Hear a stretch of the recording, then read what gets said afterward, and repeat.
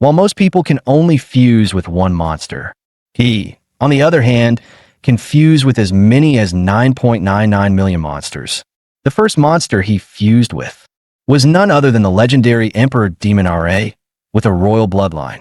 Despite awakening such a powerful gift, he was still mocked by everyone as a useless failure, simply because the world's evaluation system was too primitive. It couldn't even begin to measure his immense potential. At that moment, his consciousness arrived in this new world, and he snapped his eyes open, still trying to get a grasp on his surroundings. A strange message suddenly popped into his mind. It turned out this world was called Blue Star, a land of martial prowess. A world that is frequently invaded by monstrous beasts through mysterious portals. These terrifying beasts have already destroyed several nations. Through long years of battle, humanity developed the Beast Gene system. By injecting the Beast Gene, you can unlock your potential and become a powerful warrior. This is the only way to save human civilization. And so, Blue Star entered an era where martial power reigned supreme. The protagonist, Ihi, a young man who traveled here from another world, is now a warrior prep student preparing for his final exams. He lost both of his parents in an accident during his sophomore year, which shattered his motivation to study and train, leaving him at the bottom of his class. As he wondered what to do next, the teacher, with a confident stride, stepped up to the podium and said, "All right, everyone, are you ready? We're about to start the gene modification injections. Remember, everything you've worked for over the past 3 years, building strength and cultivating martial energy, is for this moment." The teacher then added, with a pointed look, "As for those who haven't taken things seriously." He couldn't help but think, "This is ridiculous.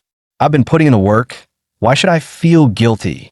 But since I've taken over the original owner's responsibilities, it's time to clean up his mess." The teacher then led the class to the gene injection hall, where several metal boxes were neatly arranged on a table. Inside these boxes were the gene awakening serums, which contained the raw genetic data from all the monsters. After injection, one of the monster genes will be activated. Generally, the stronger the physique, the stronger the monster gene that awakens. The teacher gently reminded, "Don't be nervous. After the injection, remain calm and accept the power. When I call your name, please come up and collect your serum." Chen Peng Fei, Miao Yunua. One by one, the students in the class began to receive their injections. After the injections, their skin began to steam, and everyone screamed in agony from the intense pain. He hesitated for a moment, but then quickly shut his eyes and plunged the needle into his body. However, after waiting for what felt like forever, he realized that there was no excruciating pain like he had expected. There was no change at all. The teacher, noticing this, said with a hint of confusion, "Ihi, it seems like you're not reacting." Ihi shrugged and replied with a grin, "Teacher, did I get the fake serum or something?" At that moment, Wang Tong Tong, who had already awakened, walked over smugly, laughing. "Ha, look at this. It doesn't seem to have awakened at all. A warrior who hasn't awakened is like a bird without wings. Isn't that game over for you? But I guess that works out for you. You won't have to be a warrior and can just go home and wait to die." Wang Tong Tong often bullied the weak, and seeing Ihi's timid nature, she would pick on him every now and then. He was about to snap back, but suddenly felt his heart pounding violently. At the same time, a system interface appeared in his mind, displaying Infinite Monster Template acquired. Host, E. System rating, B. Martial Arts, 9th set of Student Chi Cultivation, Mountain Fist, Hard Qigong. Monster templates extracted. He quickly shouted at Wang Tong Tong, "Move aside." But she arrogantly replied, "What's the matter? So what if you haven't awakened? Stop pretending. Leave? Why should I?" He gritted his teeth, enduring the changes within, and said softly, "If you don't leave now, it'll be too late." In the next moment, Ihi awakened, and it was the Emperor Demon Ra bloodline ability. Wang Tong Tong, who had been standing right in front of him, was blasted away by a powerful shockwave, crashing to the ground. Most of the other students were also thrown back by the immense shockwave, with some even vomiting from the overwhelming pressure. However, Two students were unaffected and secretly thought to themselves, "Is there someone stronger than me?" Just then, the system interface displayed. Awakened A-Class Template Emperor Demon's Wrath. Bloodline abilities. Azure Breath, Thermonuclear Pulse, Nuclear Energy Absorption. Evolution Form. Emperor Demon's Wrath. Template compatibility fully unlocked. Compatibility 3%. As the system prompt echoed, his heartbeat reached its peak, and a flash of eerie blue light appeared in his eyes. He stared in disbelief at his fingers glowing with blue light, muttering, "Is this the golden finger the system gave me?" The students around him were equally shocked, whispering, "Was that really Yi? Did he just blast everyone away with his energy field in an instant?" Wang Tong Tong was even knocked unconscious, and she had awakened the second-tier monster, the Flame Lizard. What exactly did Yi awaken? Yi, feeling a little embarrassed, said, "I guess my awakening caused a bit of a commotion. I told them to step aside, but they didn't listen."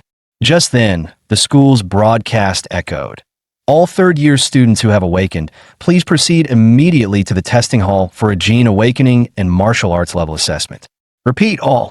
Inside the testing hall stood 10 high-tech cylindrical machines, and as each student stepped inside, the large screen on the podium would display their name, class, martial arts level, and the awakened monster gene. Li Xin Yuan from our class awakened the third-tier monster bloodline of the speed blade insect. He's really lucky. He was just an average student before, but now he's number one in our class. Xu Zhou is definitely the top of the grade. Not only is he a level 9 martial disciple, but he also awakened the Ice Dragon, one of the top bloodlines in the third tier. Looks like the valedictorian of our city will be him. Did you see what Miss Lu awakened? Holy crap, a rare fourth-tier bloodline, the Ghostly Phoenix. Provincial champion. If a fourth-tier monster's real form showed up, it could destroy a whole city. Warriors would be like ants in front of them. Only masters could stand a chance. Listening to their discussions, he couldn't help but feel puzzled. The monsters they awakened were classified into tiers 3 and 4, so why was his A-class? Soon, it was his turn for the bloodline assessment, and the noise in the room grew even louder. With that shockwave he just released, he might be destined to become a big shot. If he plays his cards right, he'll definitely latch onto someone powerful. The crowd watched him approach the testing machine like he was a celebrity. The crowd automatically parted, for in this world, strength was everything. His overwhelming potential had naturally earned everyone's respect. The students murmured excitedly, "It's Yi's turn." With the energy field he just showed, his level has to be high. What kind of bloodline can release such a powerful pressure after awakening? This guy's definitely something. Soon, his information appeared on the screen, but to everyone's surprise, only the basic details were listed. Everything else was a question mark. Class 7. Martial Disciple Level 3. Beast Bloodline Unknown. Laughter erupted among his classmates. Martial Disciple Level 3? My little brother in middle school could beat him. Unknown bloodline. He probably doesn't even have one. He, however, paid no attention to their mockery, because everything was going just as he expected. Emperor Demon Ra's bloodline wasn't detected, but what had show up was the prompt for the infinite monster template. While his template level was different from his classmates, it meant that as long as he met certain conditions, he could draw from an unlimited number of monster templates. Doesn't that mean he could become the king of monsters? He then went to ask the teacher for a leave of absence. The teacher frowned and asked, "What? You want to take leave to study at home and return after the exams? Do you really think I'll believe you'll go home and actually study?" He responded earnestly, "Teacher, I really want to improve. I know I've fallen behind, and I need special training. If I don't keep up with everyone, I won't make it." The teacher said seriously, You know the only way to become a warrior is to go to university. I understand you've awakened your bloodline, but your foundation is too weak. You won't be able to pass the entrance exams. So, get ready to repeat the year and come back next year. Don't rush." Excited, replied, "Teacher, only by rushing can I improve. Maybe you don't understand, but now that I've awakened a powerful bloodline with hard training, I'm sure I can succeed. You see the sincerity in my eyes. I would never lie to you." The teacher was momentarily taken aback, then nodded, saying, "Your eyes do seem sincere. All right, but next year you'll still have to come back and repeat the year under my supervision." After sincerely thanking the teacher, he left the school and headed for the Warrior Center in the city. On the way, he thought to himself, he had used his parents' house as collateral for 600,000, plus the compensation from their accident of over $1 million. Now he had a solid starting fund. There were two options to increase his strength. One was to improve his warrior rank. The other was to enhance the compatibility of the Emperor Demon RA template. In the information of the Infinite Monster template, it showed that each template starts with a compatibility of only 1 point, but the Emperor Demon RA has 3 points. Where did the other 2 points come from? The only answer is that the Emperor Demon RA template absorbed the power of the Gene Awakening Serum, providing an additional 2 points of compatibility. This means that in this world, Gene scientific serums can enhance template abilities, and compared to the long and grueling training of warriors, spending money to increase template compatibility is clearly more suited for him. So, he needs to hurry and buy a serum to boost his genetic power. After swiping his student ID, he walked into the Warrior Center. Since loading the Emperor Demon RA template, he had gained a unique perception ability, life magnetism. He could clearly sense the burning vital energy and the beast roars in the bloodlines of the warriors around him, like a furnace inside them. This intense life signal made his heart pound, but it wasn't fear, it was the urge to conquer. After all, the legendary Emperor Demon RA was the king of monsters in their world.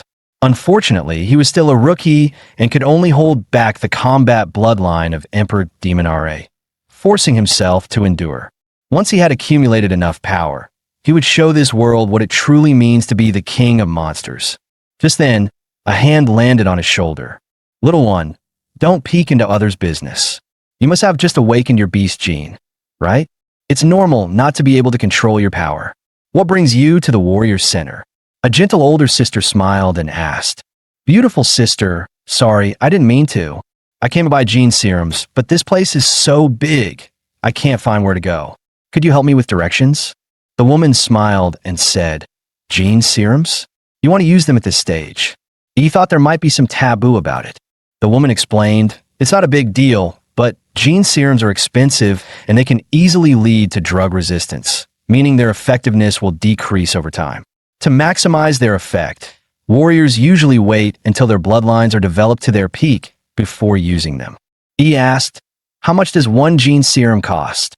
The woman replied, "At your stage, you'll only be able to use the basic consolidation type serum, which costs about 400,000.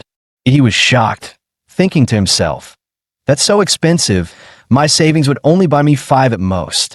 He immediately asked, "Do you happen to know anyone who can give me a discount?" The woman handed him a business card with the name Huang Yuli, level 4 martial disciple written on it. She smiled and said, "Here, take my card. With an introduction from an experienced warrior, you might get a discount." He politely thanked her and then parted ways. Soon, he arrived at the Warrior Hospital and spent 1.45 million on 4 gene serums. With the remaining funds, he purchased some basic equipment and weapons. Warriors earn a lot, but they also spend heavily. This trip had turned him from a comfortable middle-class guy into someone living paycheck to paycheck. Once back home, he couldn't wait to inject the serums. As the light blue fluid entered his body, flowing through his veins and reaching his limbs, he immediately felt his blood start to boil, as if a massive beast was roaring joyously inside him. After injecting all the serums, the compatibility with the Emperor Demon RA template increased from 3% to 7%. His physique also rose from a level 8 to 15, reaching Martial Disciple level 7. So, this is what improvement feels like. Nice. But every time I injected a serum, my physique would rise by 2 points, but the last one only increased it by 1. It seems that as my body improves, further enhancements will become increasingly difficult. But this isn't bad. Just a few minutes of injections, and I've achieved what would normally take others 3 years of hard training. This is still just my normal physical condition. If I activate the power of Emperor Demon Ra's bloodline, I might just have a shot at becoming the top scorer in the college entrance exams. If even with an advantage I can't surpass those geniuses, then this boost is really underwhelming. But for now, I'll start planning for the next step, heading into the secret realm. The rifts to secret realms are divided into 6 levels, from S to E. The higher the level, the stronger the monsters inside. In an S-level secret realm, the monsters are completely uncontrollable by humans. If they invade the real world, the destruction would be catastrophic. He had entered in City's 3rd E-level secret realm. To his surprise, there were fewer people here than he expected. Perhaps it was because the secret realm had been developed for so long. After all, it was an old secret realm, and the valuable treasures had already been taken, leaving only some weak monsters for new warriors to practice on. He signed a death waiver at the entrance and received his ticket to the secret realm. Soon, he arrived at the rift. The rift was 10 meters tall and 5 meters wide, and it appeared to be a blue-gray, fluid-like substance, with sparkling white particles flashing within it. He was extremely excited about his first journey into the secret realm, thinking to himself that this was the beginning of his path to becoming the king of monsters. With that thought, he leaped and jumped right into the rift. After landing safely on the ground of the secret realm, he looked up at the sky and immediately saw 3 gigantic planets hanging above him: Kanglin Star, Onway Star, and Taijin Star. Together, they formed a magnificent trio of planets in the sky, a scene straight out of a sci-fi movie. He couldn't help but marvel. Although I had read about the appearance of the secret realm in the textbooks, experiencing it in person is something entirely different. It's truly spectacular. As he took in the otherworldly scenery, he noticed something creeping up behind him in the grass. It was a first-tier monster, the saber-toothed rabbit, known for its violent temperament and ability to hover. The moment the saber-toothed rabbit leapt, it was as fast as a bullet leaving the chamber, its sharp teeth aimed directly at his jugular. However, with Emperor Demon Ra's sensory abilities, he had already noticed the rabbit's movements. He quickly dodged, then, using his momentum, grabbed the saber-toothed rabbit by the head and crushed it with a pop. After its death, the body rapidly carbonized and turned to ash, leaving behind only a thumb-sized white monster core. He looked at the monster core and thought, white, ordinary quality. It's worth about 1,000. Not bad, though. I made 1,000 in just a few minutes. The average person works an entire month for 3 or 4,000. However, collecting too many first-tier monster cores wouldn't do him much good. It would be best if he could find a second-tier or higher monster. No sooner had he spoken than a second-tier monster, the corpse moth, suddenly burst out from the ground. He chuckled softly, thinking to himself, well, that was quick. He drew his weapon and prepared to take the initiative. With a single sword strike, he hit the corpse moth. He'd studied the monster encyclopedia before, and compared to the monster's steel-like back armor, its underbelly was clearly more vulnerable. The foul-smelling green blood shot out, splattering on the ground and leaving a corrosive mark.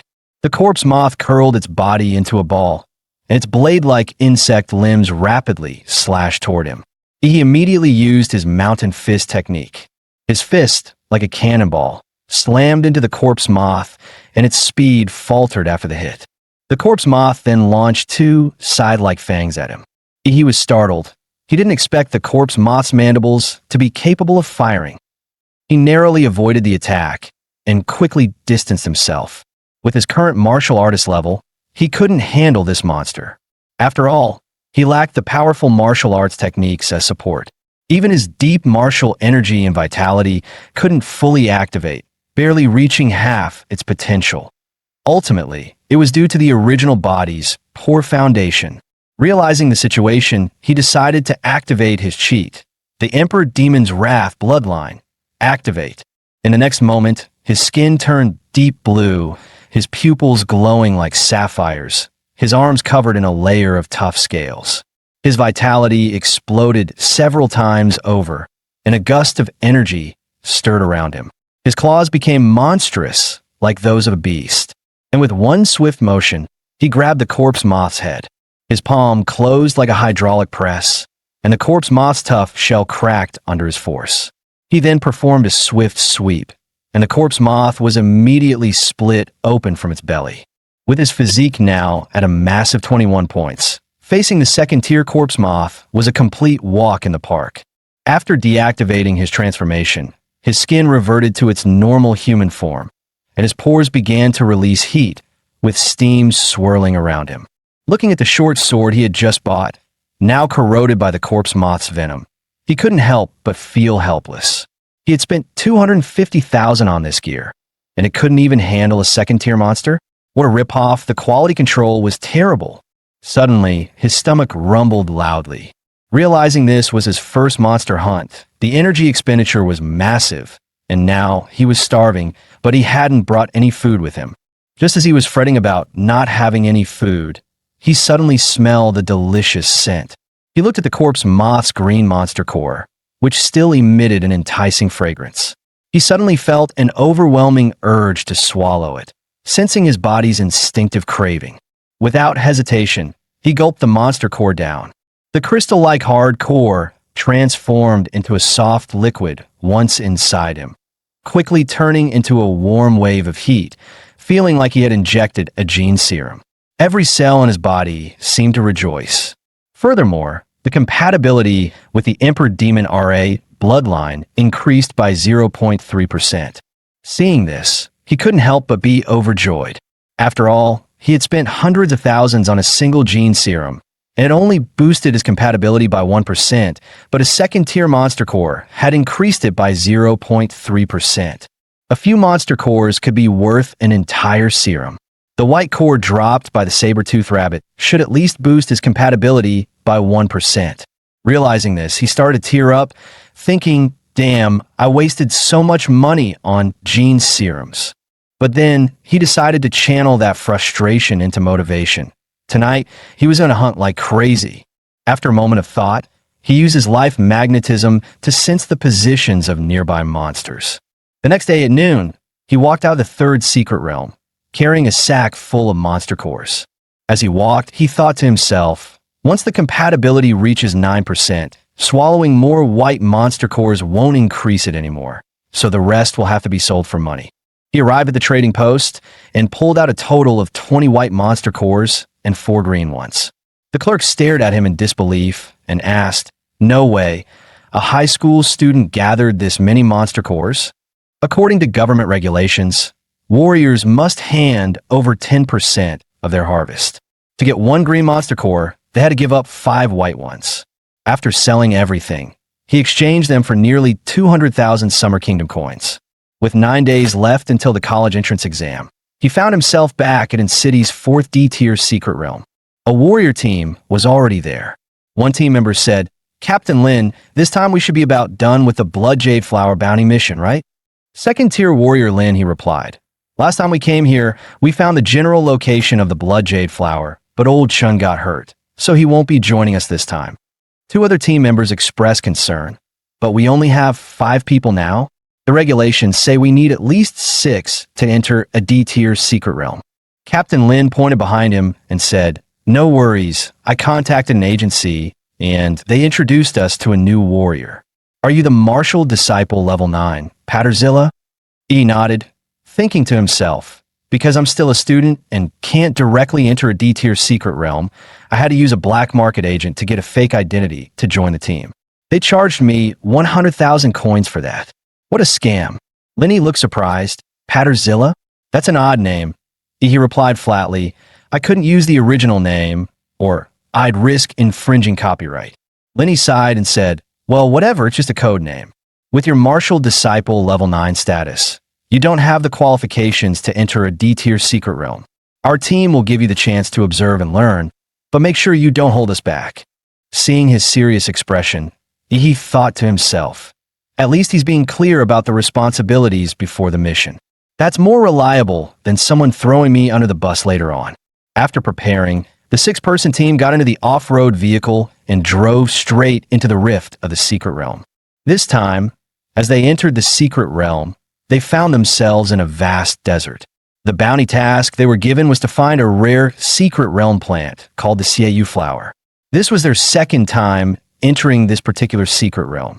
Last time, They had successfully located the general area of the Blood Jade Flower, which was guarded by a second-tier monster with a champion-level bloodline. The off-road vehicle kicked up a long trail of dust across the desert, with sandstorms swirling all around.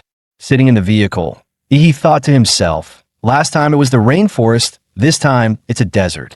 It seems that the secret realms aren't connected to just one world. Suddenly, several mole-like monsters poked their heads out from the ground. They followed the vehicle, seemingly preparing to launch an attack. One of the team members, Huda, was a man of few words. He immediately threw several crystal iron throwing darts. Each dart hit its target, striking the heads of the mole monsters with precision. The martial energy within the darts instantly seeped into their brains, shattering them.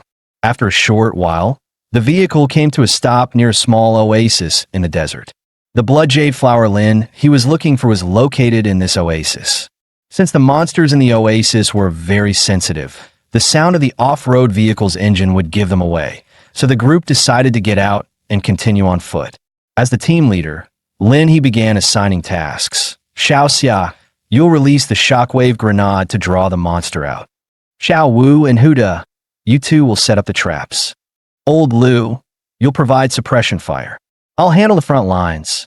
Patterzilla, you stay back and observe. He nodded, saying no problem. After the tasks were assigned, the team got to work. The shockwave grenade soared into the air, releasing a thunderous sound. At the same time, a wave of higher-tier monster energy was rapidly released, causing some of the nearby monsters to think their territory was being invaded, drawing them toward the group. Soon, a massive rumble echoed from the oasis, as if thousands of wild bulls were charging. A 10-meter-long second-tier monster, the Earth Dragon, roared as it smashed through trees and charged toward them. At this moment, Huda shouted, "New guy, watch out! The monster's coming!" The nearby team members immediately activated the traps, and a large cloud of tranquilizing gas engulfed the Earth Dragon. This special gas, made specifically for monsters, was potent enough to sedate a whale with just a small vial. Lin He, who had been waiting, leaped high, wielding his ton-heavy alloy sword.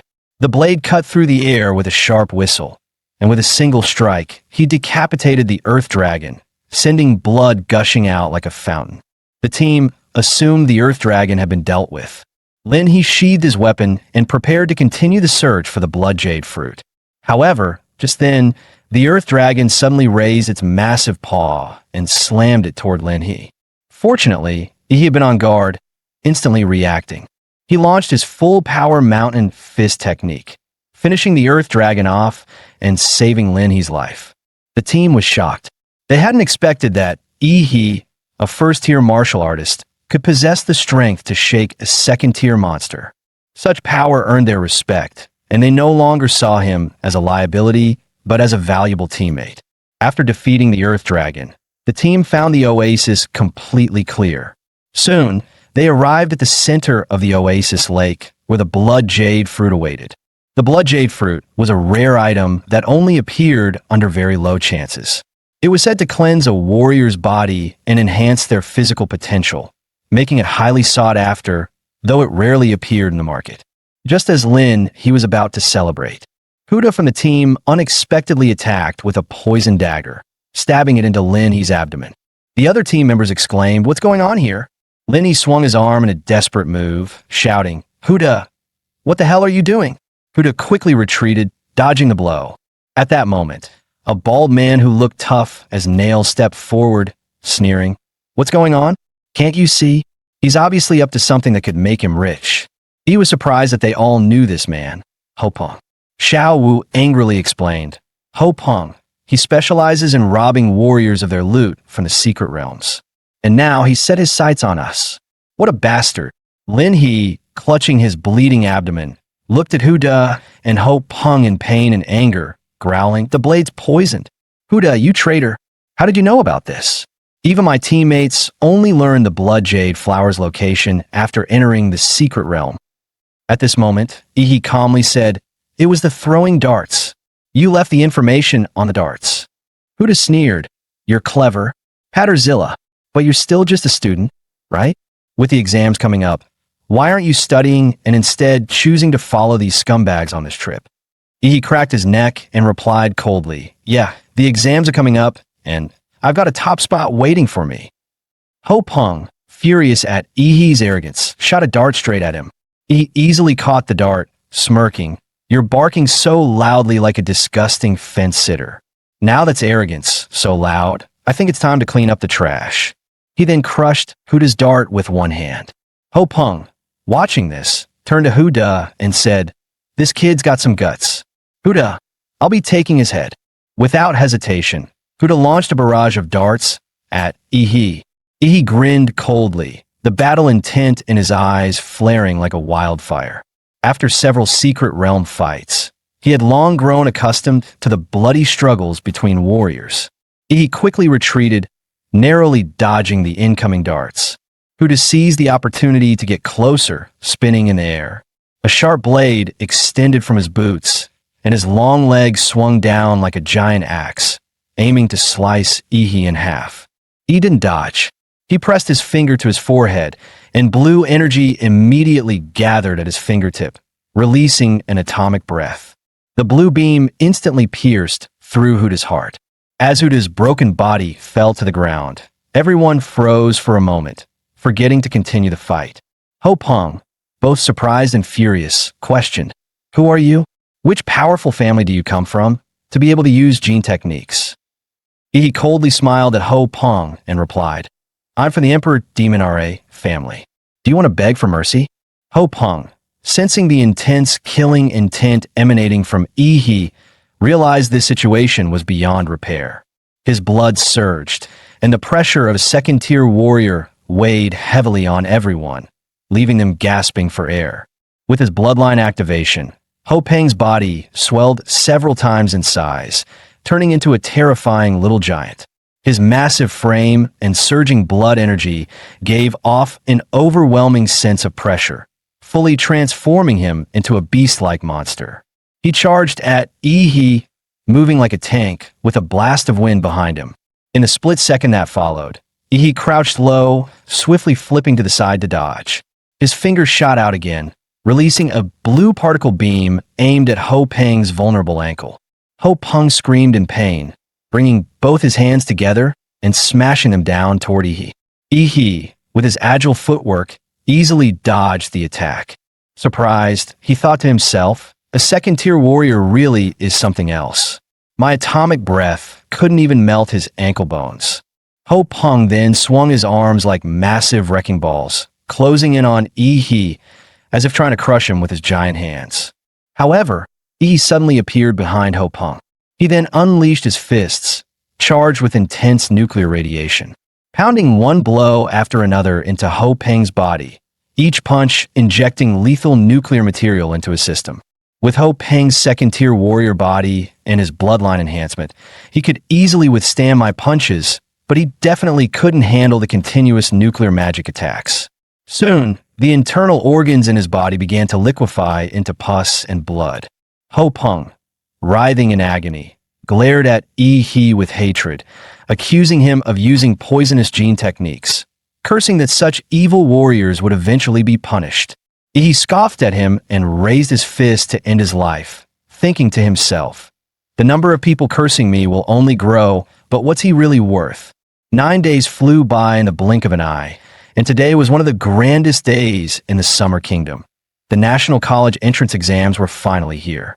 In front of a nationwide live broadcast, the host began speaking to the candidates, first wishing them success and then explaining the exam rules.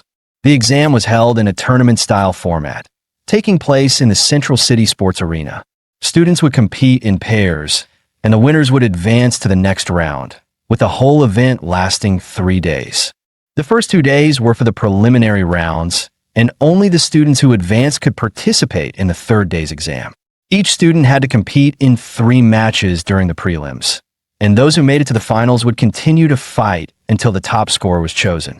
The host emphasized that the candidates carried the future of humanity on their shoulders, urging them to showcase their strength for themselves and for the future of mankind, before officially announcing the start of City's college entrance exams. As the host's voice faded, the candidates began to step onto the arena. On Arena 6, the match was between Yi and Wang Tongtong. But at that moment, Yi had still not arrived. The host announced that, according to the rules, if Yi was not present after the match began, he would be disqualified. Wang Tongtong stood on the arena, smug and satisfied, thinking to herself, "The Gene Conference made me lose face, a shame I'll carry for life. I was planning to humiliate Yi with my flame lizard, but that pathetic fool is hiding and won't show up. How disappointing." The audience murmured, "How pathetic. He's too scared to even show up for the exams. He's probably hiding at home, trembling. Someone like him shouldn't even be in high school. He should just go sweep the streets." At that moment, the referee blew his whistle and said, "Time's up in City First High School, Yi." Before the referee could finish speaking, the crowd suddenly felt a powerful presence approaching. They all looked up and were shocked to see a person in the air. What kind of immense power could allow someone to fly like that? Just as the audience below was debating, the person suddenly landed on the arena, and the immense force caused the entire platform to shake. When the dust cleared, Wang Tongtong was still confused, and the next moment, a foot was about to slam into her face.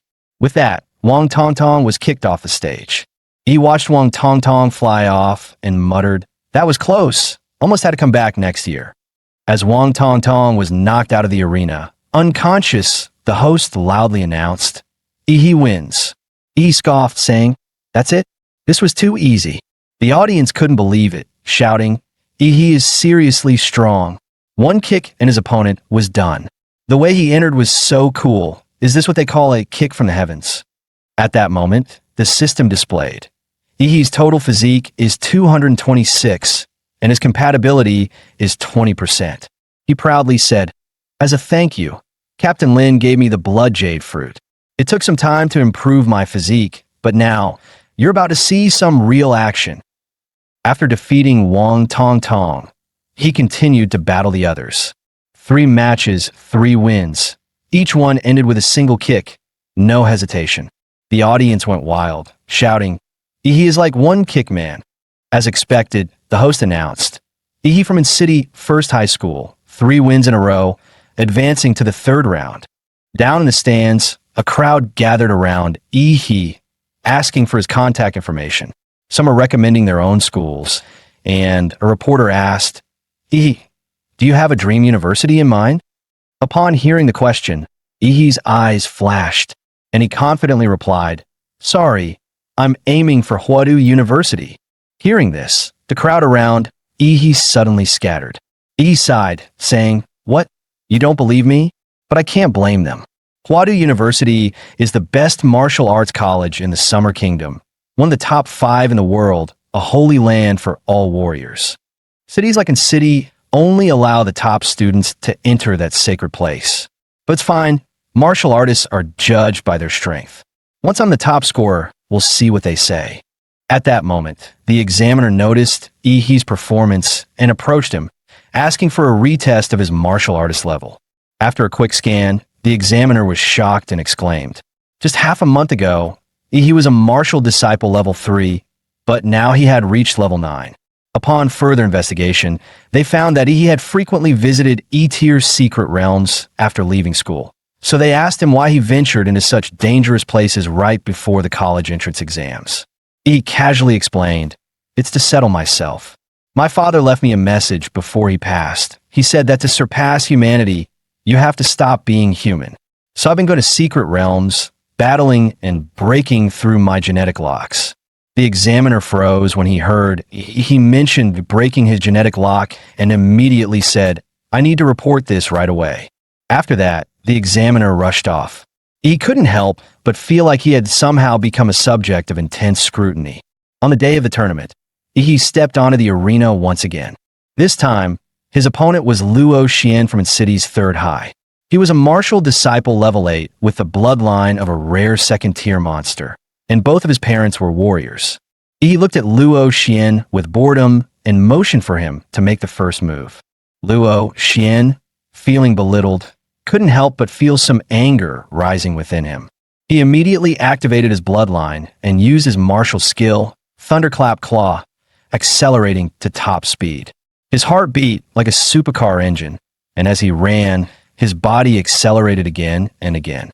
His sharp claws slashed toward He's throat, and the finely honed martial skill cut through the air, creating sparks and a sonic boom.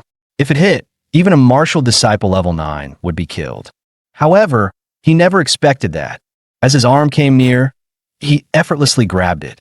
He casually commented, "Nice energy, but it's nowhere near that bald guy's charge." Without hesitation, he delivered a palm strike to Luo Xian's head. The immense force knocked Luo Xian out cold right on the spot. He then arrogantly said, "Are there no decent contestants?" The host quickly announced, another victory with one strike, and this time, he defeated the seed player, Luo Xian. Dozens of high-speed cameras focused on He, capturing shots from every angle, and the live broadcast was buzzing. Viewers couldn't stop talking, some in awe, saying Luo Xian looked so fierce, and in the blink of an eye, he's on the ground. He's strength is on a whole different level compared to the other candidates. In this martial arts-driven era, He's overwhelming display of power stirred the passion of everyone watching.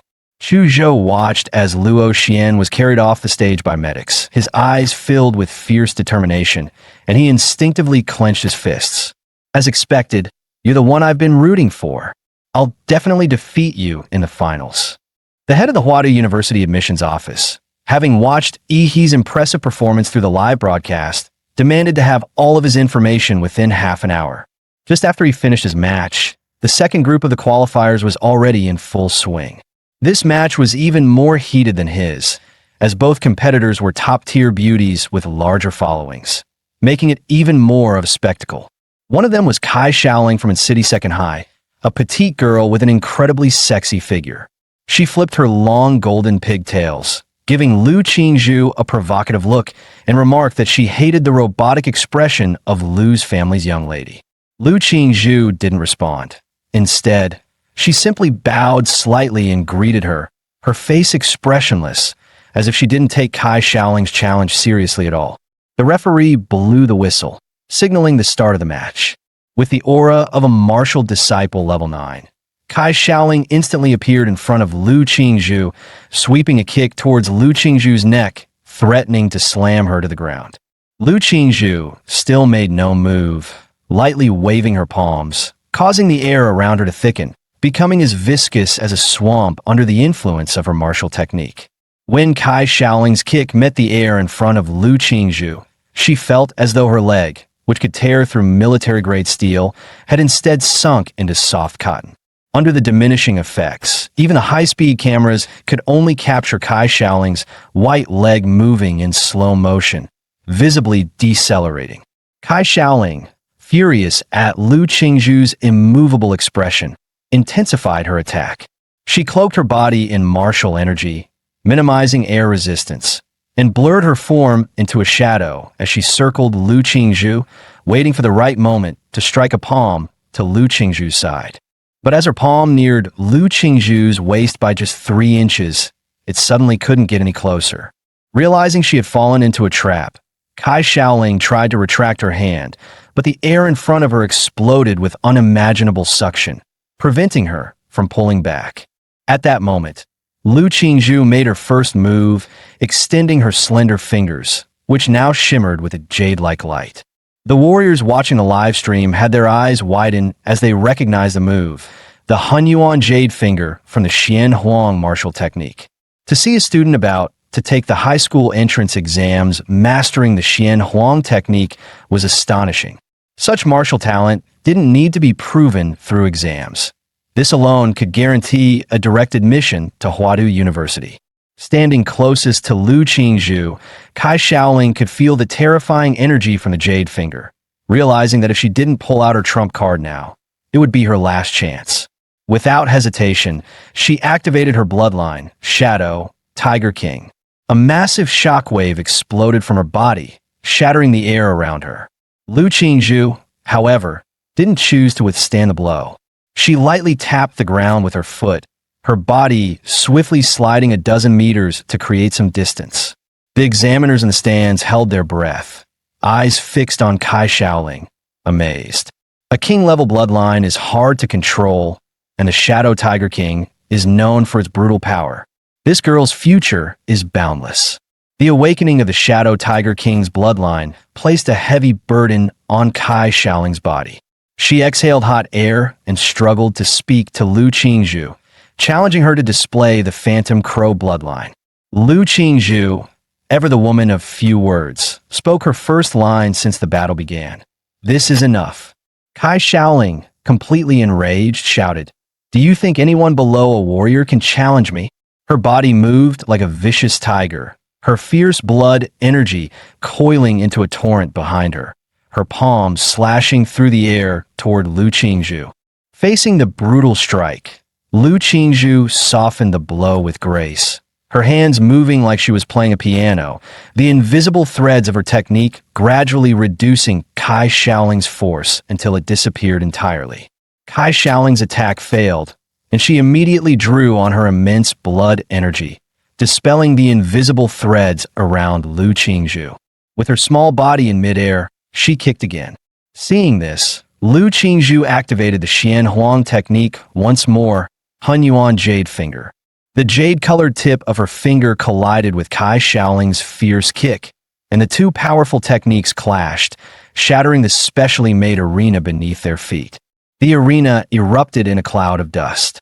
Tens of thousands of spectators watched with bated breath, waiting for the final victor. As the dust cleared, Kai Xiaoling was the first to appear. She was covered in blood, stumbling a few steps before collapsing to the ground from exhaustion. Lu Qingzhu, however, stood like an ethereal fairy, her hair slightly disheveled but otherwise pristine and composed.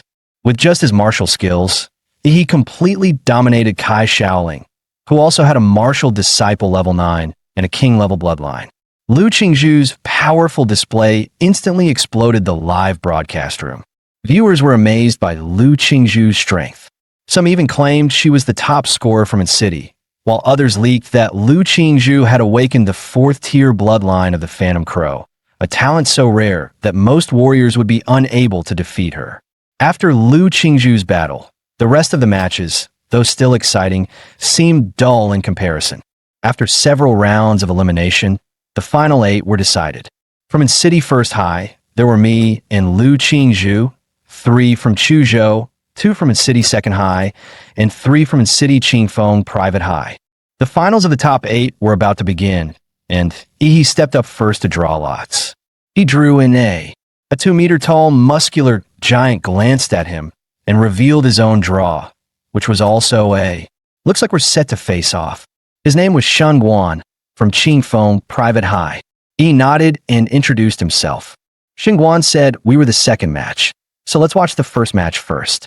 He looked simple and straightforward, with hands as big as fans, pointing toward the big screen above the arena.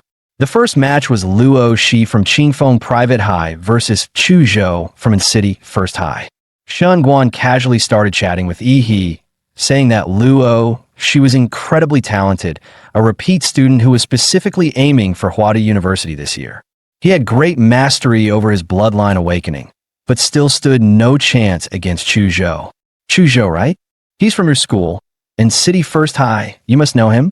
At that moment, the host announced the first match of the top 8 qualifiers. Chuzhou from its city First High wins. The principal of Qingfeng Private High heard news and angrily said, "Damn, they lost right at the start." At this point, he asked, "How does Luo Shi compare to you?" Shun Guan grinned and said, "I'm the martial arts president at Qingfeng Private High, level 3. Honestly, my 2 teammates combined couldn't even match me." Then he suddenly turned his gaze toward Yi and said, "But, to be honest, I think you're my biggest rival in this exam. I've always had an extremely sensitive sense.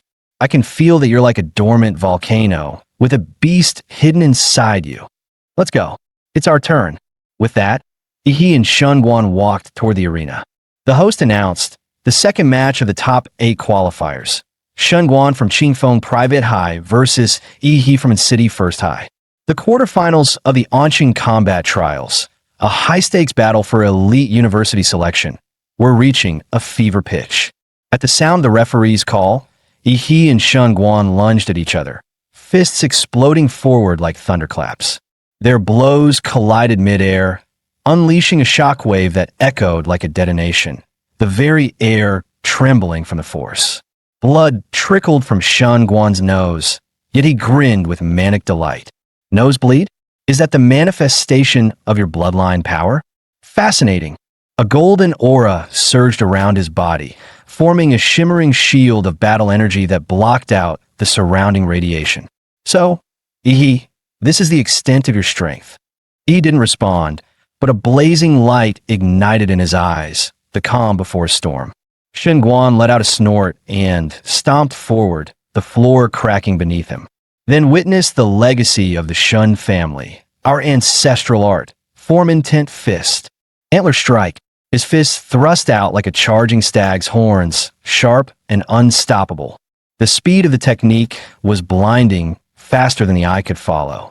In an instant, a devastating blow landed squarely on Ihi's chest. He let out a gasp, blood spraying from his mouth. His body was flung dozens of meters back, crashing hard at the edge of the arena.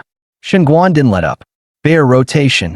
His massive frame seemed to swell even further, then hurled himself forward like a collapsing mountain, aiming to crush Ihi beneath sheer brute force. Facing Shen Guan's avalanche-like assault, Ihi crossed his arms to block. The moment they clashed, the arena floor cracked and collapsed under the pressure of their collision. In a sudden feint, Shen Guan retracted his fist, and with a blur of movement, appeared behind Ihi in an instant. Grabbing him by the waist, Shen Guan roared and hurled him skyward with raw explosive force. Dropping into a crouch like a stalking beast, Shen Guan's face twisted into a predator's snarl as he let out a guttural growl, like a tiger about to strike. He launched himself upward, intercepting Ihi mid-air in a full force tackle. As they collided, his form shifted again, like an eagle dive-bombing from the clouds, slicing through the air with 3 visible shockwaves. Ihi slammed into the ground like a meteor, cratering deep into the earth as dust exploded outward. The relentless combo left Ihi overwhelmed, with no room to retaliate. Landing with a flourish, Shen Guan crossed his arms and laughed heartily. Now that was satisfying. On the sidelines, medics prepared to rush in. After that brutal form-intent fist combo, even a veteran fighter would be half dead. But suddenly, Shen Guan froze, a chill crawling up his spine. He felt it, like standing before an ancient monster. His instincts screamed at him to retreat. From his settling dust, a massive, scale-covered arm emerged. Then Ihi stepped forward, transformed, his body now towering, monstrous like a humanoid Godzilla. His voice rumbled low and powerful. You're strong. That's why you get the honor of witnessing this form first. Shen Guan's pupils dilated in disbelief. He stood frozen, stunned by what he was witnessing. Beast form manifestation. Your bloodline awakening reached that level. The beast form, an ultimate transformation that only those who have fully mastered their bloodline can attain. It unleashes the true might of the ancient beast slumbering within. He had never imagined that in this remote city of Anqing, there was another prodigy who could rival the likes of Lu Qingzhu. As Ihi's monstrous form stabilized, a blaring alarm erupted from the energy monitors beside the proctors. These devices could track the fluctuations of awakened combatants in real time. Radiation levels spiked to catastrophic levels, completely maxing out the instruments.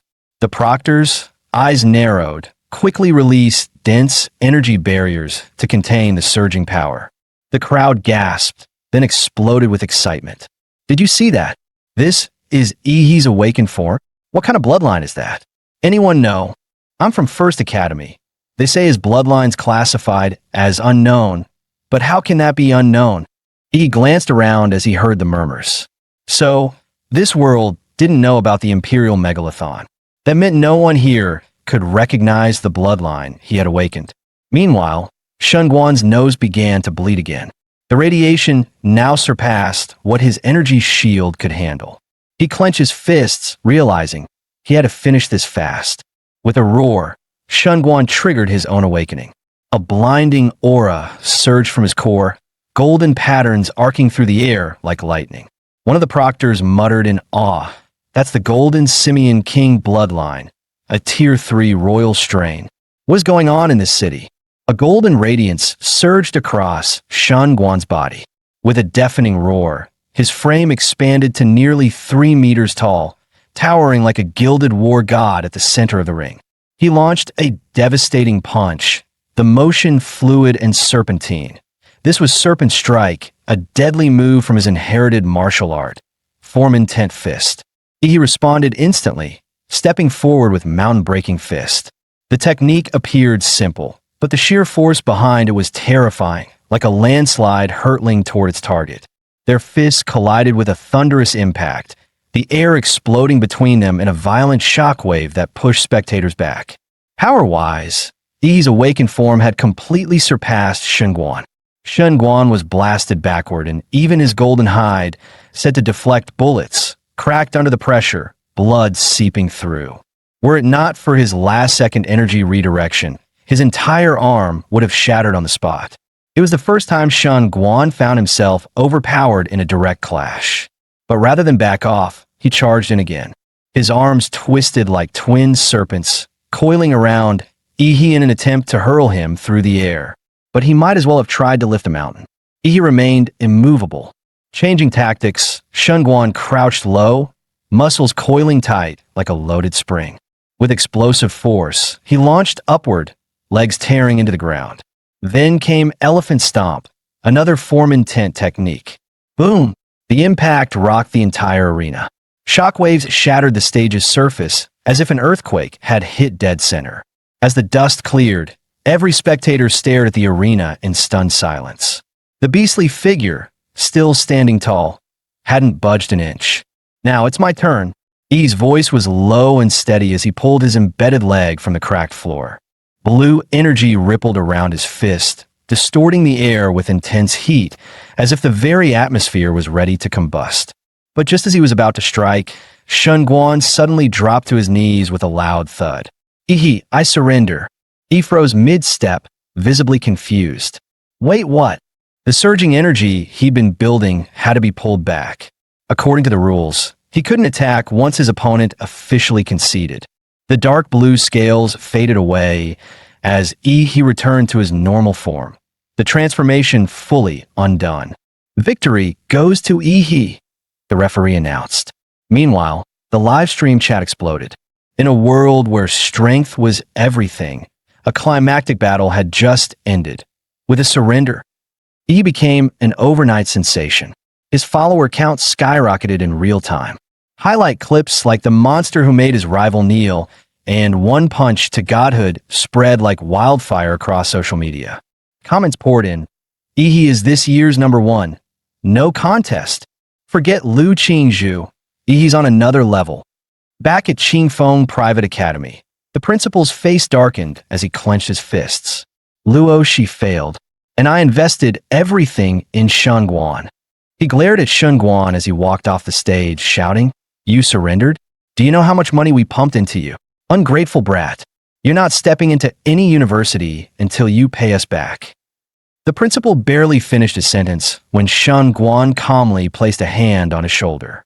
Though the gesture was light, Principal Qingfeng suddenly felt a cold chill run through his entire body.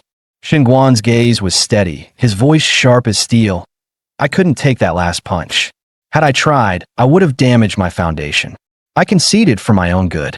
If you think that's cowardice, then why don't you go take that hit?" He stepped closer. "As for your academy's investment in me, I'll repay it. But don't forget, you can't threaten someone stronger than you."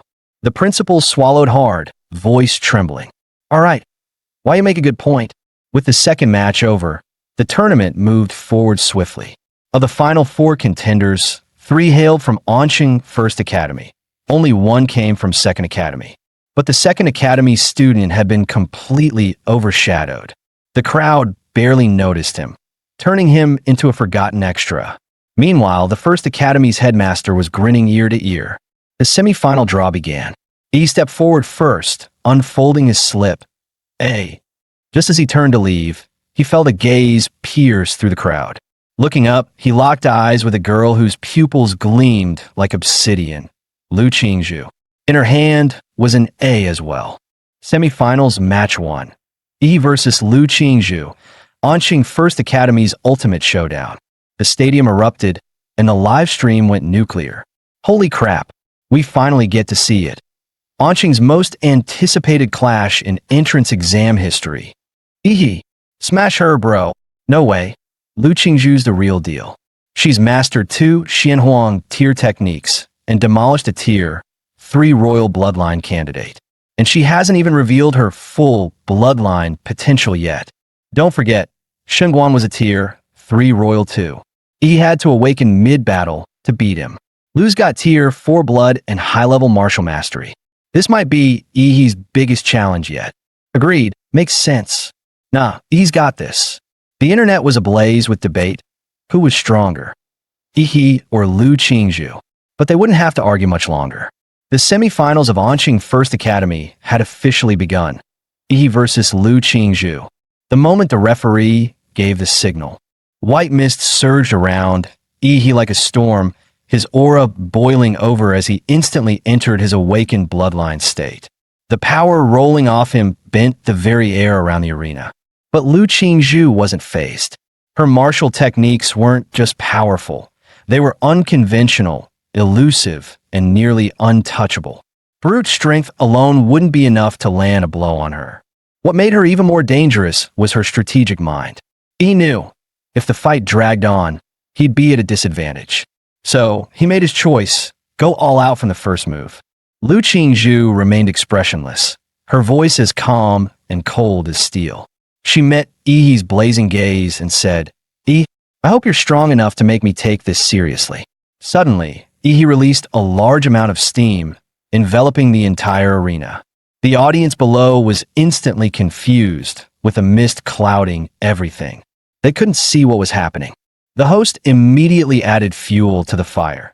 The genius of the Lu family, Lu Qingzhu, faces the dark horse of this year's competition, Ehe. How will she respond? Let's wait and see. Could this be Ehe's bloodline awakening? Ehe kept his eyes locked on the silhouette of Lu Qingzhu through the smoke, knowing that he couldn't afford to be careless. Lu Qingzhu's martial skills far surpassed his own, and with her mysterious techniques, no matter how powerful his strength, it would be difficult to harm her. This martial genius also had an exceptionally high battle IQ. The longer the battle went on, the more disadvantageous it would be for him, so he had to go all out from the start. One blow to end the fight, no second chances. A tremendous amount of energy gathered in Ehe's right fist as he launched his mountain-blocking fist. Lu Qingzhu didn't expect Ehe to come at her so aggressively. She quickly crossed her arms, channeling her martial energy for defense. But Ehe's speed was so fast that he left a series of afterimages in front of her. Then, Ehe suddenly swept a powerful kick toward her. The audience was discussing it. Did he just use a deceptive trick?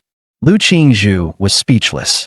This guy really said he was using his fists, but in reality, he was using his steel whip.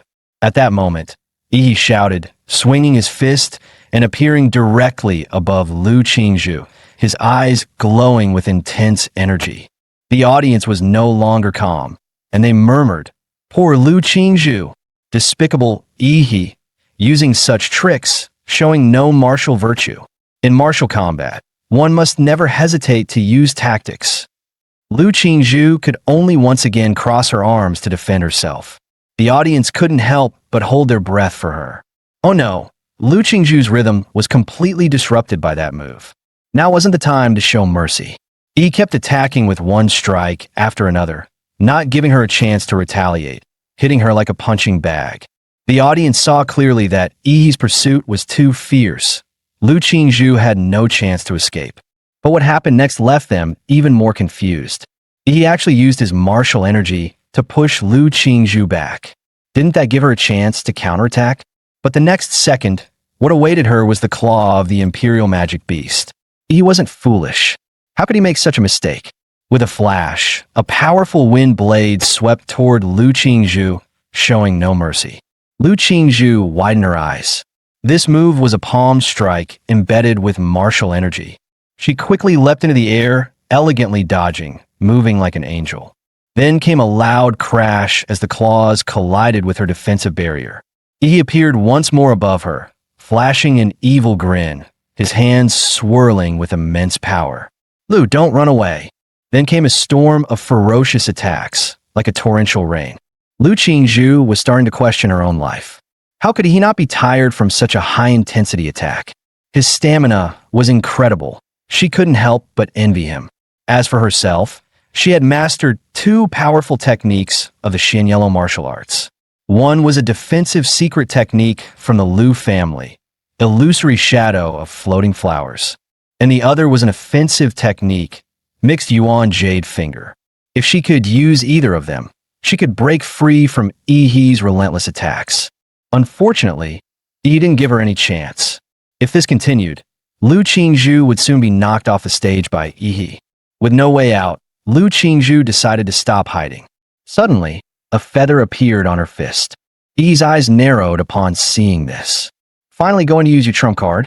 A long cry echoed throughout the arena, signaling the awakening of the bloodline, the Netherworld Sparrow. A humanoid bird soared into the air. Its purple wings flapped as pieces of feather floated down. This was the bloodline awakening. Lu Qingzhu was revealing her magical beast bloodline for the first time, the Netherworld Sparrow. Yi, you'd better be careful.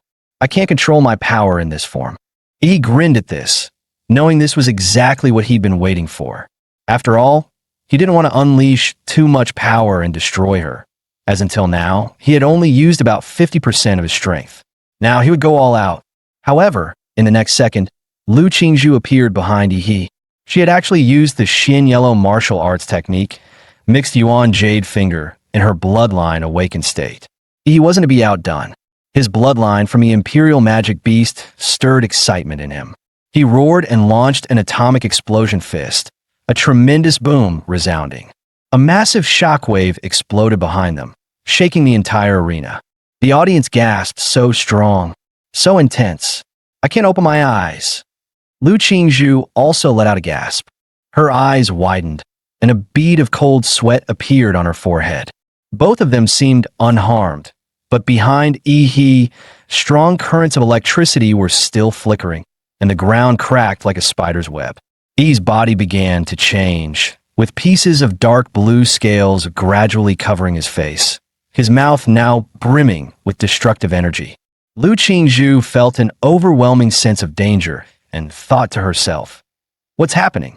Yi's beast form seemed to be gathering power, the spine on his back raised, seemingly accumulating immense energy. This energy slowly transferred into Yi's mouth until his entire back spine shone with blue light.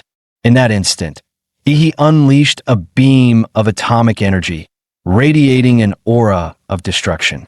Lu Qingzhu saw the powerful attack heading toward her and decisively folded her wings, tightly wrapping herself up. The next second, the terrifying wave of energy engulfed her in an instant. The bloodline power of the Nether Phoenix was activated by Lu Qingzhu in this life-or-death moment. Countless black feathers flickered, reflecting light like crystals as the blue particle beams collided with the purple-black feathers. It was as if they were reflected by mirrors, with a thick, concentrated beam of light being refracted into several smaller beams by the feathers. The light radiated outward from the black sphere that Lu Qingzhu had turned into, reflecting in all directions.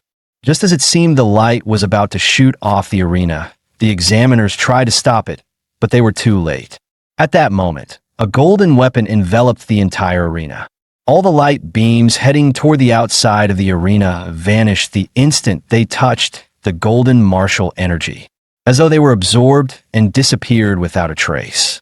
It was the mayor of Anqing, Huang Qing. The examiners tried to greet the mayor, but he raised his hand to signal them not to bother, saying softly, "Watch closely. Today, the strongest top student in Anqing's history will be born." About 15 seconds later, the atomic exhale ended, and Lu Qingzhu spat out a mouthful of blood.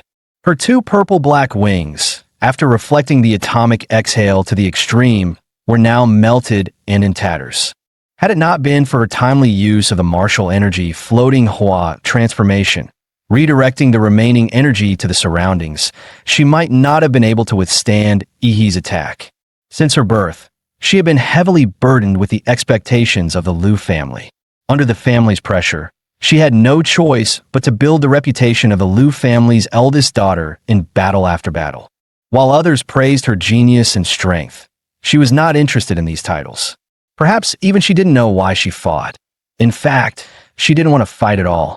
Competing with others felt utterly meaningless to her. She simply followed her mother's wishes, moving forward silently, exhausted. He is truly strong. Facing such a strong opponent, it's only natural that Liu Qingzhu lost the match. She made this mistake. You should be able to seize it, quickly finish me off. Liu Qingzhu thought to herself, gently tapping her foot on the ground and striking Ihi with a palm. However, Ihi made no move, standing still, taking her blow head on. Liu Qingzhu's beautiful eyes widened in confusion. Why aren't you dodging? Ihi raised an eyebrow. Looking at her, Liu Qingzhu, what happened to your fighting spirit? From the start of the fight, I could tell you weren't fully invested. Have you even taken me seriously? I intend to win this fairly. So, give me your full attention. With that, Ihi swung his arm, sending a gust of wind towards Liu Qingzhu's face. Liu Qingzhu was hit by the punch and flew backward. Ihi quickly closed in, landing on her, his fists swinging wildly, continuing to hammer her face with powerful blows. Liu Qingzhu raised her arms to protect her head, looking utterly disheveled. She thought to herself that she had never been treated like this before. Now, in front of hundreds of thousands of live-stream viewers, she was being crushed to the ground and violently beaten. She had planned to give up victory to him, so why was he still relentlessly chasing her? Don't hit my face, you bastard! Liu Qingzhu's eyes turned red with fury, and she shouted, unleashing her full power to send Ihi flying. Ihi's eyes gleamed with fiery battle intent, expecting just this. If you don't want to get hit in the face, then fight seriously. Ashes swirled in the air as a pair of giant purple-black wings spread out, stirring up a storm. Liu Qingzhu's delicate face bore strange, otherworldly patterns, while her back sprouted what looked like a yellow robe-like tail feather, the power of her chirp sword echoing across the battlefield as she transformed into her beast form. After entering her beast form, Liu Qingzhu appeared cold and confident. Ihi, as you wished, I will defeat you with my strongest form. A massive pair of violet-black wings suddenly burst open in midair, stirring up a raging storm. Mysterious markings spread across Liu Qingzhu's flawless face, while her regal tail feathers fluttered behind her like a royal cloak. From deep within her, a piercing avian cry echoed in all directions. He grinned, finally showing your beast form? Now, this is getting fun. Not to be outdone, he unleashed his full power, his body wrapped in glowing blue energy, each weapon radiating atomic force, turning him into a walking reactor of destruction. This was his fusion of the Godzilla battle template with hardened martial arts, a technique known as nuclear radiance mode. With a deafening blast, the ground beneath him exploded, launching Ihi like a missile straight toward Liu Qingzhu. Let's make this a real fight. Liu Qingzhu didn't flinch. Her wings snapped wide, drawing in the surrounding air currents. She summoned a funnel-shaped storm laced with ghostly energy that could devour all it touched. The entire arena was swallowed in a spiraling hurricane as it roared toward Ihi. He didn't flinch for a second. He launched himself like a torpedo straight into the ghostly hurricane. The instant he entered, a massive atomic detonation erupted in a burst of blue light, tearing through the storm. He surged forward with unstoppable momentum, heading right for Liu Qingzhu. Her face changed. Those eerie patterns shifted to a deep crimson purple. She let out a piercing cry, unleashing her bloodline ability, Spectral Avian Howl. The sonic wave distorted the air itself, spreading like a shockwave across the entire arena. He was instantly engulfed by the blast. His atomic armor flickered violently, nearly extinguished by the deadly frequencies. If not for his high-tier Godzilla-based lineage, that spectral screech might have torn him apart from the inside. But hey, two can play that game. You think you're the only one who can scream? The vertebrae along his spine lit up one by one. Atomic power surged through his body as he activated his ultimate move, Atomic Breath, full output mode. Determination flashed in Lu Qingzhu's eyes. She gave up all defense and poured every ounce of strength into offense. She refused to lose. This battle would have a winner. She unleashed her ultimate technique, Jade Core Strike, fused with her bloodline's secret art, Spectral Blood Lance. A brilliant column of blue energy roared toward her like a divine judgment from the heavens. At the same time, she pointed her glowing jade fingertip forward, condensing the crimson-purple energy of destruction. With her wings beating furiously behind her, she slashed forward, cutting directly into the oncoming atomic beam.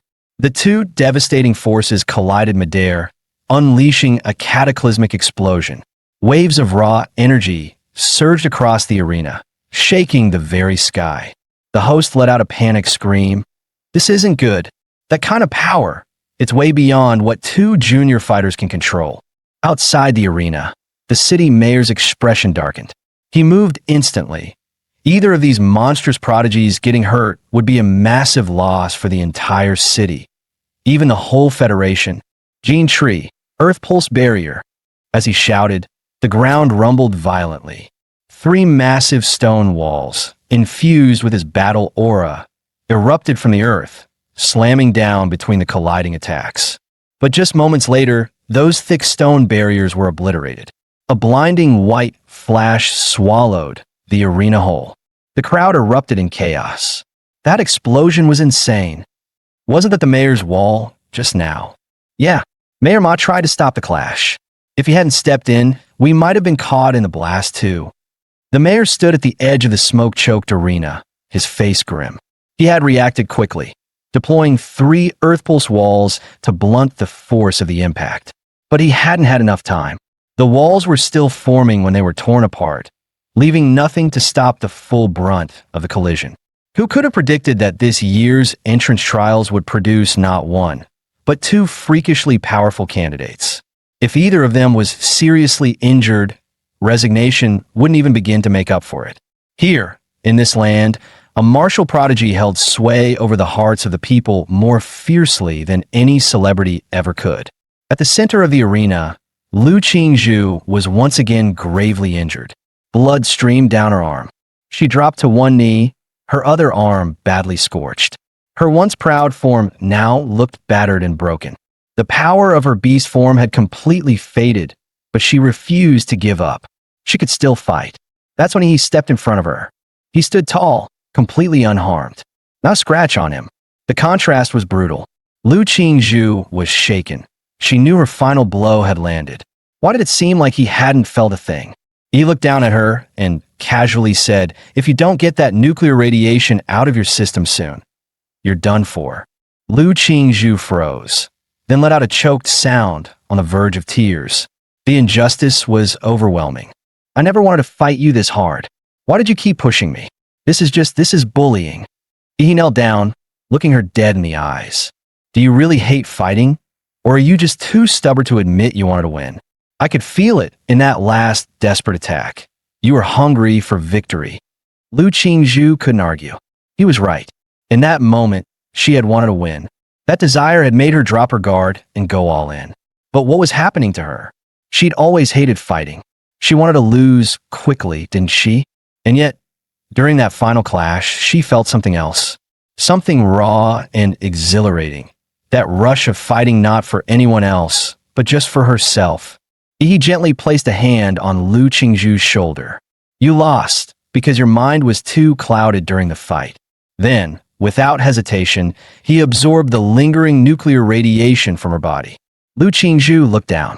The radiation and the wounds on her arm were rapidly healing. He looked her in the eye and said earnestly, "Even so, you're still the strongest opponent I've ever faced. If there's ever another chance, I'd love to fight you again. No distractions, just a pure battle." Lu Qingzhu. Her cheeks flushed red at his words. Just then, the smoke over the arena finally cleared. Every camera zoomed in on the center stage. The host shouted excitedly, "It's Yi. He's still standing. The first semifinal match is over. Yi of Anqing First High takes the win." Shortly after, Chu Zhou claimed victory in his match as well. The final showdown of the Anqing trials, the champions' duel, was about to begin. The host's voice boomed. The final battle is set. Yi of Anqing First High versus Chu Zhou, also of Anqing First High. The livestream viewership surged, nearing 500 million. The grand finale of the Anqing tournament was underway. As a referee gave the signal, Chu Zhou stood ready, pressing his palms together. A chilling longsword slowly formed in his hands, forged from pure bloodline power. Cryoblade manifestation. Yi grinned. "Come at me." He may have just defeated the mighty Lu Qingzhu, but he wasn't about to let his guard down now. After all, Chu Zhou's battle intellect might just be the highest among all candidates this year. Chu Zhou's eyes sharpened. He stepped forward, activating the 7-star movement. His body blurred into a series of afterimages, and in the blink of an eye, he closed the distance between them. Whoosh, whoosh, whoosh. Hundreds of icy blades flew at Yi from every direction, cutting off all escape. But he was unfazed. Tracking the real Chu Zhou? Nah, smashing everything in sight sounded way more satisfying. He clenched his fist, muscles flexing like coiled steel, and eerie blue energy danced along his arm. Atomic detonation fist, fully charged. With a single punch, the ground trembled. A shockwave of pure atomic force erupted outward, engulfing a 10-meter radius in searing nuclear energy. Chu Zhou was forced to retreat, his mind reeling. This guy didn't even try to find a real body. He just blasted everything with overwhelming power. With Chu Zhou's level of defense, there was no way he could take that hit head-on. Honestly, was there anyone their age who could trade punches with Yi and walk away? Just look at what happened to Sheng Guan. But Chu Zhou wasn't the type to back down. If close combat wouldn't work, then he'd wear Yi down from afar. His bloodline surged, Frostworm awakening. Crystalline dragon scales bloomed across his body. His pupils turned into golden slits, and twin obsidian horns rose from his head. Behind him, a massive frostworm roared into form, its spectral wings stretching wide. His ice pulse erupted. Frozen winds howled across the arena, forming colossal ice spikes that surged into a towering tidal wave of frost, crashing toward Yi. That's insane. He just summoned an entire mountain of ice out of nowhere. That frostworm bloodline is god tier. He looks amazing. Take down the evil overlord, Yi. Go get him, ice brother. At that moment, Yi was completely encased in the heavy ice forged by Chu Zhou's bloodline. But Chu Zhou didn't relax. He wasn't naive enough to believe the fight was over. His breathing grew heavier, unleashing that level of frostworm power had taken its toll. Suddenly, the crowd gasped. "Look, the ice mountain, it's melting." In the next instant, a brilliant pillar of blue energy burst forth from deep within the ice, shooting straight toward Chu Zhou. Chu Zhou, ever on guard, was still caught off guard by the sudden counterattack. Instinctively, he summoned an ice pillar from the ground to launch himself out of the beam's path. Boom! The atomic beam smashed into the examiner's joint energy shield, sending ripples of force across its surface. The towering ice mountain began to melt rapidly, collapsing in on itself under the searing heat. From within the dissolving glacier, a deep blue figure emerged. Streams of melted ice never even touched his body, evaporated instantly by the blazing heat radiating from him. He had returned, fully awakened in his Godzilla state. Chu Zhou exhaled slowly, a bitter edge in his eyes. The gap in their strength was simply overwhelming. He said firmly, "Take this. My final move. This is my absolute limit in martial arts. I was originally saving it for Lu Qingzhu." In the very next moment, a massive great sword of ice materialized in Chu Zhou's hands, a sign that his bloodline power had fully awakened. The blade radiated a chilling aura, infused with a will that cut straight to the soul, soul-cleaving sword intent. The first to react was the mayor of Anqing, his expression just as stunned as when Lu Qingzhu had used a Xianwang technique. Sword intent. At his age? That's unreal. Without hesitation, Chu Zhou swung the sword with all his strength. Drip, drip. A few drops of hot blood splattered onto the ground. He had raised his arm just in time to block the strike, but a deep gash cleared down to the bone, ran across it. And yet, the wound shimmered with blue light, the flesh already writhing and beginning to regenerate. Maybe if you had a better sword, you'd have stood a chance. Chu Zhou opened his eyes wide, stunned. He looked down at his broken sword and knew he had lost. How much of a chance did I really have? He asked, almost to himself. He smirked. A little better than the chances of a simp actually getting the girl. Chu Zhou gave a helpless shrug and raised his hand to the referee. I surrender. Victory in the Anqing finals. Yi stands as the champion. Let's go, brother Yi. I knew you were built different. Chu Zhou was strong, but next to Yi, no contest. The live stream chat exploded. Yi went from underdog to legend. This is the ultimate dark horse arc. At that moment, Yi's face flooded every media outlet in the city. Word spread fast. Last year, he was dead last in his class. This year, he crushed the top-ranked student and claimed the championship. Talk about a comeback story. And this year's exam, far more intense than any before. To rise above it all, he might just be the strongest martial champion in Anqing's history, maybe even ever. Outside the stadium, the crowd roared like a tidal wave. Ihi, Ihi, Ihi, across the city and the millions watching via livestream. Everyone had witnessed the end of a grueling 3-day war. The champion of Anqing's 24th martial entrance trials had finally emerged. Ihi from Anqing First High. Rumor has it you came from behind, rising through the ranks late. Now that you've claimed the top spot, is there anything you'd like to say? He stepped forward, voice steady. First, I want to thank my teacher. When I was at my lowest, he didn't give up on me. His encouragement gave me the will to fight. Back in front of the live stream, Ihi's homeroom teacher wiped away tears. He felt overwhelmed with guilt. How had he overlooked this monstrous talent until just before the exam? He didn't feel worthy of the praise. And next, I'd like to, suddenly, in the front row of the audience, the school principal started waving wildly at Ihi. He held both hands in the air, flashing a big 2-0 gesture. 2 million. Ihi, promote our school a bit, and I'll give you 2 million in scholarship money. Ihi's eyes instantly lit up like dollar signs. I'd also like to thank my alma mater and our brilliant principal. Without his wise leadership, how could Anqing First High have achieved such greatness? And finally, I want to thank myself, Ihi said with complete sincerity. Without my hard work, relentless dedication, and unmatched intelligence, none of this would have been possible. He said it with a straight face, absolutely no shame. Just then, the familiar system interface popped up, frowny face, congratulations, host. You have earned the title Top Scholar. Reward. 1 random template ability draw unlocked. Wait, Top Scholar is an actual title. He blinked, then grinned. So, the template has an achievement system too? That's a sweet surprise. Meanwhile, in the stadium hallway, a swarm of reporters had already cornered Ihi, cameras and mics closing in from all sides. Ihi, was there a lot of pressure winning this year's championship? How did you manage such rapid growth in just 6 months? Will you be applying to Capital Star University? He raised his hands in surrender, exasperated. Please stop chasing me. I really need to pee. But one sleazy-looking guy shoved a phone in his face, smirking. Quick question. Between Lu Qingzhu and Kai Shaoling, who's prettier? Or are you more into Xingguan? Or maybe Chu Zhou? Nope, I'm out. He bolted like a rocket. He had no time for weird fan service interviews.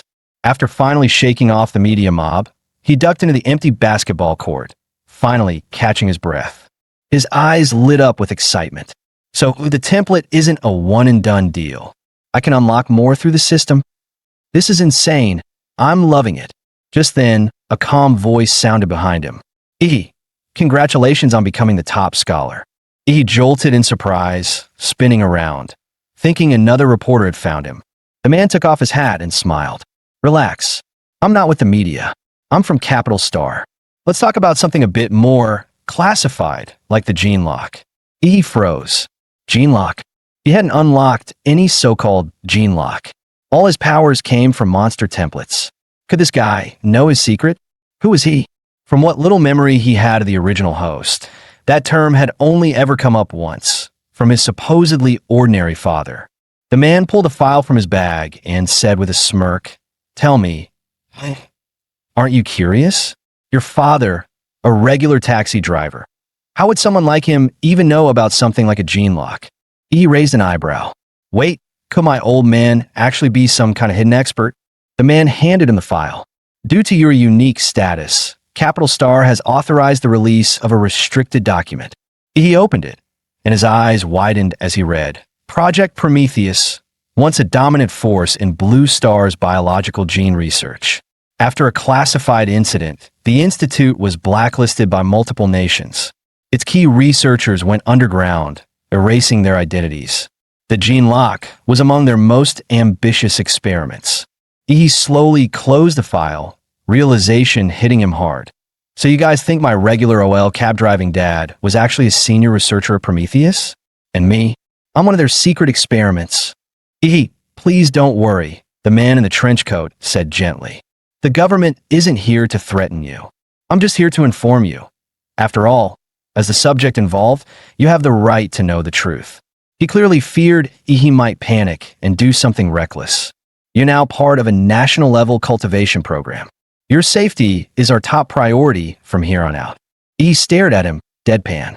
"Bro, I'm probably calmer than you right now. Seriously."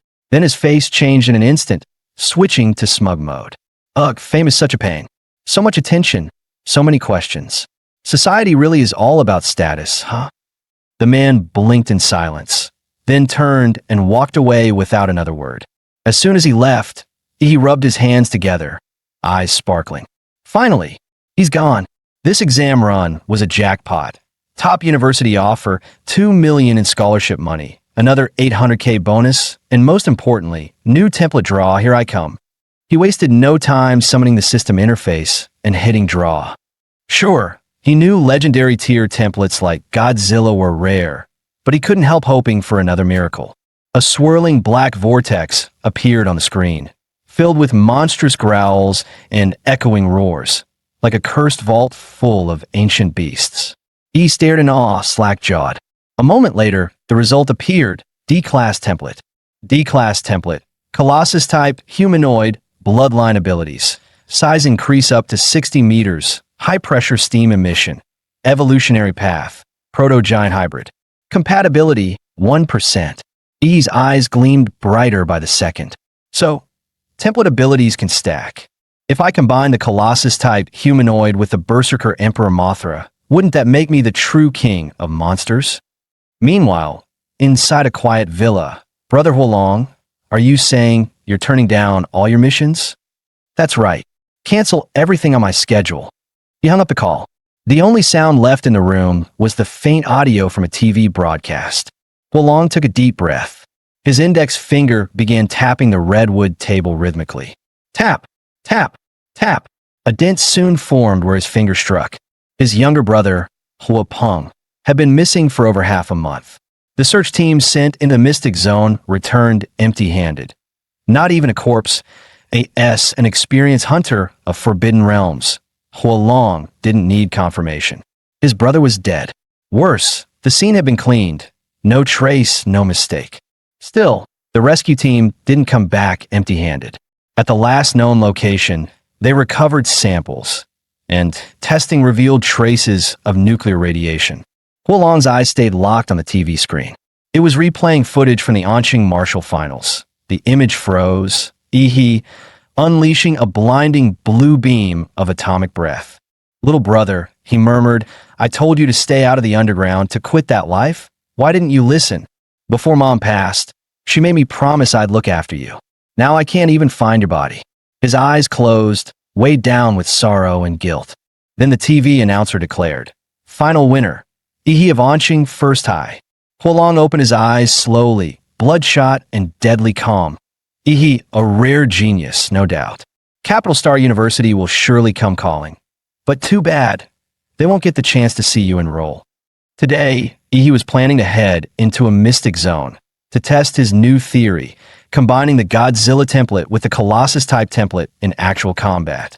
But just as he was getting ready, he received an unexpected letter from Chuzhou. The contents read, according to the Capital Research Institute, a new mystic rift is projected to open today at 3 p.m. in Red Tree Mountain on the outskirts of Anqing. The estimated danger level is C-class that I intend to investigate. Would you like to team up? Chuzhou. Yi's first reaction wasn't about the mystic zone. No, he was shocked Chuzhou still sent handwritten letters in 2024. Paired with his swordsman cosplay and archaic way of speaking, he was starting to seriously wonder, is this guy another transmigrator too? By 3 p.m., the once deserted Red Tree Mountain had become packed. Over 1,000 fighters arrived, among them, elite warriors and high-tier organizations. At the base of the mountain, he met up with Chuzhou, who now had a sword hanging from his waist. You've grown stronger. He was surprised at how sharp Chuzhou's senses were. After all, he had used some of his prize money to buy several gene serums, pushing his Colossus template compatibility to 35%. Sure, it was just a D-class monster, but it grew fast and worked fast. Definitely worth it. While waiting for the rift to open, the two chatted casually. So, Chuzhou, what university are you aiming for? Capital Star University. There was something off in Chuzhou's tone when he said it. He noticed but didn't pry. He simply smiled and replied, "Guess that makes us future classmates." Just then, the crowd around them erupted. The mystic rift is opening. A piercing screech echoed from the rift. The next second, a monstrous bird with 3 twisted heads and pitch-black feathers forced its way halfway out of the portal. This was clearly a high-tier beast. It had muscled its way to the front and become the first creature to emerge from the rift. But unfortunately for it, what waited outside wasn't prey. It was over 1,000 armed warriors, locked and loaded. Kill! The mountains roared with the sound of unified battle cries. No one hesitated. The fighters surged toward the monster like a tidal wave, not caring one bit that it was still awkwardly stuck in the portal. The 3-headed bird thrashed in panic, each head flailing as it tried to retreat, but it was stuck. Within seconds, its massive body was trampled and crushed beneath a stampede of blades, boots, and battle cries. As they say. The early bird gets the beatdown. He and Chuzhou, blending into the crowd, passed through the rift right behind the wave of warriors. On the other side, they were greeted by a jaw-dropping sight. A forest of colossal trees, each over 100 meters tall, towering like skyscrapers piercing the sky. Suddenly, a thick, metallic stench of blood flooded Ihi's nostrils. He looked ahead. The entrance of the rift had already become a battlefield, with a mini-beast tide crashing into the arriving warriors. Screams, roars, and the clash of steel filled the air, merging into a brutal, chaotic symphony of war. He quickly realized the warriors weren't just here to loot the Mystic Zone. They were holding the front line for a reason. According to the Blue Star Defense Act, all licensed martial artists have both the freedom to explore mystic zones and the duty to protect the real world from beast tides. Anyone who ignores that duty and lets a tide slip into the outside world, causing civilian casualties, will be stripped of their warrior status and tried in military court. For a warrior, the greater the power, the heavier the responsibility. Ihi and Chuzhou joined the front line, pushing back against the oncoming beast tide. Chuzhou activated his bloodline, unleashing waves of icy energy that froze the beast's legs in place, locking down the path ahead. Suddenly, a beast lunged at him from behind. In a split second, Ihi launched his atomic detonation fist, blowing the ambusher into mist and melted flesh. "Watch your back," he said, completely unfazed. Then, almost lazily, he added, "These Mystic Zone beasts? Not a single one can put up a decent fight." Behind him lay a field of smoldering corpses. Chuzhou was stunned. He'd been carefully holding the line, and he had already wiped out an entire section of monsters. The creatures he killed weren't just burned, they were dissolved, as if every cell in their body had been disintegrated from within. That was the terror of atomic radiation, silent invisible, and absolutely devastating. And now, for the first time in the open battlefield, Ihi, the walking nuclear disaster zone, could unleash his power freely. Roar! Scree! Beasts howled as they charged at him, only to melt into puddles of gore a few meters away, cooked alive by the sheer heat radiating from his body. On another part of the battlefield, warriors locked in desperate melee turned their heads, only to see that the warriors behind them were already relaxing and wiping sweat.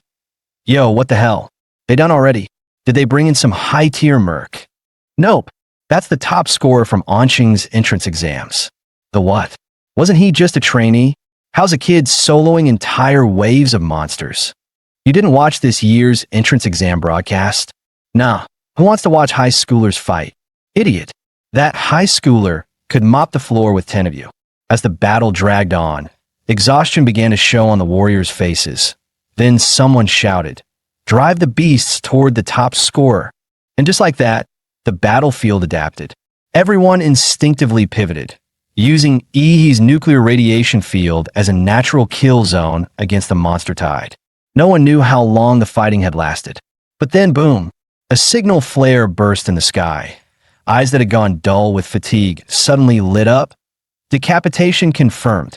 The alpha beast is down. We did it. The tide is breaking. Monsters are retreating. Don't let up. Finish them off. Chuzhou finally exhaled, relief washing over him.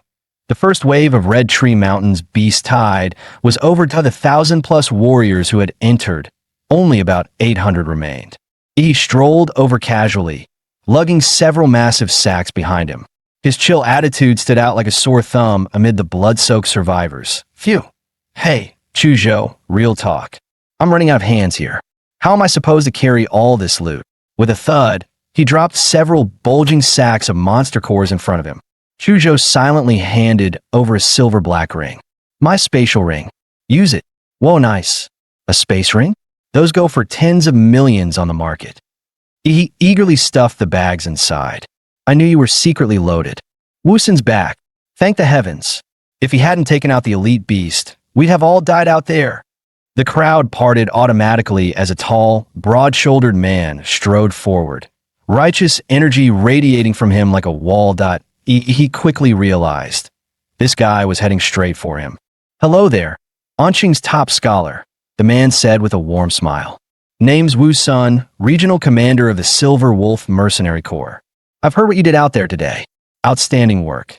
Now tell me, would you be interested in joining our corps? It won't interfere with your university plans. In fact, you'll receive tons of benefits, gear access, and support. For someone like you, I'm ready to offer an S-rank member contract on spot. Wu Sun's offer immediately drew gasps from the surrounding warriors. The Silver Wolf Corps, a nationally renowned mercenary group, and their regional commander personally recruiting Ihi, that was a once-in-a-lifetime opportunity. Becoming a warrior was an expensive path. Without faction support, few could go far. In an S-rank contract, even elite students from Capital Star University rarely received such treatment. Just then, a dazzling striped tiger stepped out from the crowd. On its back sat a striking woman with a bold, commanding presence. So that's why you rushed ahead? Wu Sun, she teased. Trying to steal the prize before the rest of us showed up? She turned to Ihi. Ihi, how about joining the Chengda Corps instead? We may be smaller than Silver Wolf, but if you join us, I'll personally guarantee you'll receive 15% of our monthly cultivation resources. No strings attached. Gasp! That was an offer.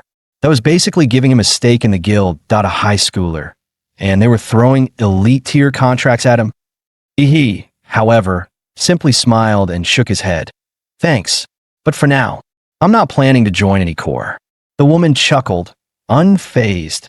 Just as I thought, landing the top scorer was never going to be easy. No worries, consider this our introduction. If you ever need anything, the Silver Wolf Corps is only a call away. The Chengda Corps too, she added with a wink. We'll be ready. With the beast tide finally over, the warriors entered the free exploration phase. Chuzhou offered a suggestion. This is a giant forest. The layout's tricky. Let's climb to the canopy and scout the terrain first before heading deeper. He nodded. That was his plan too, he activated his nuclear radiance mode, atomic energy gathering beneath his feet, then blasted upward like a human rocket, shooting straight toward the treetops. Before long, the two stood atop a colossal tree, hundreds of meters tall, overlooking the entire mystic zone. Wait, what is that? He suddenly narrowed his eyes, stunned. Far off, near the foot of a distant mountain range, a group of gigantic humanoid figures was moving slowly. Even from hundreds of kilometers away, their silhouettes were unmistakable. Those things have to be, what, a kilometer tall? He murmured. That's beyond insane. Chu Zhou was about to respond, but he spoke first, voice steady and filled with fire. Unimaginable? Nah, we're still young. Give it a few more years, and we might be the ones hunting them. Maybe even uncovering the truth behind this whole mystic zone thing. Chu Zhou turned, slightly awestruck. When faced with such overwhelming unknowns, his instinct was fear. But his instinct was to conquer. In that moment, Chu Zhou understood. He wasn't just stronger in power. He had the spirit of a true warrior. Meanwhile, he himself was practically buzzing with excitement. Just you wait, you walking mountains. One day, all your monster cores will be mine. Suddenly, his life field sensor kicked in, giving him a full read of all living entities across the mystic zone. One spot stood out. To the southeast, a massive lake region, a complete blank. No life signs, nothing. It was like a dead zone, a void. Now that's suspicious, he muttered, his eyes gleaming. The stranger the waters, the bigger the fish, that's where the real loot is. Without hesitation, he turned to Chu Zhou. Let's go. Time to gamble big at the lake. He and Chu Zhou quickly made their way through the giant forest and arrived at the edge of the mysterious lake. To their surprise, 3 people were already there, one of whom was someone he recognized, Rainy. He called out, pleasantly surprised. Well, if it isn't Anqing's little champion, Huang Yuli replied with a teasing smile. Wait, you know our local top scorer? One of her teammates chimed in, grinning. Come on, introduce us already. We heard he was tearing through beast tides like a walking warhead. Rainy, how long have you guys been here? He asked. Not long. We just arrived. 2 of our teammates, good swimmers, went underwater to scout things out. Right as she finished speaking, a figure burst from the water surface. It was one of Rainy's teammates. Jackpot. Guys, we just hit the mother lode. Yu Yang shouted, clearly thrilled. Whoa, slow down. What kind of jackpot? There's a ruin down there. A real one. We're gonna make it big. He nudged Chu Zhou with his elbow. Why is everyone so hyped over ruins? Chu Zhou explained, in mystic zones there are these ancient structures, believed to be remnants of a lost civilization. People call them ruins. They say modern martial arts theories, and even parts of gene tech, were reverse engineered from discoveries made inside these places. Just then, Yu Yang finally noticed the 2 newcomers standing nearby. Wait a second. Who are you 2? Were you eavesdropping on us? The tension spiked, until Huang Yuli stepped in quickly. Yu Yang, calm down. These 2 are He and Chu Zhou, top scorer and runner-up from Anqing's martial entrance exam. Their strength is far above average. We should let them join us. He casually clapped a hand on Chu Zhou's shoulder. Relax, man. We're not here to steal your loot. We're here to help you get it. Yu Yang narrowed his eyes. Fine, then how do we split the gains? We're not part of your team, so we'll take a cut based on contribution. We earn it, we keep it. He replied smoothly. Yu Yang was clearly annoyed, but he knew better than to pick a fight with 2 rising stars. He scoffed. All right, you're in, but don't try anything shady, got it? With that settled, Yu Yang led the way, diving into the lake.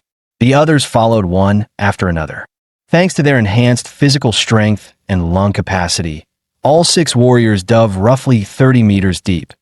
There, Yu Yang located a marker he'd left earlier and led the group into a submerged cave tunnel. That passage leads to the ruin, he said. Once they surfaced inside the cave, Yu Yang immediately looked around. Huh? Where's Li Wei? I told him to stand guard right here. Maybe he found something and decided to keep it for himself. One of the teammates muttered, clearly irritated. Yu Yang pulled out his radio and tried calling Li Wei multiple times, but got no response. When you first got here, Did either of you check for signs of monster activity? Huang Yuli asked calmly. Nope. Li Wei and I even deployed beast lure charges. Nothing showed up. Not even a single strand of fur. Li Wei's missing. Are we really sure we should keep going? One teammate asked hesitantly. After a brief silence, Yu Yang gritted his teeth and barked out. We have to explore it. Riches and glory are right in front of you. If you're too scared to reach for them, you'll be stuck at the bottom forever. Anyone afraid of dying can leave now. But if you want to get rich, follow me. No one moved. Even the teammate who had just expressed doubt stayed silent, that Wei Yang was right. If there was really a ruin ahead, no one was willing to watch someone else walk off with the treasure. All right then, he said. Let's move. With a heavy silence hanging in the air, Yu Yang led the way, and the group stayed on high alert. Every step deeper into the unknown. He switched on a UV flashlight, illuminating the path ahead on the ground, glowing faintly, were the symbols he and Li Wei had marked earlier. The team pushed forward, the tunnel narrowed and narrowed, until only one person could pass at a time. He, walking in the cramped space, narrowed his eyes slightly. He glanced back at Chu Zhou. Their eyes met, and they communicated in silent lip sync. Something's off. Chu Zhou, yeah. The timing doesn't add up. Rainey said they got to the lake only 10 minutes ago. Yet these two managed to find this cave, swim through the lake, discover a hidden tunnel, and navigate all the way to a ruined entrance? That's not scouting, that's straight up wall hack. Chu Zhou whispered under his breath. Pretty clear we're being played. Want to warn your friend and get out of here. But Ihi smirked, eyes gleaming. Relax that I've got a trump card. Soon, the group arrived in a massive underground cavern, easily the size of a football field. Dark green vines covered every inch of the floor, walls, and ceiling. But what made their blood run cold were the things entangled in the vines. Dim, lifeless monster cores and piles of ash where creatures had been reduced to dust. And no wonder the lake had been so eerily quiet. Something down here had already devoured every other predator. Huang Yuli's expression darkened instantly. Her voice was cold. Yu Yang, where's the ruin you promised? One of her teammates let out a piercing scream, pointing to the far side of the cavern. There, a mummified corpse suspended in the air, pierced clean through by thick vines. Judging by the clothing, it was Li Wei. Huang Yuli and another woman stumbled back, pale and horrified. Yu Yang, meanwhile, collapsed to his knees, clutching his head and muttering hysterically. The ruin. Where is it? It was supposed to be here. Li Wei's dead. How'd he die? The vines, the vines. Suddenly, clarity flickered in his eyes. His voice broke into a desperate shout. I think the vines got to me too. Run. Splat. His head exploded like a firecracker, sending blood and bone flying. From the shredded remains, several vines slithered out, twisting like demonic tentacles. Yu Yang! Huang Yuli screamed, her voice cracking with disbelief and horror. In that instant, Ihi acted, unleashing a devastating atomic breath straight at the threat. Boom! A blinding blue energy beam exploded forward, incinerating the upper half of Yu Yang's body along with the writhing vines that had infested him. I's eyes were cold, his tone even colder. I didn't expect a monster with this level of intelligence. It killed two fighters, took over one of their minds, then used his body as bait to lure in more victims.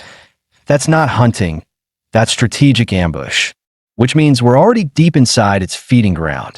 Crack, crash, behind them, massive stones and thick vines suddenly collapsed across the only exit, sealing them incompletely. Chu Zhou's gaze locked on the moving vines. I've read about this species. It's a tier 2 royal class monster, a ghost vine demon. Huang Yuli's breath hitched. Royal class? Those things aren't measured by normal tiers. We're all tier 1 at best. We can't handle that kind of power. He just cracked a wide grin, his white teeth flashing. Don't care what tier it is. Watch me blow it to pieces. Just as he was about to activate his Titan form, boom. The collapsed tunnel behind them erupted open from the other side. A figure emerged, cloaked in black, body shrouded in raging blood energy that twisted the very air. A trail of crimson smoke billowed behind him like a battlefield banner. I've come to kill you. Someone in the group gasped. That's Blood Cheese Smoke. He's a stage 8 martial artist. He glanced back calmly. Didn't expect someone would still be tailing me. Huo Long frowned. Word had it someone used radiation to hold back a beast tide in the Red Tree Mountains that I knew it had to be you. I just followed the residual radiation. It led me straight here. To stay hidden, I held my breath, slowed my heartbeat, even feigned death in the underground caverns, but you still noticed and even blocked the path with boulders and oh wonder you're the one who nearly wiped out my entire clan. He looked genuinely confused. Who even are you, old man? You just barged in and started ranting. Do we even know each other? Cut the act. Huo Long roared like thunder and launched himself at He with explosive force. But his expression changed mid-charge. This wasn't some ancient ruin. It was a monster's den. No, this was the lair of a devil vine. He'd been lured here on purpose. Was this all Ihi's trap? Damn it. This was your plan all along. Huo Long cursed. That devil vine drains energy and releases neurotoxin. If this drags on, I'm as good as dead. You sneaky bastard. The devil vine unleashed wave after wave of lashing tendrils, trying to tear Huo Long apart. But his fists hammered through them like cannonballs, blasting every vine to pieces. Ihi, watching from the side, commented, "Man, you sure talk a lot for someone we've just met." "Shut up," Huo Long roared. "I came here to kill that bastard, Ihi, not get tangled up with a bunch of weeds." Suddenly, Huang Yuli cried out, "This whole cave's gonna collapse from your fighting." "Move aside," Ihi shouted. His body was suddenly coated in a rough, deep blue skin, like armor. Glowing cracks spread across his skin, pulsing with radiant blue energy. As he opened his mouth, the vertebrae along his back lit up one by one like a power circuit. Then, he unleashed his full power atomic breath. The blazing blue beam punched through the cavern ceiling, pierced the underground lake above, and shot straight into the sky. Water came flooding through the gaping hole, pouring into the cave. And just like that, an escape path was revealed. "Yuli, you guys go first," he shouted. "You're not going anywhere." Huo Long bellowed. His energy erupted, vaporizing all the nearby devil vine tendrils. Then he stomped the ground, launching himself like a missile straight at Ihi. Chu Zhou drew his sword the moment danger struck. His bloodline power surged, and his soul-piercing sword aura froze everything in its path under a thick layer of frost. When his icy slash clashed with the fiery punch, steam exploded everywhere, blanketing the cavern in mist. "As long as I'm here, you won't lay a finger on Ihi." "TCH, bold words, kid," Huo Long sneered. "I'm an 8th level martial breaker. You think a little frost is going to stop me?" But before he could finish bragging, he had already closed the distance and fired off an atomic blast fist at point-blank range. A blinding surge of blue light lit up the entire underground cavern. Caught completely off guard, Huo Long was sent flying, crashing into the stone wall with a thunderous boom. "Get out of here. That guy's too strong for you right now. Leave him to me." Hearing Ihi's firm voice, Chu Zhou realized staying would only be a burden. He turned and retreated without hesitation. Moments after Chu Zhou left, the cavern began to collapse. Massive rocks crashed down, revealing thick, writhing devil vine roots. Yet facing both Huo Long and the encroaching monster, he didn't flinch. Instead, he raised his hand and bit down hard on his own flesh.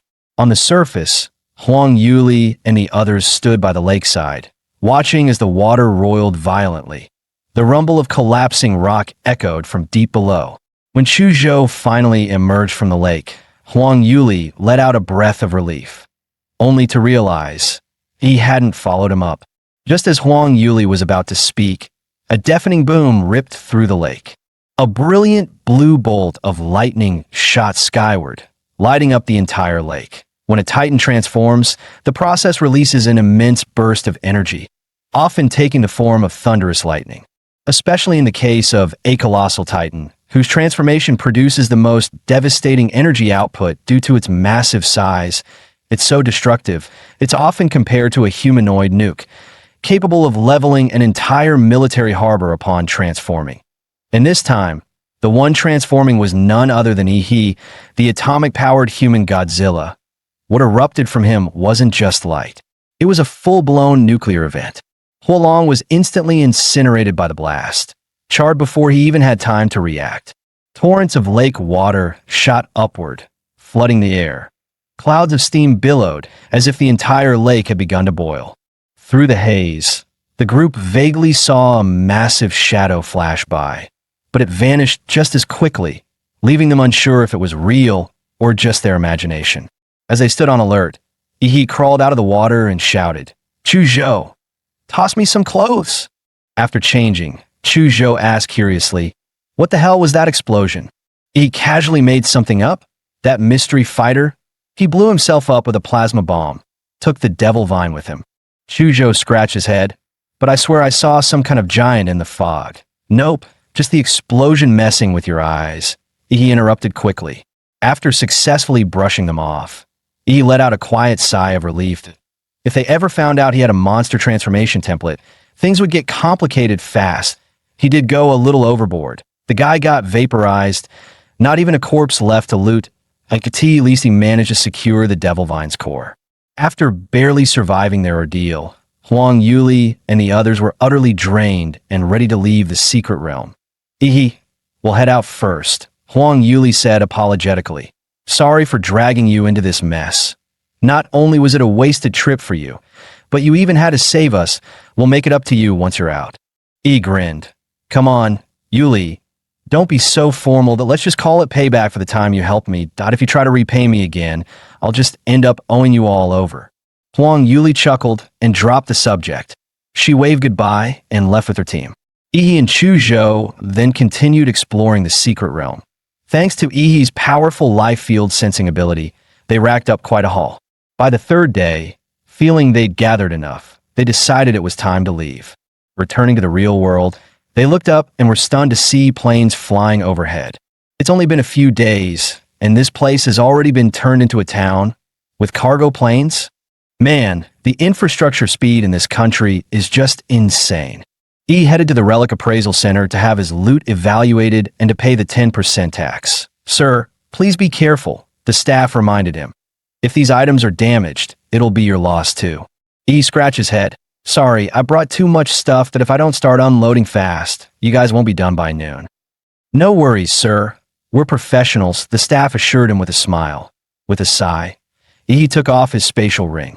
And then he began pulling out bags one after another. As the staff watched Yi pull out the final bag, she couldn't help but mutter inwardly, "Bag after bag. Is this a relic appraisal or a warehouse delivery?" She asked nervously. "Yes, sir. Is that all of it?" Yi grinned smugly. "All done, but you better start calculating fast. We've still got a whole pile of spirit herbs coming." After wrapping up the monster core appraisal, Yi moved over to the herb assessment counter. At this point, green and white-grade monster cores no longer benefited him, so he sold them off for cash. The real treasures were the 5 blue-tier cores from Tier 3 monsters he collected during the Beast Tide, and the green core laced with golden veins, dropped by the Tier 2 Royal-class Devil Vine, his most valuable prize. After selling everything, his bank account balance shot past 20 million in Xia currency. Yet even staring at the endless string of zeros, he didn't feel much joy. Honestly, all that money still wasn't as satisfying as boosting his compatibility rate by just 10%. After all, in this world, raw power was the one true truth. Now the question was, how could he spend this money for the biggest upgrade?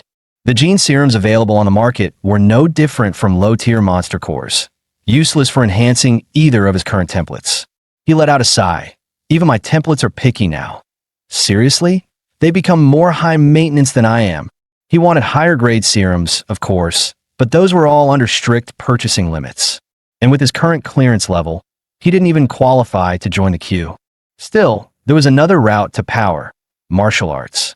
During the college entrance exam, he had outperformed geniuses like Lu Qingzhu thanks entirely to the absurd stats from his Godzilla template. But in terms of actual technique, he couldn't even compete with the martial arts nerds. Time to change that, with some overpowered martial skills. And if anyone in his circle had the connections to get high-level techniques, It was the principal of number one high dot. He chuckled to himself. Time to pay a visit to the wise old man and drain his golden loot. Not long after, he barged into the principal's office. The principal calmly poured him a cup of tea. With years of experience and a sixth sense for student scheming, the old man instantly saw through him. This kid clearly wanted something. He casually pulled out a bottle of pricey liquor. Inside floated a rare ginseng herb. Rumor had it, no middle-aged man could resist this miracle brew that supposedly boosted vitality, stamina, and other things. After a few polite words, he cut straight to the point. Principal, I'm looking to learn some powerful martial techniques that I haven't entered university yet, so my only option is to reach out to martial families that you have any connections? The principal frowned. You've already been admitted to Huadu University. It's practically guaranteed. Why rush? You can learn all that stuff once you're enrolled. But I'm really hungry for growth, sir. Fine. Since you're so eager, I'll make an exception and help out that you're a special case talent.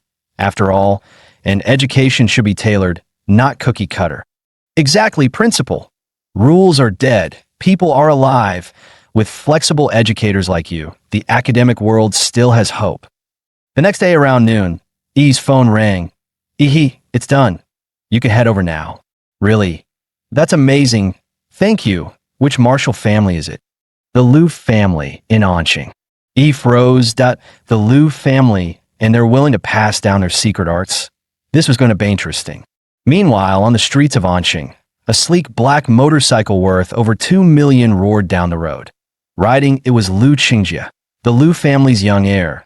He leaned low over the handlebars as the engine screamed like a beast, echoing through the city. Behind him, a blonde beauty clung to his waist, her hair whipping in the wind. Jieji, you're so wild. Puffed up by the praise, Liu Qingjie smirked and was just about to brag, when suddenly a bright yellow rental bike pulled up next to him. Yo bro, eyes on the road point one wrong move at that speed, and it steers of your loved one's time. Liu Qingjie felt utterly humiliated as a self-proclaimed motorcycle god. What the hell? Are you nuts? You nearly gave me a heart attack. Riding a junky rental bike and trying to race him, he growled, twisted the throttle hard, and his steel beast roared to life, blasting forward and leaving he in the dust.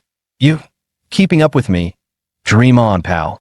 Watching that tiny yellow bike shrink in his rearview mirror, Liu Qingjie felt euphoric. Nothing like putting some wannabe in his place. But then a strange, thunderous sound rolled up behind him, louder than his own engine. He glanced back. What the hell? That blue streak was Ihi. The guy had activated his nuclear leg mode, blue rocket flames blasting from his calves like a damn space shuttle. He was flying on a bike.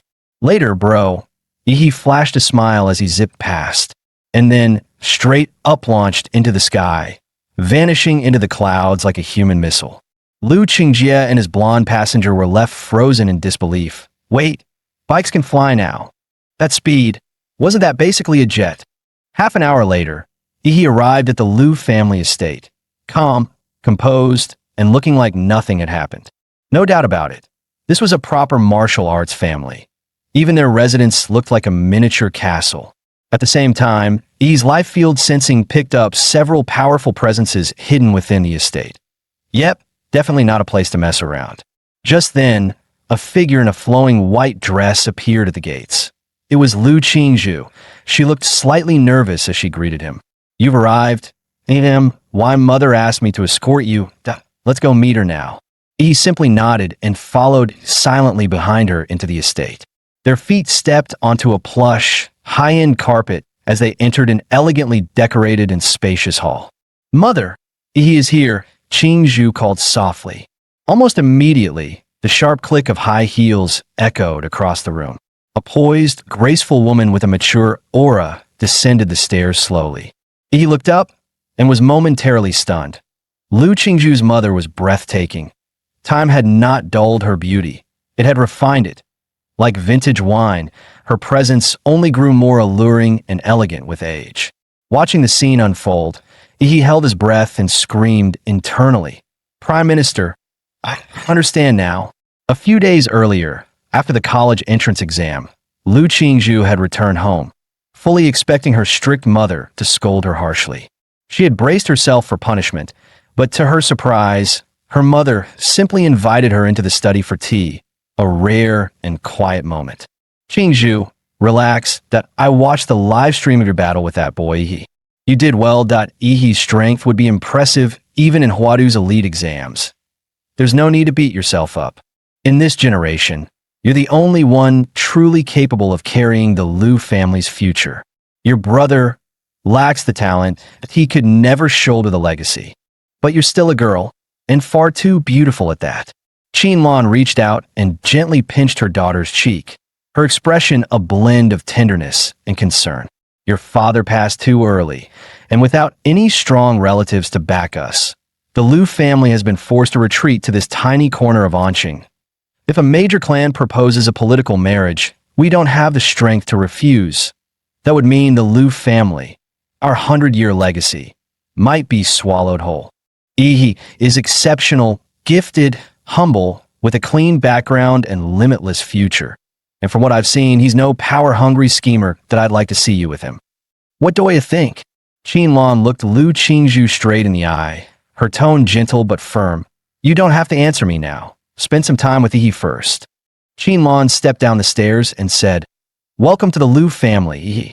Yi barely resisted the urge to strike a dramatic pose and declare himself chosen by fate. Instead, he bowed respectfully. Hello, Auntie, just a small gift for you. Qinlan didn't even glance at the gift. Instead, she smiled and said, I heard from your principal that you're interested in advanced martial techniques. Qingzhu will take you. He was stunned. He hadn't expected her to be so straightforward. No tests, no hoops, just pure generosity. Qingzhu will guide you to the Liu family's martial vault. But keep in mind, no techniques can be taken out. It's one day of study, and that's it. In the deepest part of the vault, there are 3 Xianhuang-class martial arts. Whether you can learn them depends on your own ability. Upon hearing that even Xianhuang-level skills were on the table, he inhaled sharply. Understood. Then allow me to thank the Liu family for this incredible opportunity. And he specifically thanked the Liu family, not Qinlan personally. That one-word choice carried weight. It implied a formal acknowledgement of favor, a future promise. If the Liu family ever needed him, he'd be there. Qinlan was very pleased by the nuance. The more she looked at him, the more she liked him. He, however, was starting to feel weirded out by the oddly intense way she was staring at him. Soon, Liu Qingzhu began leading him to the martial vault. As they walked together in silence. He couldn't help but notice, was it just him, or was Qingzhu acting way more shy than before? Qingzhu, why do I feel like you've been avoiding my eyes this whole time? He suddenly stepped forward, locking eyes with her startled gaze. It was like staring into the eyes of a frightened deer. Liu Qingzhu had never been this close to a boy before. She could feel his warm breath brushing her cheek, sending a strange tingle down her spine. Flustered, she backed up half a step. And no, I wasn't. Why are you getting so close all of a sudden? Still bickering, the two continued on until they arrived at a hidden underground stone chamber. He reached out and ran his hand along the rough, solid surface of the wall. It was obvious this stone wasn't ordinary. Qingzhu spoke up. This is force-dampening stone. It was excavated from a secret realm. Even a warlord-class blow wouldn't crack it. Yi's eyes lit up. Can I punch it once? She blinked in surprise. That was not the reaction she expected. Most people would be in awe, not eager to smack it. Go ahead. Yi clenched his fist, every cell in his body surging with atomic energy. Blue light surged across his knuckles. His punch sliced through the air and slammed in the wall with full force. A shockwave erupted, sending Qingzhu's white dress fluttering. But instead of an explosion, the blue energy was absorbed directly into the wall. The IT rippled outward like water on a calm lake, dispersing in waves, not even a scratch left behind. He could feel it clearly. His normally unstoppable, all-out punch had been swallowed like a stone dropped into the sea. Over 90% of its power simply vanished into the wall. Come on, I'll take you to pick a martial art. Liu Qingzhu, seeing him finally take a loss, couldn't help but smirk. She walked ahead, her steps noticeably lighter. The skills here sorted by category: movement techniques, defensive forms, body cultivation, swordsmanship, that sort of thing. As she spoke, she handed he a sleek black and gold ID card. Just swipe this to access whatever you want. The Xianhuang class techniques are in a private chamber at the very back, also car protected. But listen, you won't master one in a day. 18 most, you'll scratch the surface. Honestly, she added, I don't know if my mother did you a favor or set you up that I could help you pick a few high-tier skills that aren't Xianhuang level, but they'd be way easier for you to learn and actually suited to your style. He grinned. Look at you, worried about me? Then he turned serious. If I don't even dare to face the strongest option when it's right in front of me, I might as well quit now and go home. Seeing how determined he was, Qingzhu said nothing more. She stepped forward and opened the thick black stone door to the vault. Inside were 3 secure cases, each labeled with a name. 2 of them read ephemeral shadow stepan primordial jade fingers, the very techniques Qingzhu had shown before. The third one, though, was unfamiliar: flesh-bound demon prison. You can't just read Xianhuang techniques like a book, Qingzhu explained. They're encoded with something called martial resonance, a kind of spiritual rhythm left behind by the original creator. If you can't feel it, or if your own nature clashes with it, you won't even be able to start training. Put simply, these techniques are alive. You don't choose them. They choose you. He nodded, then confidently pointed at the one with the most brutal-sounding name, Flesh-Bound Demon Prison. I was born for this technique, he declared, full of swagger. Lu Qingzhu opened the case. Inside wasn't a scroll or a book, but a fearsome bronze statue. The statue was a hulking figure with rippling muscles, and in the grooves of its body, twisted, ghostly faces screamed silently, as if 100 evil spirits had been forcibly sealed within. The aura was downright chilling. As the statue was revealed, he blinked in shock. Wait, Thesis, the martial technique? And then he really started hearing ghostly wails echoing in his ears. Xianhuang techniques aren't always written, Qingzhu explained.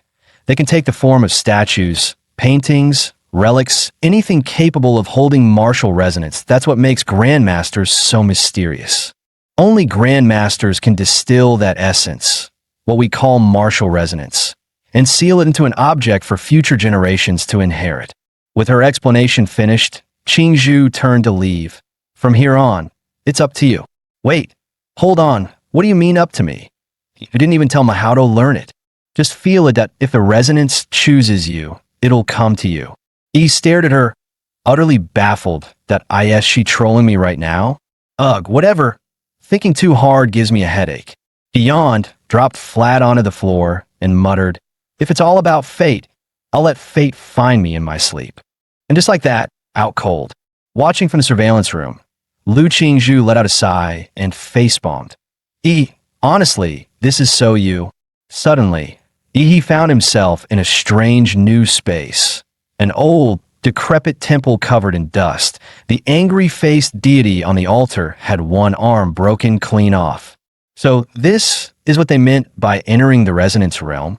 This whole place is the martial resonance, the spiritual echo of the technique. He tried channeling his power, but nothing in Ochi. Not even a flicker of atomic energy from his Demonra template IT was like being reduced to a powerless civilian. Thankfully, the monster interface still worked. Frowny face warning. Host consciousness detected inside unknown domain. Engaging mental body reinforcement to prevent death. But it wasn't just the system that a rough, savage voice suddenly thundered in his ears. On the remaining arm of the wrath-faced guardian statue, a massive brute now stood, built like a battle-hardened grizzly. The man had eyes like a hungry wolf and stared he down. My martial legacy ain't for weaklings. Only real iron-blooded men can carry it forward. If you're not one of them, I'd rather let it rot in the ground. Prove you've got the guts, kid. He looked identical to the statue outside. Every scar, every snarl, exact. When the storm hits and the night parade of 100 ghosts begins, you're guarding this dump. Let a single demon defile this altar, and you fail. You win, I'll teach you a trick or two that you lose. The white ghost will eat your soul, and you'll go mad. Martial path? Over. So if you're just a soft little punk, run. Drip, that a cold raindrop leaked through the broken ceiling and landed right on Ihi's face. When Ihi snapped out of it, the savage brood on the statue's arm had vanished. The trial had officially begun. Behind a wrath-faced guardian's throne, he found a rusted, battered longsword. Alone, sword in hand, he stood at the temple's shattered gates. The rain intensified. Thunder cracked through the sky, and a blinding white bolt lit up Ihi's face, as if marking the signal. The night parade of 100 ghosts had begun. Countless shadowy figures shrieked and lunged at him from the darkness. He was already in position, completely ready. As the first specter dove at him, he didn't hesitate. He slashed straight at its head. The moment the blade struck, the rusted sword flared with golden light. The specter let out a piercing wail and dissolved into ash. Knew it, he muttered. No way they'd throw me into a trial without something to fight back with. These bones must be hiding more gear. A grin crept onto his face. He was fired up now. No longer guarding the temple passively, he charged forward, sword in hand, into the heart of the spectral swarm. As he charged forward, the savage brute reappeared in the background. Arms crossed, he watched Ihi leave the temple with a scornful sneer. These white ghosts are laced with my killing intent, and this little rookie thinks he can just walk out of the safe zone. What a joke. Another idiot. Each generation gets dumber. Guess I'll be cleaning up another corpse today. Meanwhile, he was having the time of his life, slashing through ghosts like weeds. Just then, another specter lunged at him, but its claws phased right through him, missing entirely. What the? The brute froze in shock. Why can't my ghost touch him? What is this kid made of? Turns out, inside this spiritual trial, Ihi's monster template had automatically activated a guardian mode, rendering him untouchable. Wait, does this mean I'm literally invincible right now? Ihi broke into a wicked grin. His laughter even started to sound a little unhinged. And so began the massacre. His sword skills were trash, but it didn't matter. He leapt, slashed, stabbed, and spun. Ghosts fell like chopped vegetables. The savage brute stared in disbelief. When did my trial become a joke? How is he unaffected by my martial resonance? Simple, Ihi said smugly. Hard work and constant practice. Of course, that punchable face didn't show the truth. He was just shamelessly cheating with a built-in hack. Hard work, huh? The brute chuckled darkly. You've handled the ghost, I won't go back on my word, but whether you can handle this inheritance, well, that's a different story. As he finished speaking, thunder cracked across the sky. The wrath-faced guardian statue collapsed, revealing a dark, ancient well beneath it, a bottomless pit. Just one glance into its depths sent a chill down Ihi's spine. Inside that well lies the purest essence of malice I forged in life, the flesh-bound demon prison technique. Its true form is down there. If you can absorb it. The brute didn't even finish his sentence. He had already jumped in. Huh, good. That's the kind of guts I like. He couldn't help but grin, truly impressed for the first time. In his prime, this man had been a legend, one of the few to conquer an S-rank secret realm.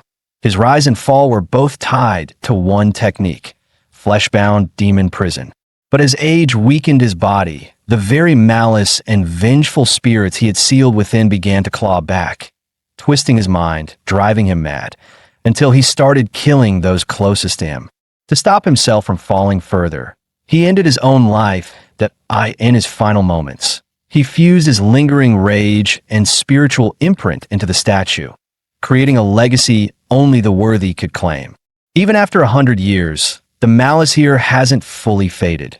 For an ordinary martial novice, it's a death sentence. But if Ihi can conquer the curse that destroyed its creator, then on the path of flesh-bound demon prison, he'll surpass him. In the surveillance room, Qinlan walked over to Lu Qingzhu. Together, they silently watched Ihi, who was now deep inside the martial resonance realm. Suddenly, Qingzhu gasped. Mom, what's going on? On screen, Ihi's body was now surrounded by a strange, ominous aura. His limbs twitched violently, as if needles were piercing his flesh. Just moments ago, he'd been smiling in his sleep, like he was having the time of his life. Now, he was convulsing like he'd been electrocuted. Worse, Tiny streams of blood had begun to seep from his pores. Qin Lan, however, showed no panic. She calmly inhaled from her slim cigarette, then exhaled. This third Chewang technique. Your grandfather stumbled upon it late in life. He tried to train in it, but even with his mastery, the resonance rejected him outright. It injured him severely. Since then, no one in the Liu family has dared touch it again. The stronger the power, the harsher the price. Heavy lies the crown. And since he chose to claim that power, he must be ready to... She stopped mid-sentence, eyes suddenly widening. On the screen, he yawned, then casually stretched, looking like he just woke up from the best nap of his life. The room went quiet. Qin Lan looked mildly embarrassed. Qing Zhu, on the other hand, grinned and said, "Mom, maybe Yi's cultivation isn't as dramatic as you made it sound." Yi opened his eyes and stared at the cracked, crumbling statue in front of him. He bowed deeply. "Thank you, Senior, for passing down your legacy." Then, the final echo of the brute's voice rang in his mind. "Kid, you're the most gifted person I've ever seen. Maybe you're the one who can uncover the truth behind the secret realm. We never could. That unfinished mission now falls to your generation." He sighed internally. "Man, you've got me all wrong. I'm just using cheat codes." He clenched his fists, feeling the power surging within. Fleshbound demon prison, a body like a living Azura. Okay, so my stats didn't go up at all, but now that I've got Ishinwang technique in my arsenal, my combat powers easily doubled. Just then, the stone door creaked open. Qin Lan and Liu Qingzhu stepped into the chamber. Did you succeed?" He grinned, flashing a row of bright white teeth. "Yet I nailed it." Qin Lan stared in disbelief. "This can't be. Even with Qingzhu's talent, it takes at least a full week. No sleep, constant immersion in the resonance. To grasp Ishinwang technique that how long were you in there?" "An hour. You seriously impeded your way to mastery." Qingzhu glanced at Yi, who now wore a smug little grin. "Everyone always called me the genius, but the real genius is standing right here." Noticing the skeptical looks on both their faces, Yi chuckled. "All right, you want proof? I'll give you a little demonstration." He gathered his qi from the dantian, channeling it into his palm. Normally, martial qi was invisible, but this wasn't normal. What formed his hand was black and red, crackling with malice. A twisted, corrupted aura born from the spiritual trial that put it simply, it worked like an enchant from a video game, coding weapons or strikes to boost their damage and lethality. Mountain crushing fist. He dropped his stance, spine tight like a bowstring, core engaged, then launched a punch that exploded with black-red energy. The blast sent a gust of force rushing toward the mother and daughter, making them instinctively step back, and in the air, they swore they could hear a ghost wailing. Even Liu Qingzhu, known as a martial arts prodigy, narrowed her eyes in disbelief. That punch just now, the precision, the pressure, it was insane. Was that seriously just a mountain-crushing fist? The most basic, overused technique in town. Qin Lan's gaze locked onto Yi, her expression unreadable. Yi, you really, she hadn't expected to be this wrong about him. Yi, on the other hand, was getting visibly uncomfortable under her intense stare. "Ma'am, please, your daughter's literally right next to you.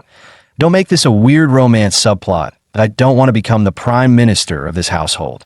Qingzhu said sweetly, "Since you already mastered one Ishinwang technique, want to try the other two? You still have a full day of learning time left." Qin Lan raised an eyebrow and gave her daughter a sideways glance. "Girl, please, I'm trying to secure this genius as a future son-in-law, but he's not officially part of our family, yet we can't just hand over the entire Liu clan playbook all at once." Yi, having lived a whole second life, knew the importance of not being greedy. He smiled politely. "No need. Qingzhu one Ishinwang technique is already more than enough. I'll need time to really master it. Also, Annie, I'm a bit tired, and there are things I need to take care of at home." Qin Lan appreciated his restraint even more. "Very mature. I heard from the housekeeper that you showed up on a rental bike. Can you drive? Head to the garage and pick a car. You'll need something more convenient." That reminded Yi of someone he'd seen earlier. "Actually, Annie, I saw this guy riding a motorcycle earlier. It looked seriously cool. Do you have any of those?" Lon chuckled. Oh, absolutely. You like motorcycles too? Same taste as my rebellious son that I'll give you his favorite one. The best in his collection. A few minutes later, Lu Chengjie arrived home, just in time to hear Aunt Hong, the housekeeper, muttering something about his mom bringing in a future son-in-law. What? A son-in-law? I gotta see which lunatic thinks he's worthy of my sister. She's not just beautiful. She's a once-in-a-century prodigy in all of Anqing. No way some random guy is good enough for her. That rental bike punk from earlier really ticked me off. He scared off the girl I just picked up. If I ever see him again, I swear I'll teach him what real trouble looks like. Just as Lu Chengjie was fuming with rage, something whooshed past right in front of him. He turned, and his jaw dropped. Wait, that guy. That's the rental bike dude. Why the hell is he riding my custom motorcycle? Later that night, back at home, he pulled out 5 monster cores he had collected from the secret realm. Time to gulp them down and absorb the power inside. Last time, dry swallowing them nearly killed him. This time, he came prepared with some soul-boosting dipping sauce. He picked up a core, dipped it in his signature spicy sauce, and swallowed it whole. Instantly, a surge of energy exploded through his limbs, flooding his body with heat. He opened his system panel. Back in the Red Tree Mountain realm, he had used the Titan form template, standing around 50 meters tall. Compared to normal monsters, he was a behemoth. But compared to that thing, the mountain-sized, godlike entity hidden in the mist, he was tiny. All right then, let's go bigger. He dumped every single point into the Titan template. Then, without hesitation, he grabbed the rarest of the cores, the green one streaked with golden veins, dipped it in sauce, and swallowed it like a hot snack. Just as he was about to let the special monster core be absorbed by his Godzilla template, a system alert popped up unexpectedly. Ding! Legendary Godzilla template has absorbed a high-level plant-based life form. Genetic mutation detected in progress. Do you wish to prevent the template from mutating? Yes/no. He hesitated. Template mutation meant it could evolve into a completely new subclass, could be stronger or weaker than if he rolled into a garbage form. That'd bear reverse evolution. Screw it, he muttered. Life's about taking chances. Rental bike to super bike, right? He hit do not prevent mutation. The system chimed again, frowny face mutation path unlocked. Legendary Godzilla plus plant attribute S-class variant. Planet Godzilla template. When the current template reaches 100% integration, there will be a 2% chance to evolve into Planet Godzilla. Absorbing more high-quality plant-based life forms will further increase that probability. Hearing the alert, he let out a deep breath. Phew, jackpot.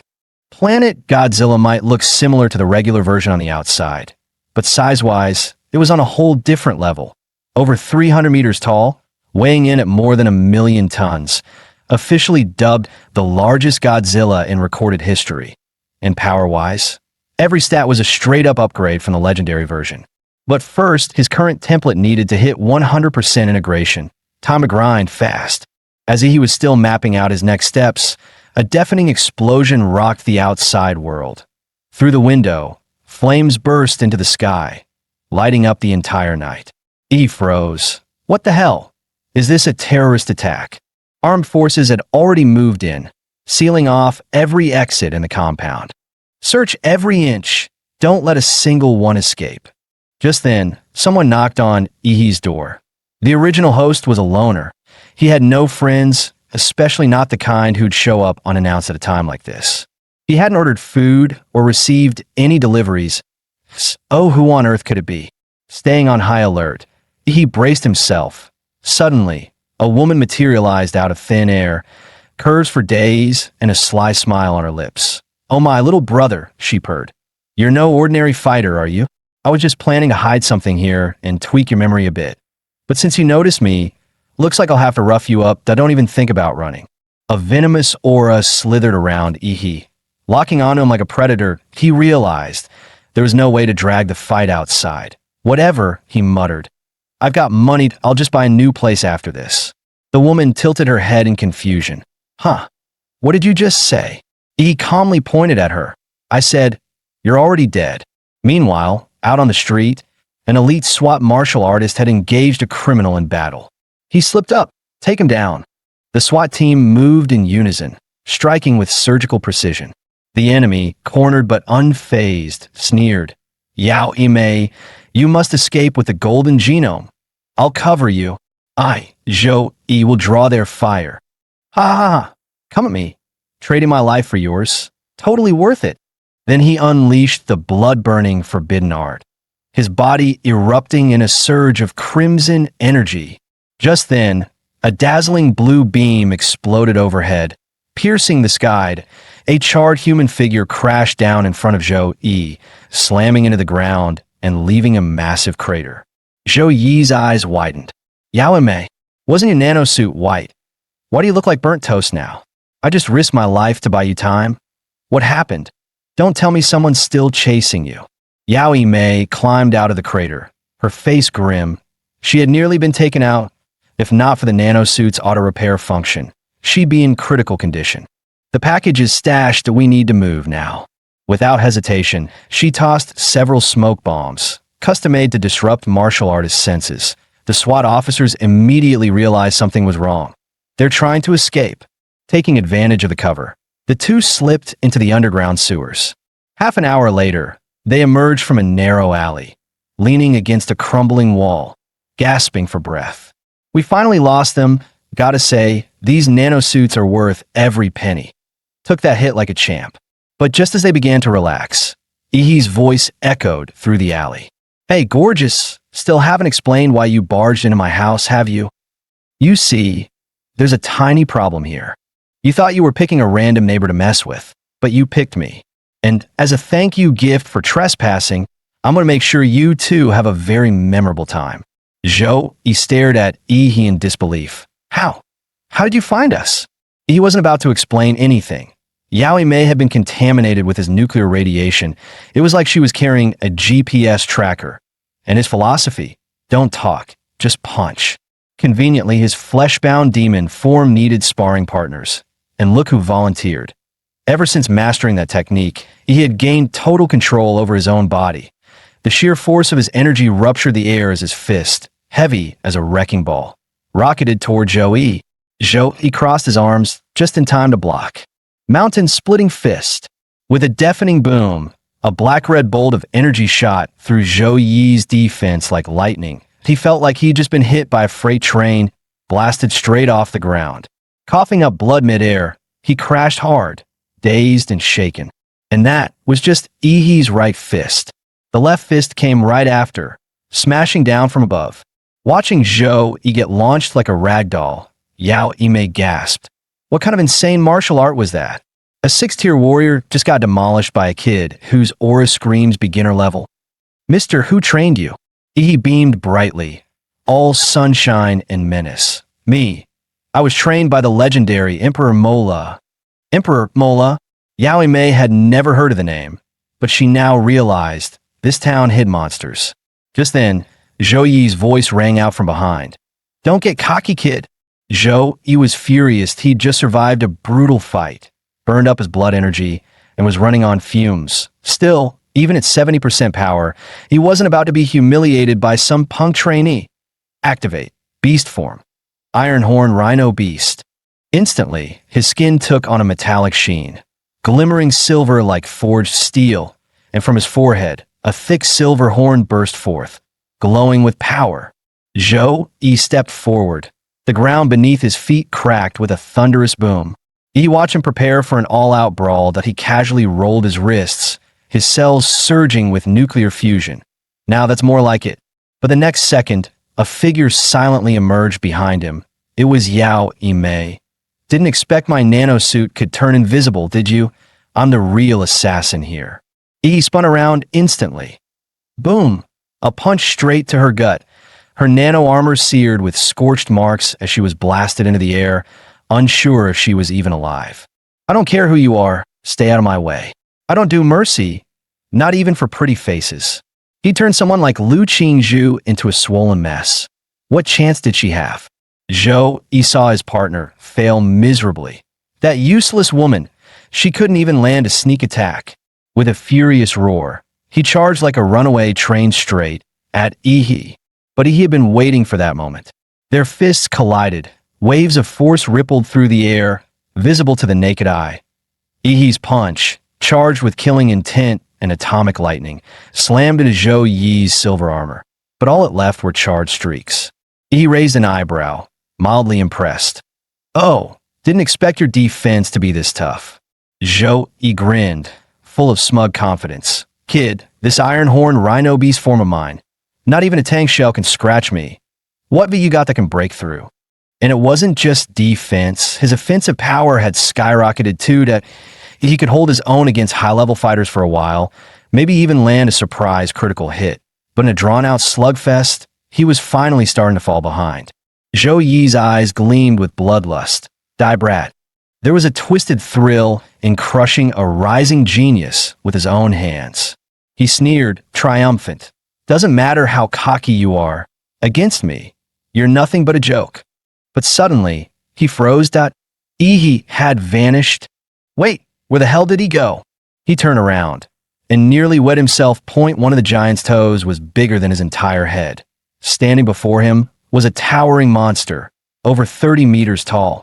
Through the mist, two ghostly blue eyes burned like spectral flames, unleashing a pressure so overwhelming it made the air feel heavy.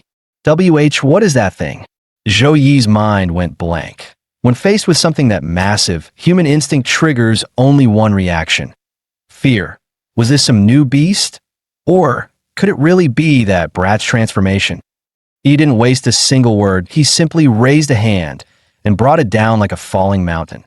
He felt a hurricane-level windstorm slam into him. The ground exploded beneath him like it was hit by a missile. By sheer reflex, he leapt out of the way.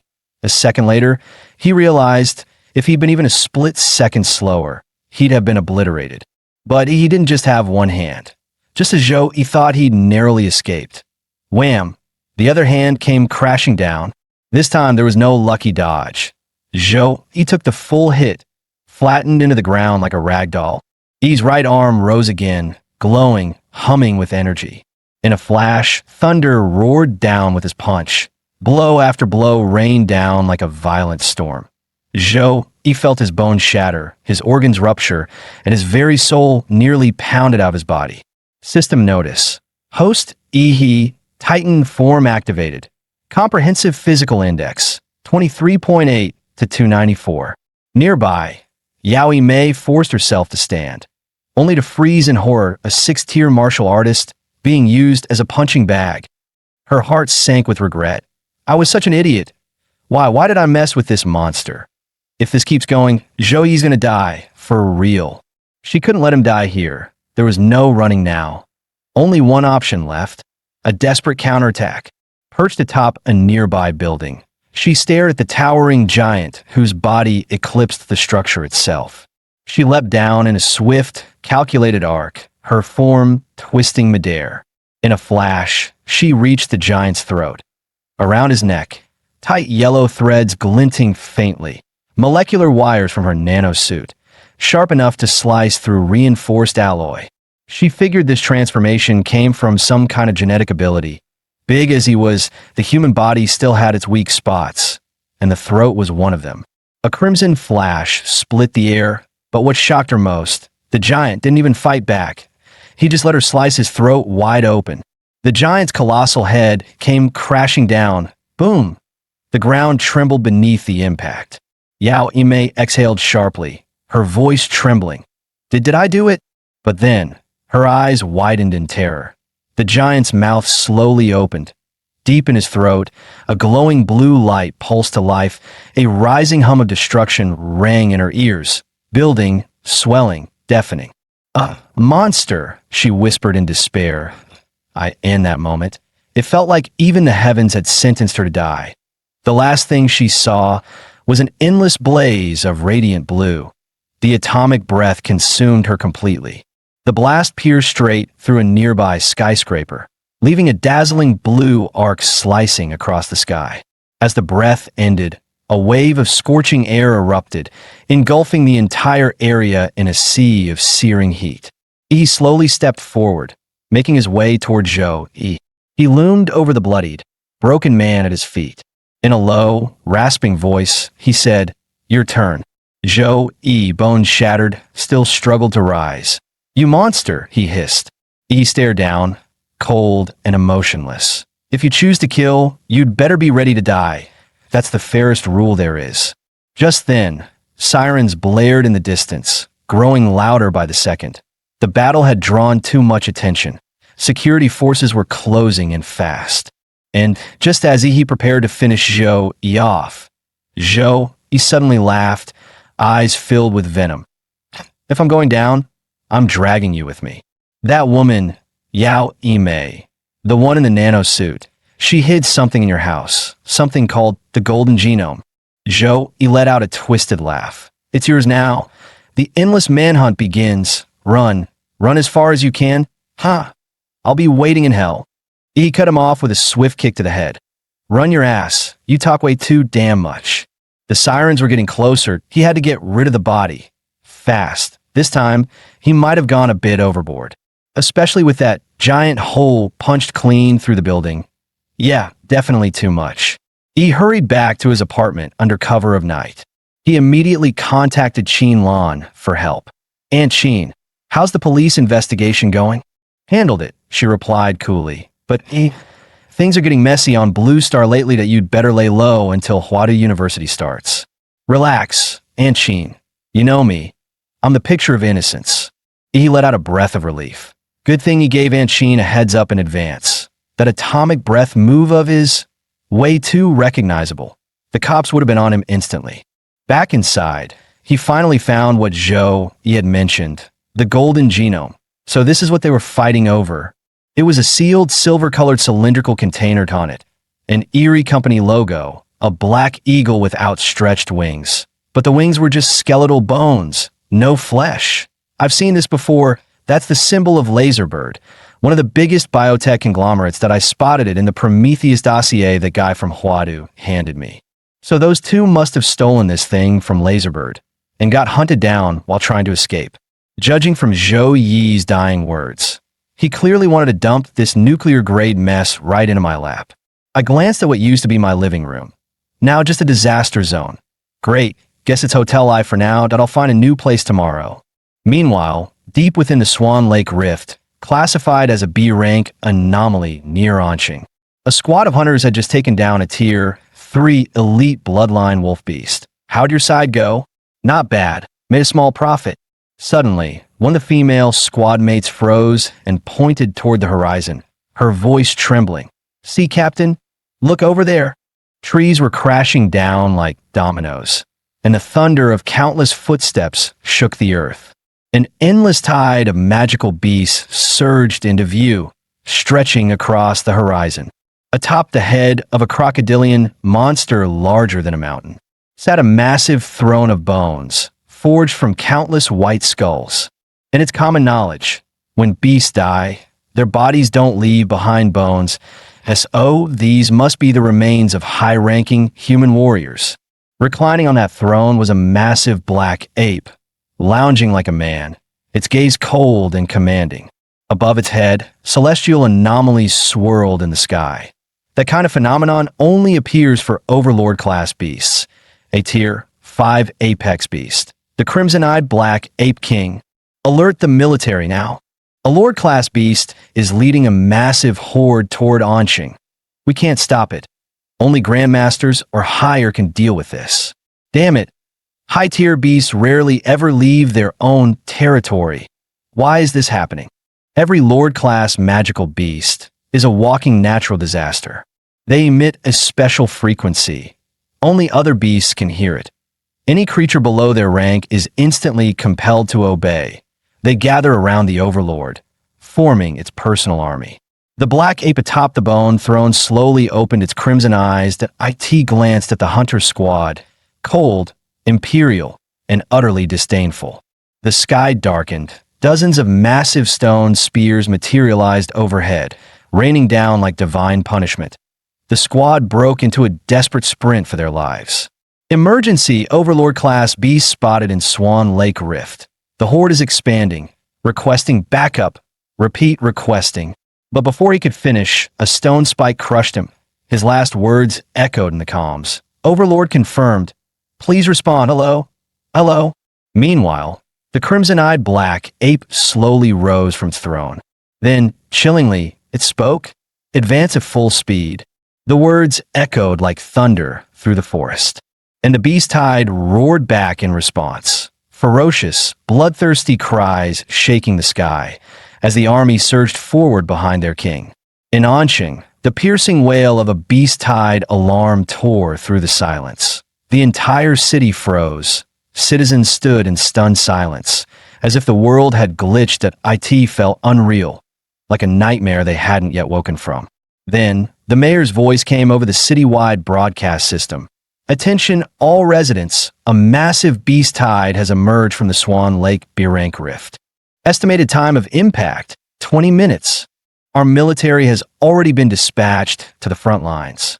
I now call upon all martial artists in Anqing. Report for duty immediately. That message snapped everyone back to reality. Panic erupted. Countless people rushed to escape by car, train, even plane. Please remain calm. Citizens, do not panic. Only children and students may board evacuation trains at this time. They are our future. If Anqing falls, they must be the ones to carry on. Inside the mayor's office, I told you to request reinforcements. Which cities responded? The secretary's face was pale.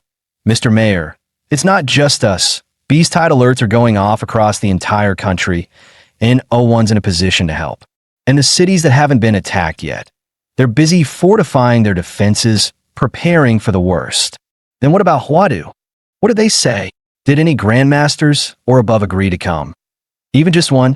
Huang Qing's voice trembled. Huadu's neighboring city, Guanshan, an S-rank rift just opened there.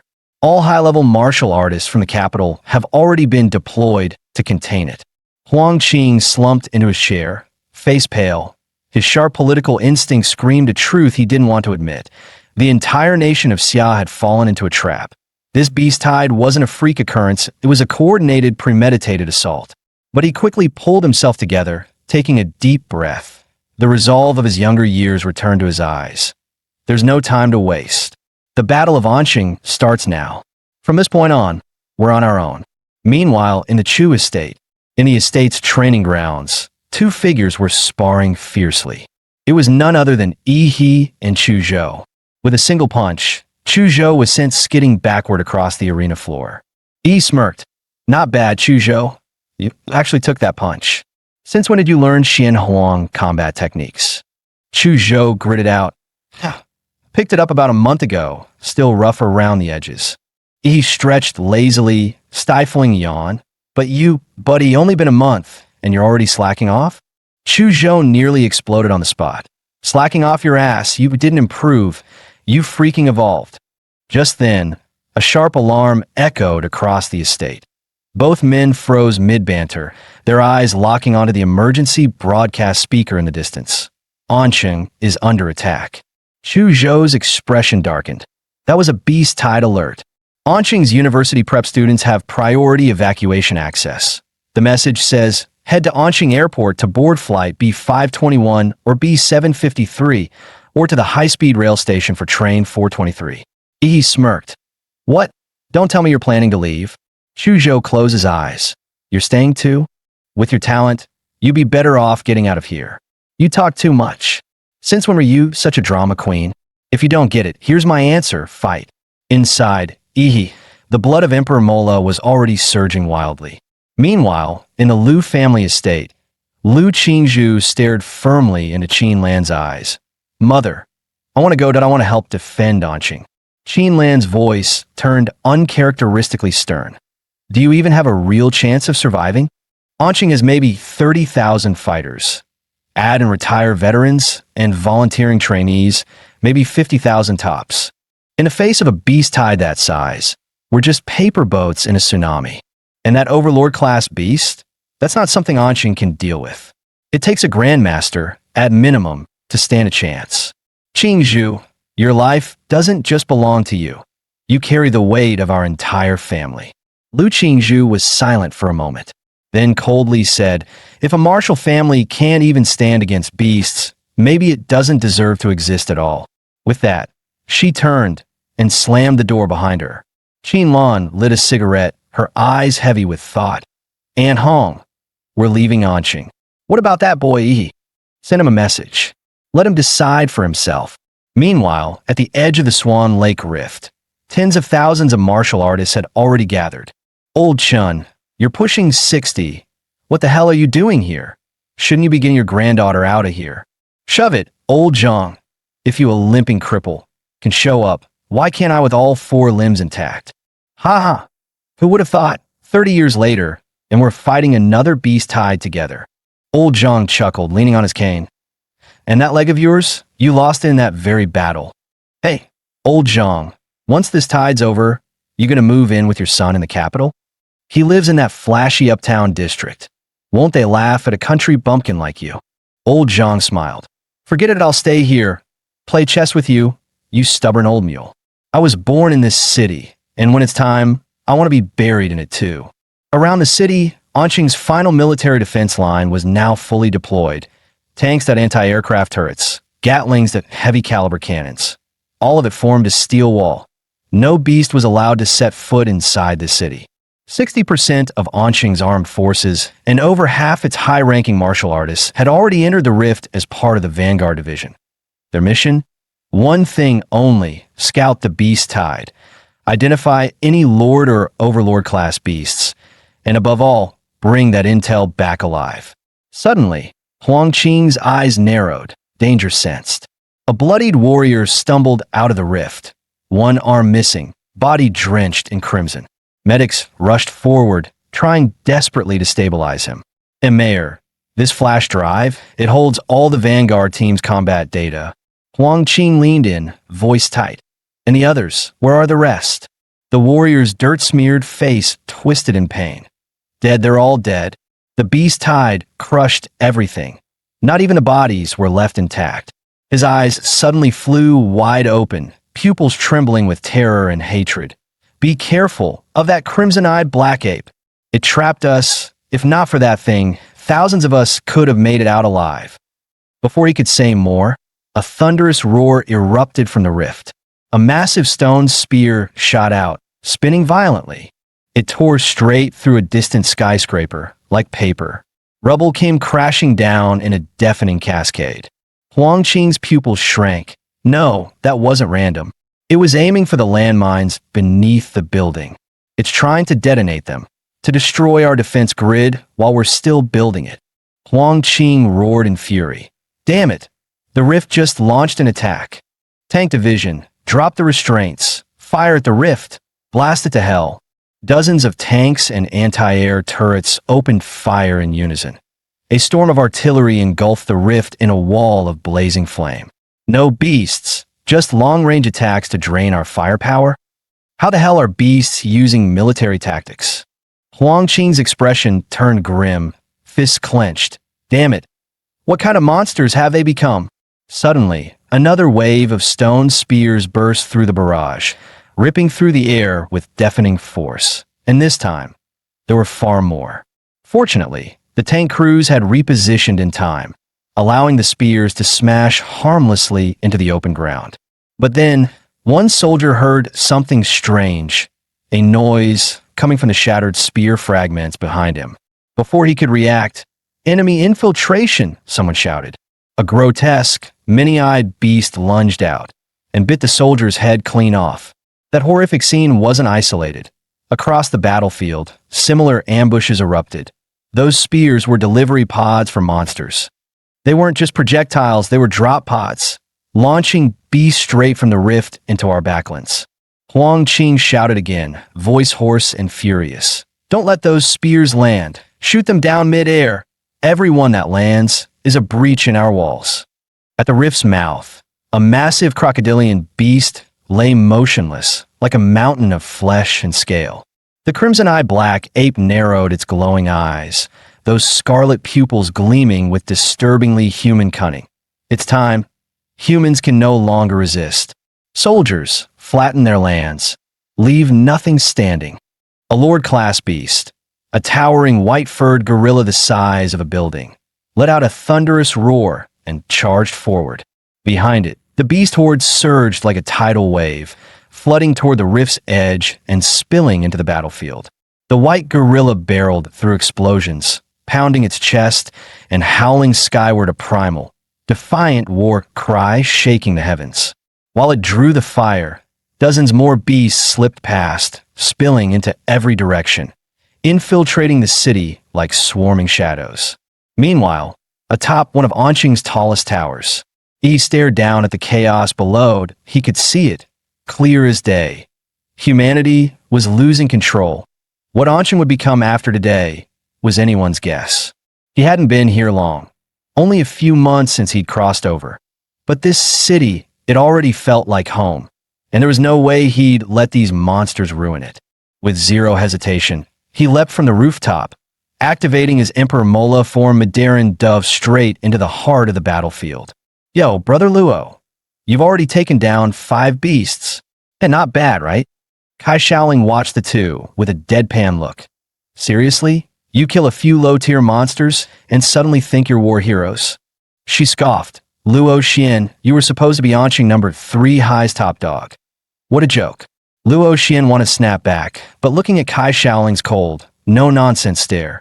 Yet he kept his mouth shut, for now. Suddenly, the air temperature plummeted. Everyone tensed.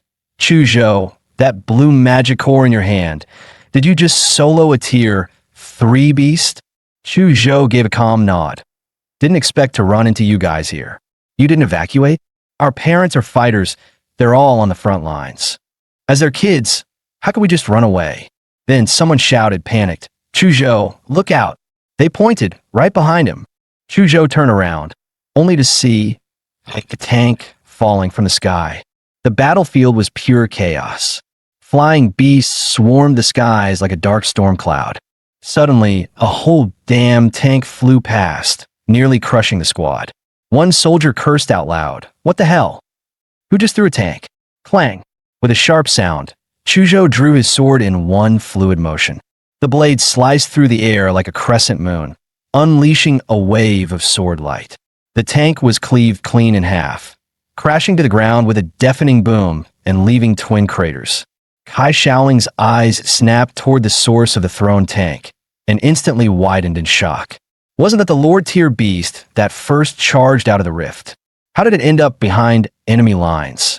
Chu Zhou kept his cool. No, that's not the same one. The size and pressure, it doesn't match. But before he could finish, the creature raised its massive fist.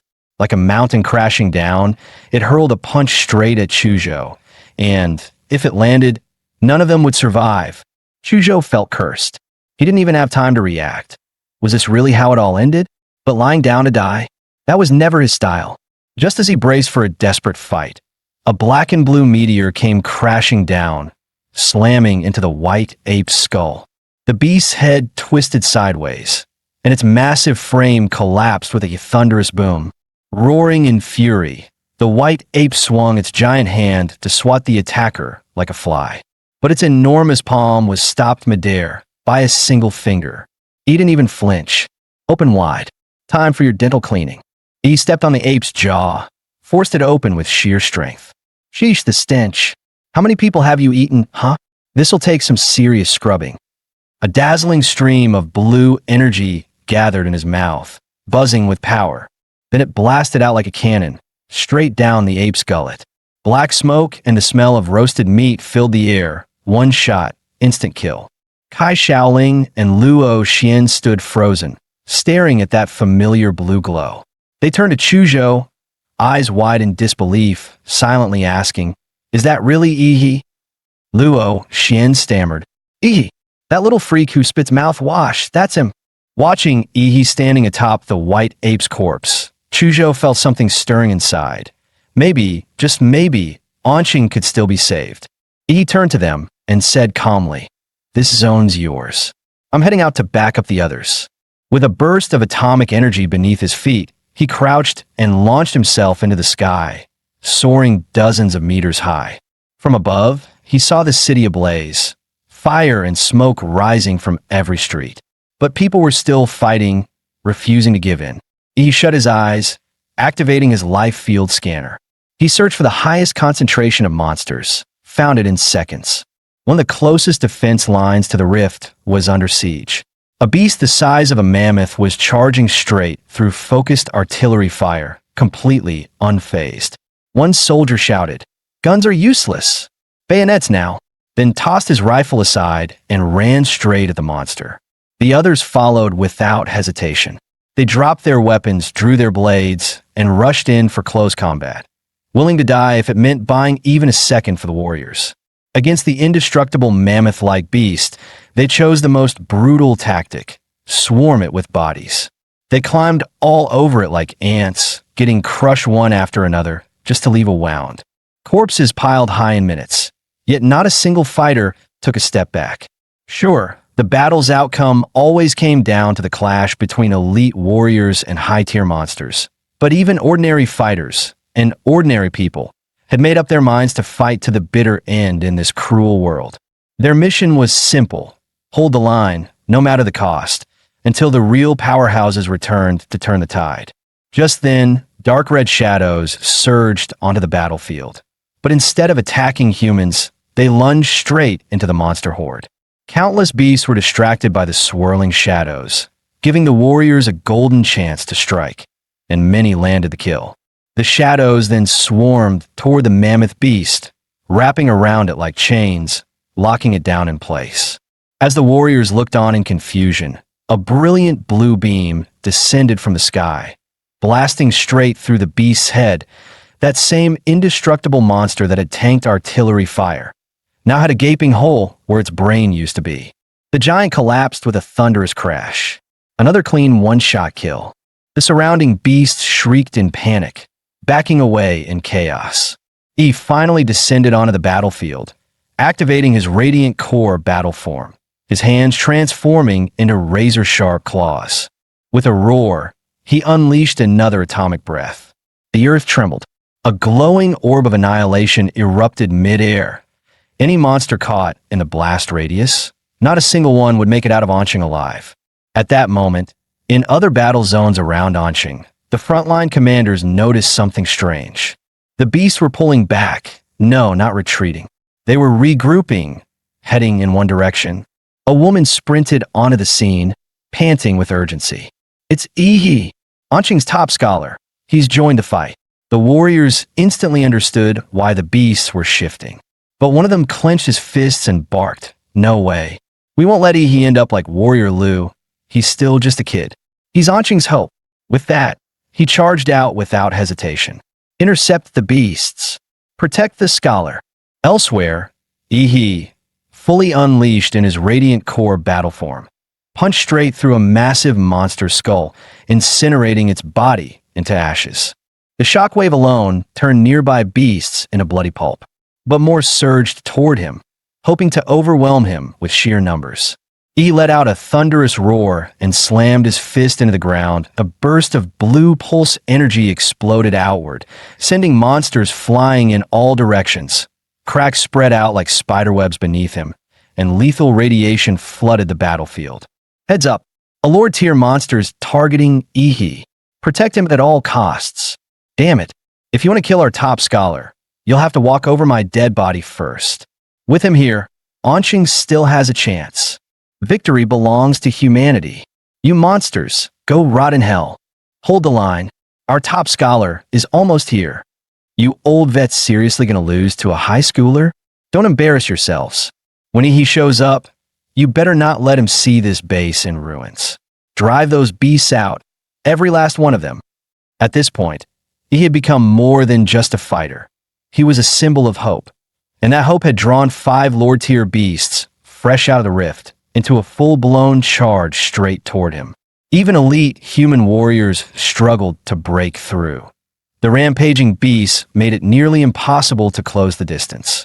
Just then, boom, the ground erupted as 4 colossal stone walls, each nearly 100 meters tall, shot up and encased the 5 Lord-tier monsters in a massive trap. Anqing's ultimate defender had arrived. Floating high above was Mayor Huang Qing, his combat level at the revered Xuanwu tier, unleashing his top-tier gene art. Earthpool's fortress, but he knew better than anyone. This technique could only buy time. If they wanted to end this once and for all, the Overlord had to die. But those beasts weren't about to sit still. The white-furred ape king leapt upward, stepping on the backs of its fellow monsters, launching itself skyward, trying to leap clean over the wall.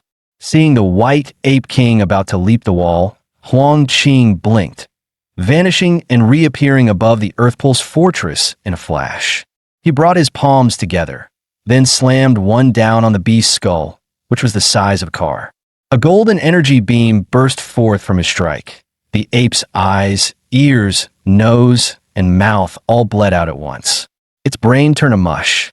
Its spine shattered like glass. This was the power of a Xuanwu tier warrior, someone who could crush Lord tier beasts with ease. Just as Huang Qing prepared to eliminate the remaining monsters, something caught his attention. His gaze locked on the dimensional rift. A massive crocodilian head was squeezing through.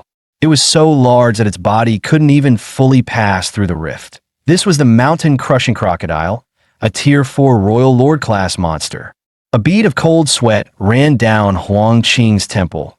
He'd seen this creature in the frontline reports. It was a walking calamity. This monster was none other than the personal mount of the dreaded Tier 5 Overlord, Blood-Eyed Black Ape. Those spike-like projectiles raining down on the city, they were its doing. Earth element bloodline powers condensed into lethal missiles. And now that the mount had appeared, it could only mean one thing. The Overlord itself was coming. Huang Qing didn't hesitate. He slammed his palms to the ground and roared. Gene Art, tsunami of stone. Waves of unstoppable energy surged outward like a mountain turning into a tidal wave, ripping across the battlefield. Huang Qing slammed his palms down again. The once solid earth began to ripple like water, rising into a massive swell. Over 100 meters tall, then it crashed down like a tsunami, aimed straight at the exposed head of the mountain-crushing crocodile. The beast's vertical pupils glinted with disdain. The undisputed king of Earth-type monsters. It had never seen a human dare to challenge it using its own element. Under its will, the wave of collapsing rock began to condense, shrinking, coiling, and compressing into a massive stone sphere. IT pulled in all the falling debris, shrinking the tsunami's impact and absorbing its force. But what the crocodile hadn't noticed, Huang Qing had already vanished into the sands, and he was now right in front of the beast. "You think I used Earth powers to challenge you?" he whispered. "No, I used them to get close." By the time the beast realized the danger, it was far too late. Xianwang martial art. Earth-piercing spiral fist. Huang Qing's punch exploded forward, twisting with overwhelming force like a spiral drill. It smashed straight through the monster's eyelid, harder than diamond, and still no match for that punch. The crocodile's eye burst in a spray of blood and shattered mineral, and it let out a howl of pain and fury, so deafening it shook the skies above Anqing. Windows across the city shattered. The ground trembled beneath their feet. The king had been wounded, and it screamed like a god in agony. The earth answered the mountain-crushing crocodile's fury. Within hundreds of meters, razor-sharp spikes erupted from the ground like teeth. In mere seconds, the battlefield had transformed into a deadly forest of stone. Luckily, Huang Qing had studied the beast's combat profile ahead of time. He'd ordered all warriors to stay at least a kilometer away, avoiding a potential bloodbath. "If your full body made it into Anqing, maybe I'd hold back," he growled. "But you've only brought your head through? That makes you pray." Huang Qing charged again, unleashing a flurry of high-tier martial skills in rapid succession. His fists and kicks tore through the air so fast they sparked flames, his form flickering like a lesser version of a thousand-armed war god. Every strike targeted weak spots. Scales flew, blood sprayed. The crocodile's armored flesh was torn open in every direction. If not for its powerful core's regeneration, the beast would have already fallen under that relentless assault. But the monster wasn't done. Enraged, it counterattacked. Spires of stone launched skyward again. Huang Qing was forced to halt his offense and defend. The mountain-crushing crocodile now resembled a living mace, covered in jagged spikes, every move capable of flattening anything in its path. No wonder it was the king of Earth-type beasts. It could literally grow weapons out of its own body. Just then, behind Huang Qing, a stone pillar cracked open, From the darkness within, a single crimson eye stared at him, cold and unblinking. A chill ran down Huang Qing's spine. In ambush. In an instant, a thick arm covered in black fur lunged from the stone and seized his skull in a crushing grip. Little human, what did you do to my mount? Huang Qing's pupils constricted. That it was him, blood-eyed black ape, the Tier 5 overlord. It had been hiding inside the stone spire this whole time. Now, let me crush your head, so you can understand just how insignificant humans truly are. With that, it slammed Huang Qing into the ground with brutal force, aiming to kill in a single blow. Huang Qing's instinct screamed. This strike would kill him. He made a split-second decision. Sacrificing one of his arms, he barely escaped the fatal blow.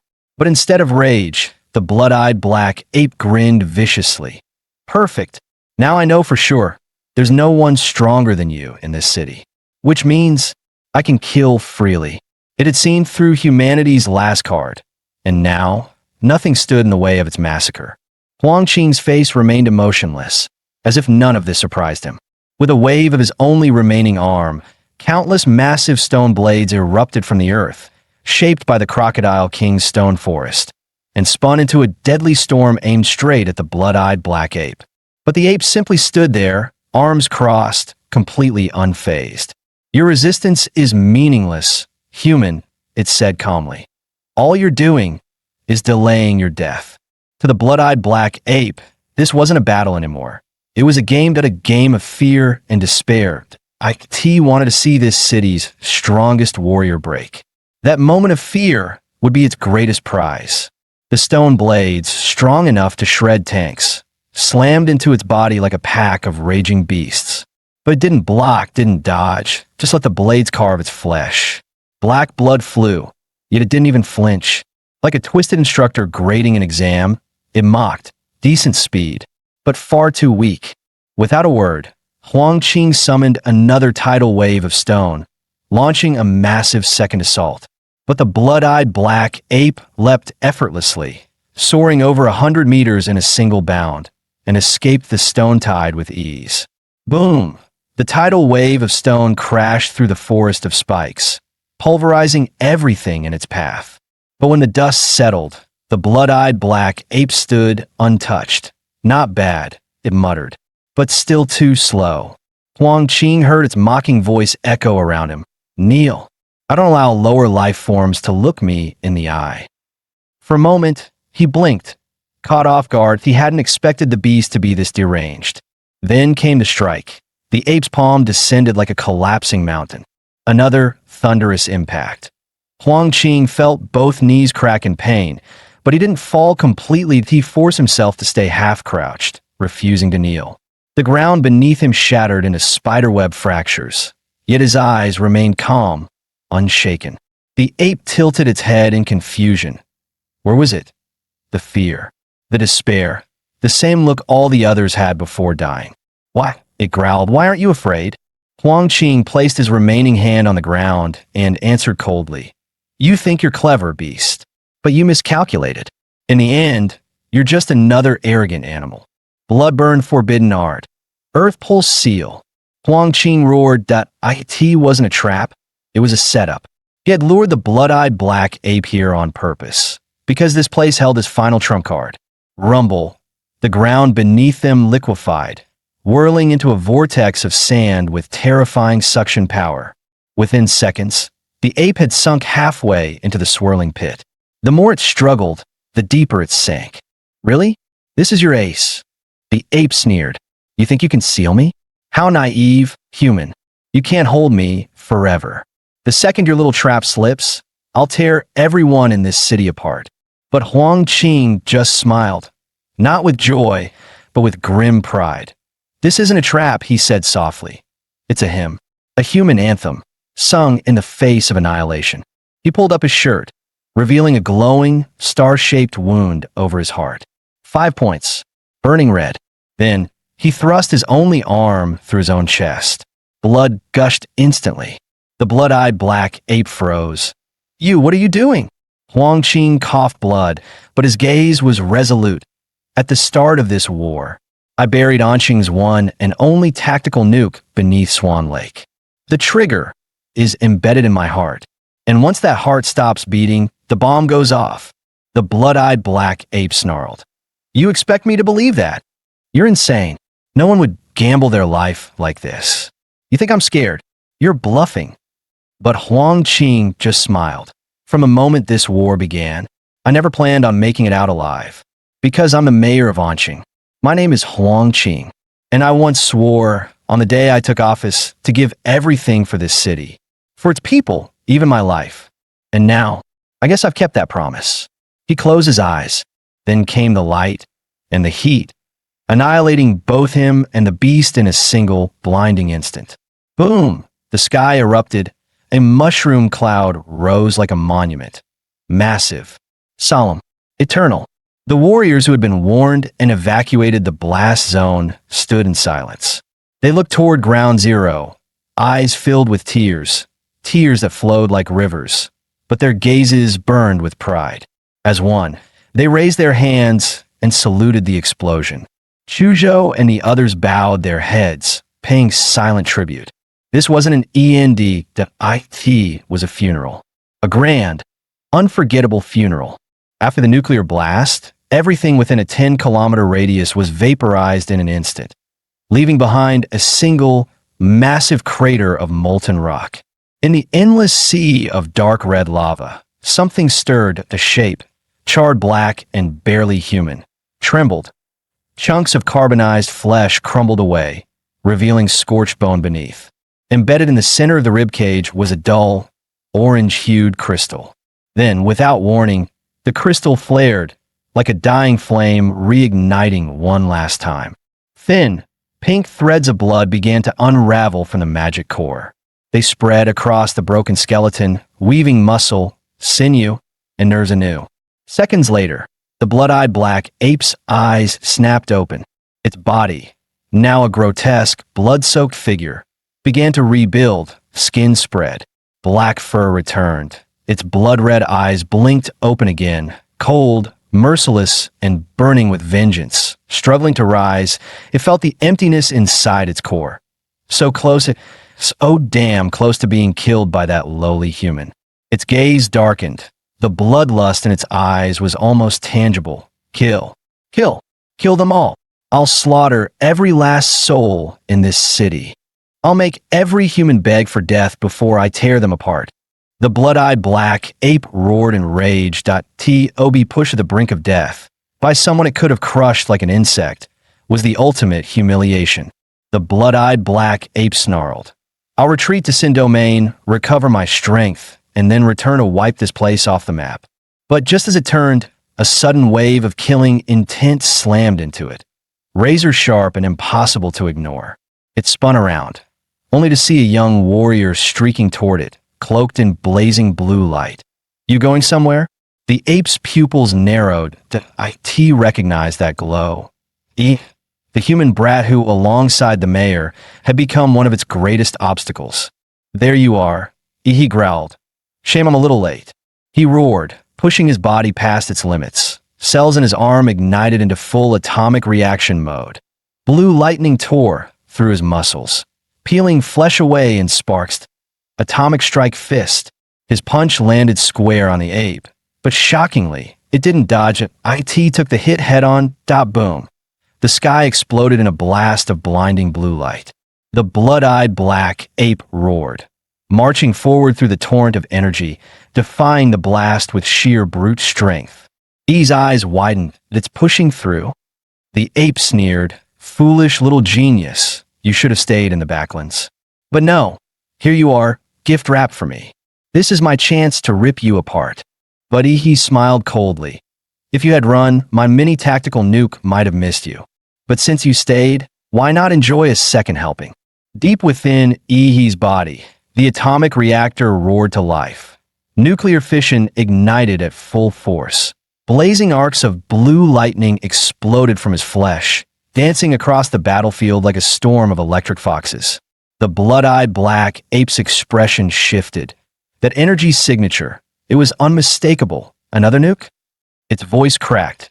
You damned human. What the hell? But before it could finish, it was swallowed whole by a flash of pure light and searing heat. Several kilometers away, human warriors were still holding off the remaining beasts when someone shouted, "Look, over there." Was that another nuke? Though the second explosion was far smaller than the tactical nuke triggered by Mayor Huang Qing, that mushroom cloud that pulsed through the earth, it was unmistakable. Could this be another trick left behind by the mayor? Only Huang Qing would think this far ahead. As the dust settled, the blood-eyed black ape stumbled from the crater, half dead, scorched, and gasping. Its eyes widened in horror. "You monster!" From the smoke, a colossal figure emerged, over 40 meters tall.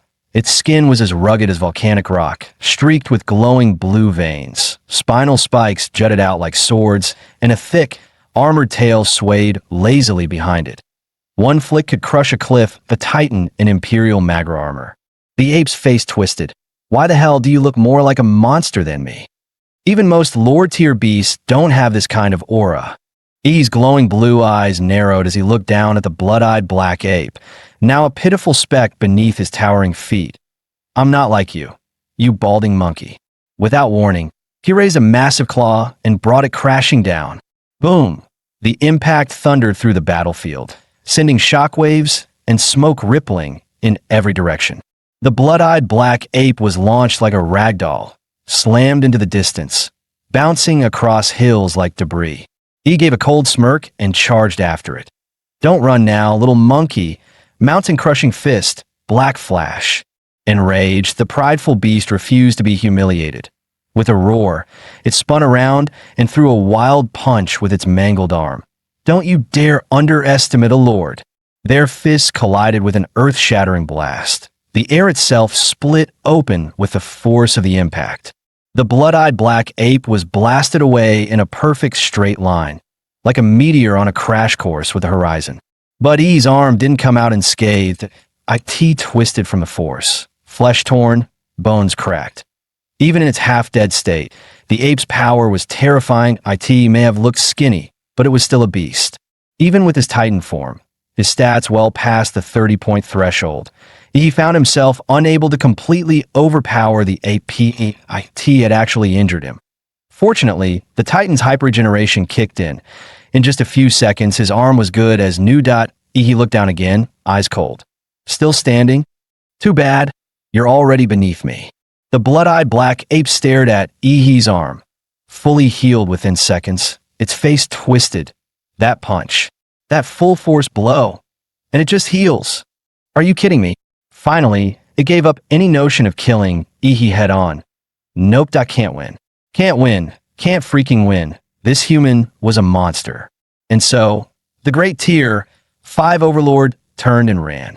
Ehe watched the retreating figure with a cold smirk. "Run? You think that'll help you now?" Suddenly, the glowing cracks on his chest ignited, and a brilliant blue spinal structure, like a crystal blade, shimmered down his back, pulsing with pure, godlike power. "A filthy beast like you doesn't deserve to be the reason Mayor Huang gave his life." With a roar, Ehe unleashed his finishing move, atomic breath. A divine beam of sky-blue energy blasted from his mouth, cutting through the battlefield like a god's wrathful sword. Boom! The blood-eyed black ape took the hit head-on, staggering as flames engulfed its body. But after everything it had endured, can it still survive this? The atomic breath struck like divine punishment, slamming the massive blood-eyed ape straight into the earth and leaving a gaping crater. He narrowed his eyes. He sensed that the beast wasn't down yet. It was trying to escape underground. Without hesitation, he unleashed Godzilla's biomagnetic field. Waves of energy spread like a net, locking onto a swift-moving presence beneath the soil. As expected, the ape was tunneling madly, aiming to reach the entrance to the forbidden domain just ahead. He smirked, bloodlust flashing in his eyes. "You're not going anywhere, you damned monkey." The second blast of atomic breath erupted with a thunderous roar, tearing through the ground. A beam of blinding white energy ripped open the earth, blasting the ape out of hiding, flinging it through the air in a mess of blood and mud. Crashing hard onto the ground, the blood-eyed ape roared in fury. "Damn it! I was so close. The gate to the domain was just ahead, if it weren't for this damn human. But before it could finish, the sky darkened as a colossal fist descended, wrapped in a violent shockwave. Boom! The ape was smashed back into the crater, dust and debris exploding everywhere as its insides churned from the impact. E's voice cut through the air like a steel blade. You dared lay hands on Mayor Huang? This is the price that I'll make you beg for death. After being crushed blow after blow, the blood-eyed ape was on the verge of mental collapse. It forcefully burned the last reserves of its core energy, restoring its right arm to peak strength, veins bulging, cracks forming across its skin. With a sky-shaking roar, it lunged forward like a beast gone mad. Die, you pitiful insect! The ape's colossal fist came crashing down, trailing a trail of destruction. But E didn't flinch. Instead, he stepped forward, meeting the strike head-on. Fist met fist. The impact compressed the air into a vacuum, black and red lightning streaking across the sky. E's arm exploded on contact. Muscles tore, blood sprayed, and bones shattered like brittle glass. And yet, there wasn't a hint of fear in his eyes that he smirked coldly, staring the beast down like it was already defeated. That one punch had drained the last of the blood-eyed ape's strength that it was finished. He began channeling another atomic breath, the destructive energy swirling in his throat, ready to unleash a blast that would end it all. But before he could fire, a sudden jolt of soul-ripping pain exploded in his mind. His vision blurred, nearly passing out on the spot. Gritting his teeth, he quickly surged demonic energy through his core, activating the star god's protection to forcefully anchor his crumbling spirit. Regaining control of his spirit, he scanned his surroundings, every muscle tense for battle. From the charred ruins, countless slender white arms had silently sprouted, elegant like carved jade, swaying gently in the wind, beautiful and terrifying. The heavily wounded blood-eyed ape was being carried away by those arms, passed along slowly like some twisted relay toward the distance. E's gaze turned sharp as a blade. With a flick of his wrist, he attempted to pull the beast back by force. But the moment he moved, he felt it. His own titan body had been bound. From his shoulders to his elbows and knees, the same pale hands had grown out, locking up his joints like a frozen machine. You think some parlor trick can hold me? He roared, detonating the atomic reactor within. His power surged like a volcanic eruption. 200 degrees Celsius, 400 degrees C, 800 degrees C. The moment his core broke past 1,000 degrees C, the 40-meter giant exploded in a blinding blaze of cobalt blue. The Godzilla-like armor melted away, revealing molten blue flesh beneath. His entire body now a walking furnace of destruction.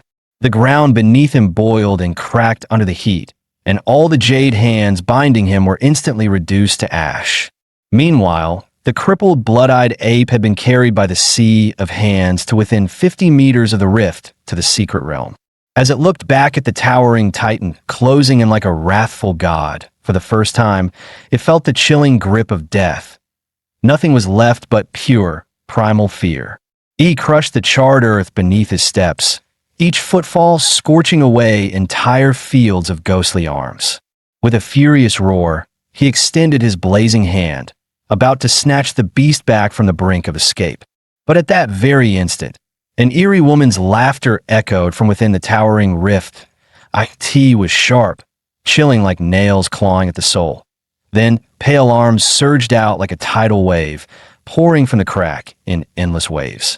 At the center of the tide, a woman's head slowly emerged, her face partially hidden by two long, mask-like white hands covering her eyes. Only her lips were visible, curled into a disturbingly elegant smile. Seeing that grotesque figure emerge, Ihi's heart sank. What the hell was that, another beast? No, this wasn't just a beast. That overwhelming pressure. It had to be beyond apex class. If her true form descended, he'd be vaporized before he could even kneel. As if sensing his presence, the woman's head twitched. Her mouth suddenly opened wide, emitting a screech so piercing it felt like the wail of a banshee ripping through the world. The sound wasn't just noise, It penetrated the giant's defenses and slammed straight into Ihi's consciousness. He howled in agony as the psychic shock tore at his soul like burning razors. Then, crack, the back of the Titan's neck split open in a gory explosion. Bursting out through the torn flesh, Ihi emerged, soaked in blood, eyes glowing red with unhinged fury. He roared with madness. You think you can massacre all those people and walk away untouched? Dream on. He poured every last drop of atomic energy into the Titan's core, detonating it from within. The Godzilla-fused Titan entered a full meltdown. Its blue plasma veins surged wildly, burning away flesh until only a blazing skeleton of bone and blue fire remained. He controlled the flaming husk like a chariot of wrath, charging straight toward the rift. Every reaching hand along the path was incinerated, the earth torn asunder like hell's gates opening. He bellowed with teeth clenched. Here's a little gift from back home. It's called a nuke. Hope you like it, witch. The giant's burning skeleton stomped into the rift, and in the very next instant, a blinding surge of blue and white light exploded outward, consuming everything in its path. The woman's head locked eyes with Ihi until the last moment, her gaze brimming with unyielding fury and hatred. The searing light burst through the rift, sweeping across the battlefield like a newborn sun, burning away all the smoke and darkness that once shrouded the ruins. Several kilometers away, stunned warriors looked up in shock. Look, the rift, it just blew up. Wait, is that Mayor Huang? Did he actually take down that apex beast? Stay sharp. Now's our chance. Don't let his sacrifice go to waste. Anqing still has hope. As the nuclear-level blast swept across the battlefield, the blood-eyed ape was reduced to nothingness. And as if the rift had been severed, the flood of invading beasts abruptly dwindled, cut off at the source. The warriors of Anqing launched a full counteroffensive, fighting nonstop for an entire day and night. They slaughtered every last monster still lurking within the city, until the final beast collapsed and the exhausted defenders finally dropped to the ground like survivors from hell itself. The battle for Anqing was finally over. Victory had come at a devastating price. Over 80% of the warriors and soldiers perished in the bloodbath. Nearly the entire defense force was wiped out. But still, Anqing stood, deep within the scorched ruins of what was once Swan Lake, now ground zero for a nuclear apocalypse. On the charred Earth where radiation still hung thick in the air, he slowly opened his eyes. After lying unconscious for days, he had finally awakened. Though he had poured every ounce of atomic energy into detonating the Titan form, this land, bathed in fresh radiation and nuclear residue, had ironically become the perfect battery, keeping him alive and slowly recharging his body. Glancing down at his hands, he let out a dry chuckle. That fight had pushed him to the brink. If Mayor Huang hadn't risked everything to drag the blood-eyed ape into the blast zone, if the fallout field hadn't become his advantage, and if he hadn't used the infinite monster template to keep detonating himself again and again, then that monster might have slipped away with that cursed head intact. It was only through a perfect storm of timing, terrain, and sheer luck that he managed to kill a beast of that caliber. And even now, with all the power of the monster template, he knew one thing for certain. He was still far from the top. Beasts at the BG level were beyond terrifying. One misstep could mean total annihilation that a victory like this might never come again. He lifted his gaze to the ashen sky, a sharp sense of urgency rising within him. I need more time, but I need to grow faster, stronger. The fastest path to the top was fusing with the planetary Godzilla template. But to do that, he had to gather the remaining plant-type monster cores, and time was quickly running out. In the blink of an eye, an entire month had passed. Through news reports, he gradually learned the true scale of devastation across the country. The nationwide rift outbreak had turned out far worse than anyone expected. 18 cities were attacked. 12 of them had completely fallen, reduced to bloody hunting grounds for monsters.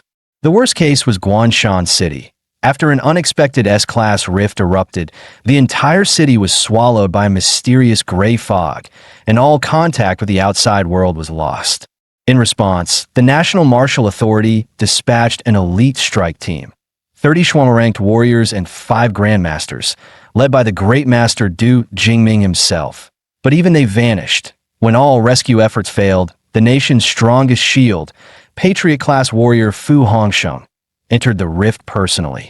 8 hours later, Fu Hongsheng staggered out, drenched in blood, carrying only 2 surviving grandmasters. From that day on, Guanshan was declared the 11th life-forbidden zone in the planet. The city's 1.8 million residents, every last one, were gone. He clenched his fists in silence. Even a Patriot-class warrior barely made it out alive.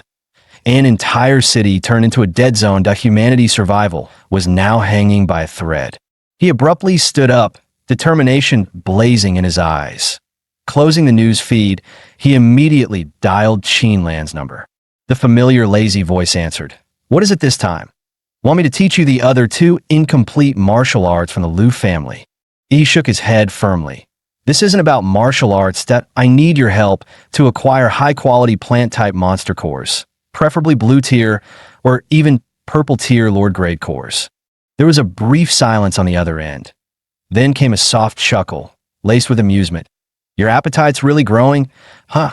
Lord tier plant cores? Do you have any idea how rare those are? Plant-type beasts are rare enough. High-quality ones are practically legendary." Her tone sharpened. "So tell me, what do I get in return?" He didn't hesitate for a second. His voice was steady, resolute. "At the entrance exam for Huadu University this year, the Secret Realm trial, I'll team up with Lu Qingzhu and secure first place. Guaranteed."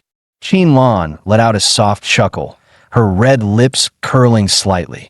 "Are you underestimating the top prodigies from the other provinces?" Her tone was casual, but held a note of warning. "Let me be blunt. Lu Qingzhu's strength might look decent here, but in the capital's top academy, she'd barely make the middle ranks. And just because you can suppress her in the ring doesn't mean you can compete with those real monsters." He remained calm, a quiet confidence in his voice. "Still, Aunt Qin, you're not betting the Liu family's future on anyone else, are you? So here's my offer. I'll put it in writing that if I fail to win first place, I'll serve the Liu family for life, be your personal assistant, your servant, your old age caretaker. No complaints, no regrets." Qinlan couldn't help but burst out laughing.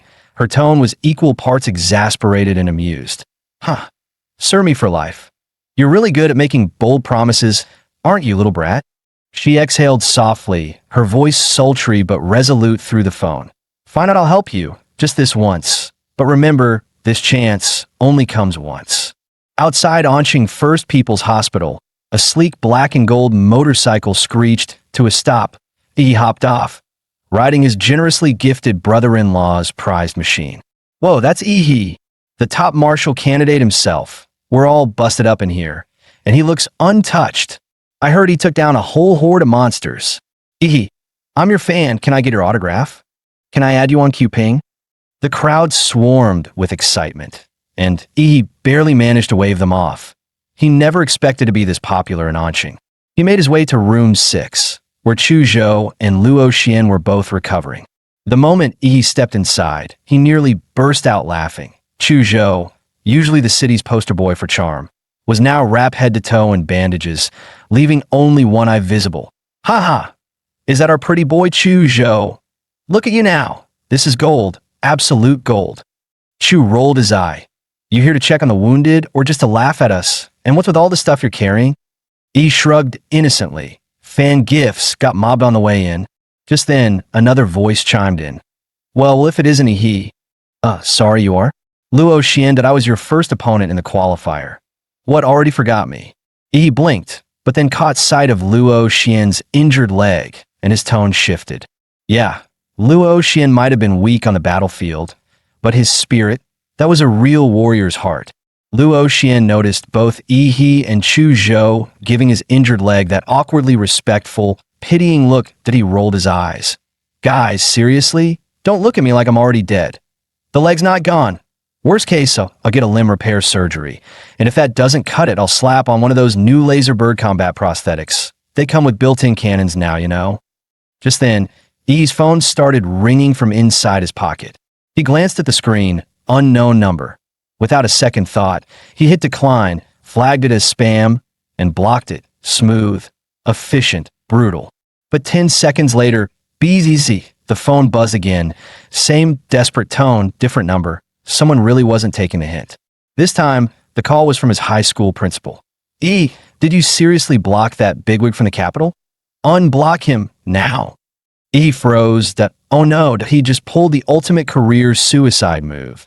Blocking a VIP like he was junk mailed at IT was like slamming the door in a government official's face mid-speech, with a smile.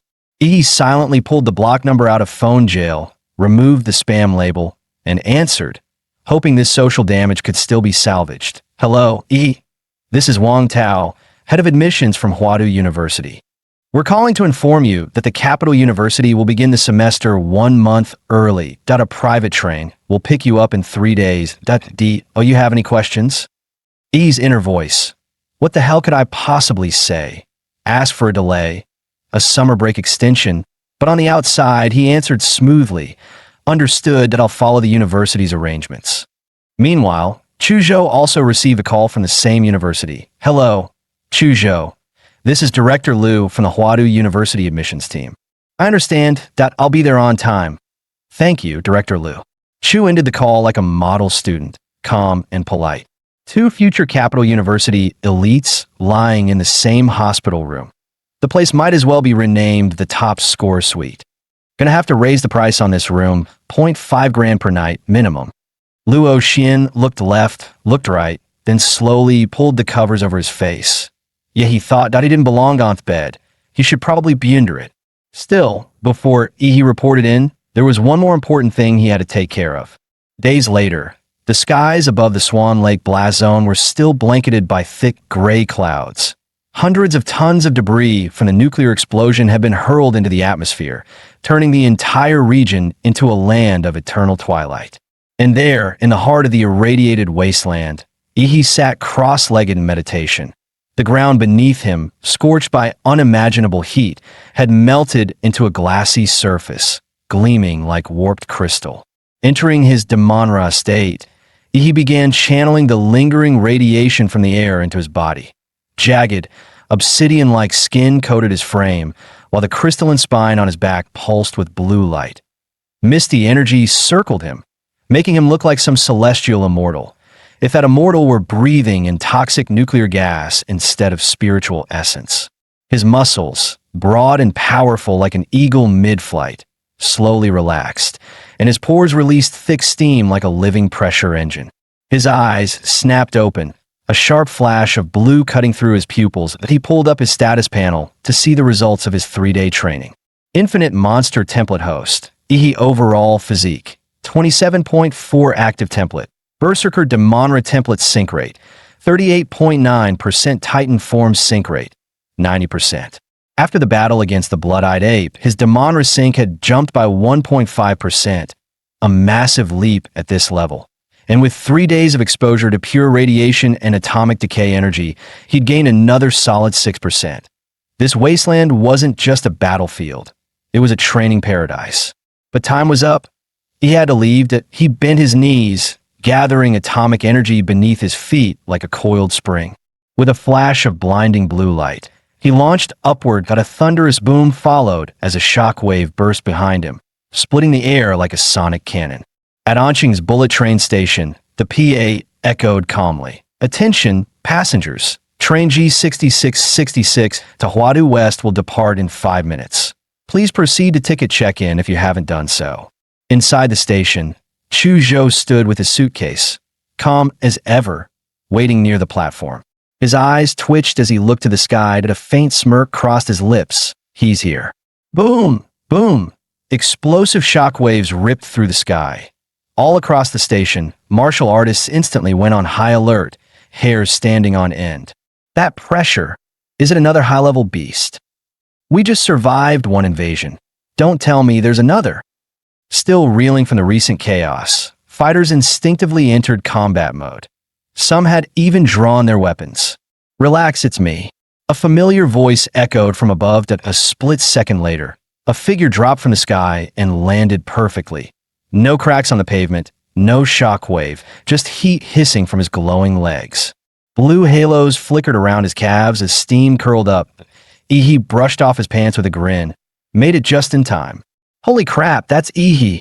Bro, you nearly gave me a heart attack. I thought another damn monster was coming. Even top-tier warriors burning their blood wouldn't create pressure like that, someone muttered. No doubt about it. He's truly Anqing's pride. Chuzhou, however, barely blinked. You've gotten stronger. Again. Anqing, once drowning in beasts, was now fading into the distance. For Ihi, this place was the first stop in his journey through this world. His origin. Farewell, Anqing. He turned toward the horizon, eyes steady. Let's go T. Ohuadu. The special train for Capital University students gleamed in red, black, and gold. Its design sleek and intimidating. Constructed from cutting-edge military alloys, the train could withstand impacts from thousands of tons, resilient even against king-tier monsters. Still, for insurance, at least 5 Xuanwu-level warriors have been assigned as escorts. Rumor had it that even grandmasters were stationed on board, quiet, unseen, but always ready. After all, this train carried the nation's most elite students, every single one a provincial champion, each destined to become a pillar of Xia's future defenses. Sitting by the window, Ihi curiously expanded his biofield to scan the train. As expected, a few hidden powerhouses stood out, but after gauging their energy, he estimated no more than 5 could last 3 moves against him. Chuzhou sighed, side-eyeing him. Seriously? Can you stop flexing for 5 minutes? We just got on the damn train. Suddenly, a deafening boom rocked the entire train, followed by a piercing alarm blaring from the speakers. Level 1 alert. Level 1 alert. Capital University train is under unknown enemy attack.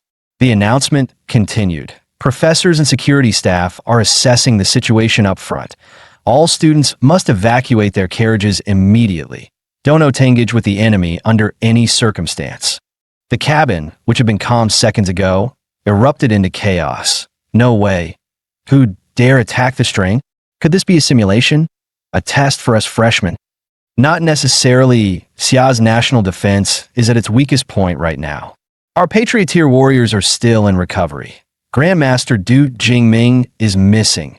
Dozens of grandmasters and Xuanwu elites died in the beast tide across multiple cities, with major powers eyeing the cracks. Yeah, this could be very real.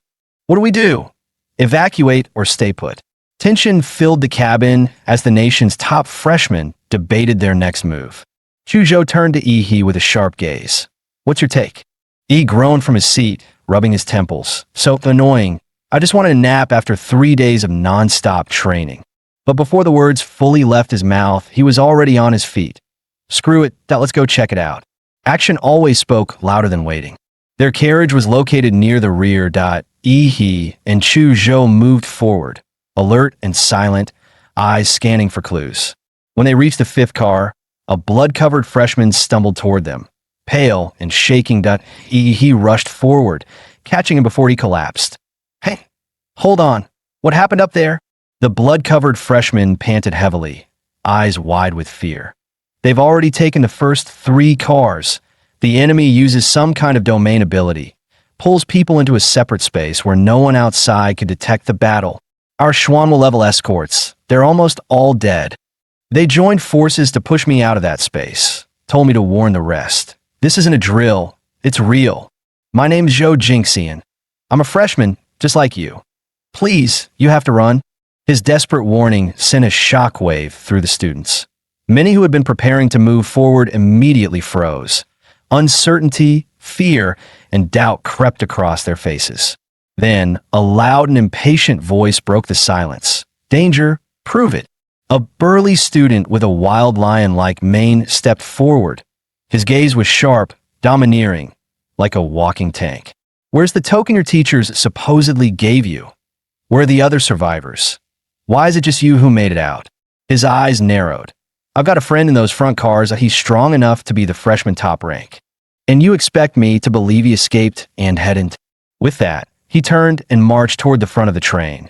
Several other freshmen, clearly in favor of the trial by fire mindset, followed him without hesitation. Zhou Jingxian's face twisted in panic as more and more students ignored him. Wait, please. I'm telling the truth. It's real. You'll die in there. Don't go. Just then, the freshman's eyes lit up as he locked onto Ehe. Wait, are you Ehe? Yeah, that made a how'd you know? He narrowed his eyes, already sensing something unusual about the guy's internal energy flow. A girl named Lu Qingzhu showed me your photo. She said if anything happened, I had to find you and tell you not to go to the front cars. She told you that herself? Yeah, she took a hit to protect me, got seriously injured. I couldn't stop the others from rushing in, but you're different. She entrusted me with her final wish, to keep you alive. He was just getting choked up when, smack, he slapped him on the forehead.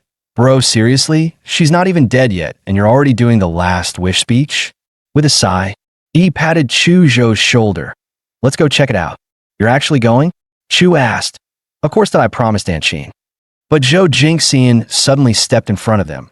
No, I can't let you go. He blinked, completely deadpan. Dude, with that level of stubbornness, how the hell did you even get accepted into Huadu? Chu Zhou, at Yihe's sharp command, the legendary #1 enforcer didn't hesitate. 2 fingers sliced through the air. An arc of sword energy shot straight toward Zhou Jingxian. Zhou Jingxian's eyes narrowed. Really? Straight to violence? He sneered. A refined girl like Lu Qingzhu would never hang out with thugs like you. As Crane City's top scholar, he casually dispersed the attack with a flick of his wrist. But the moment he dropped his guard, BM, Yi's fist drove straight in his gut with crushing force. An O flash, an O technique. Just power. Shut up. Yi muttered, pulling his fist back as Zhou doubled over. Zhou was seeing stars, nearly coughing up blood, until Yi stuffed a blood recovery pill into his palm. Keep that on a tight schedule. Yi dusted off his sleeves. Chu Zhou, let's go see what kind of mess we're dealing with up front. The two reached the doorway connecting to car 3. The air felt heavier there, like it was holding its breath. A swirling layer of murky gray energy shrouded the door, pulsating faintly. It looked like stepping through it would lead to a completely different dimension. He looked around, spotted an abandoned suitcase nearby, picked it up, gave it a test swing. All right then, let's see what we're dealing with. The suitcase vanished into the mist without a sound. No impact, no echo, nothing. It was like the fog swallowed it whole.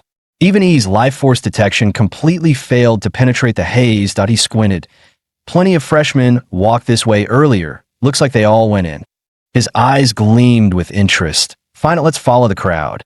Without another word, he and Chu Zhou stepped into the swirling mist. Their figures twisted unnaturally, then dissolved into the haze like ink in water. Yi blinked as he emerged on the other side, only to find Chu Zhou gone. They entered together, shoulder to shoulder. Now, not a trace. A wave of dizziness hit. Yi scowled. Someone's messing with us. A faint light flickered ahead. He steadied himself and moved toward it. Let's see what's out there first. As he crossed the threshold, cold wind slammed into him. No train and no carriage. Just an unfamiliar, desolate landscape. The sky was a dull gray, like a dying breath. All around him stood crumbling ruins of forgotten buildings. For once, Yi's expression turned grim. His life force sense, gone. Not just suppressed, erased, or worse, completely blocked by the strange dimension he'd just entered. When faced with unknown territory, he went with his go to move, find a high ground. He bent his knees and launched himself into the air like a missile. Moments later, he landed atop a crumbling skyscraper, scanning the eerie horizon. Without wasting a second, he summoned his inner force. Dense martial energy surged through his arms. He shaped his hands into a sphere, pulling in volatile atomic energy.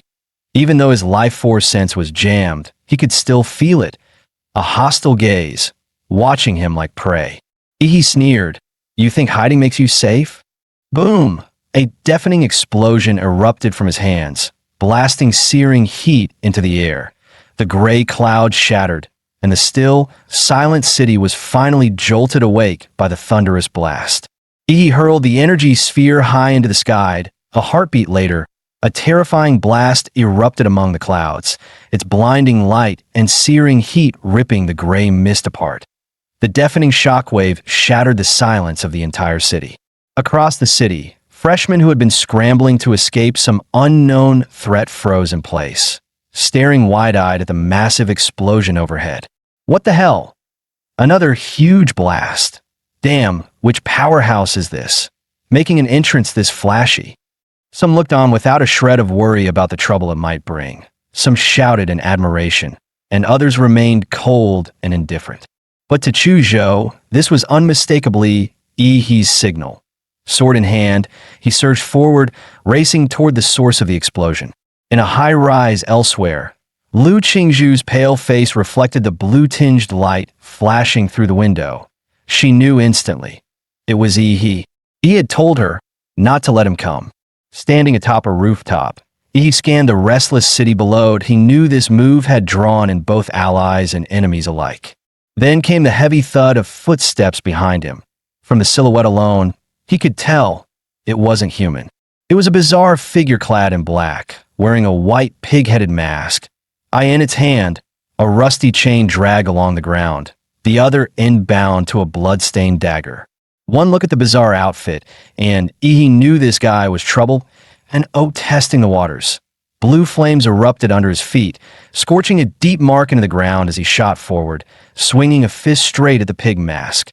Playing creepy, I'll rip that mask right off your head, he snarled.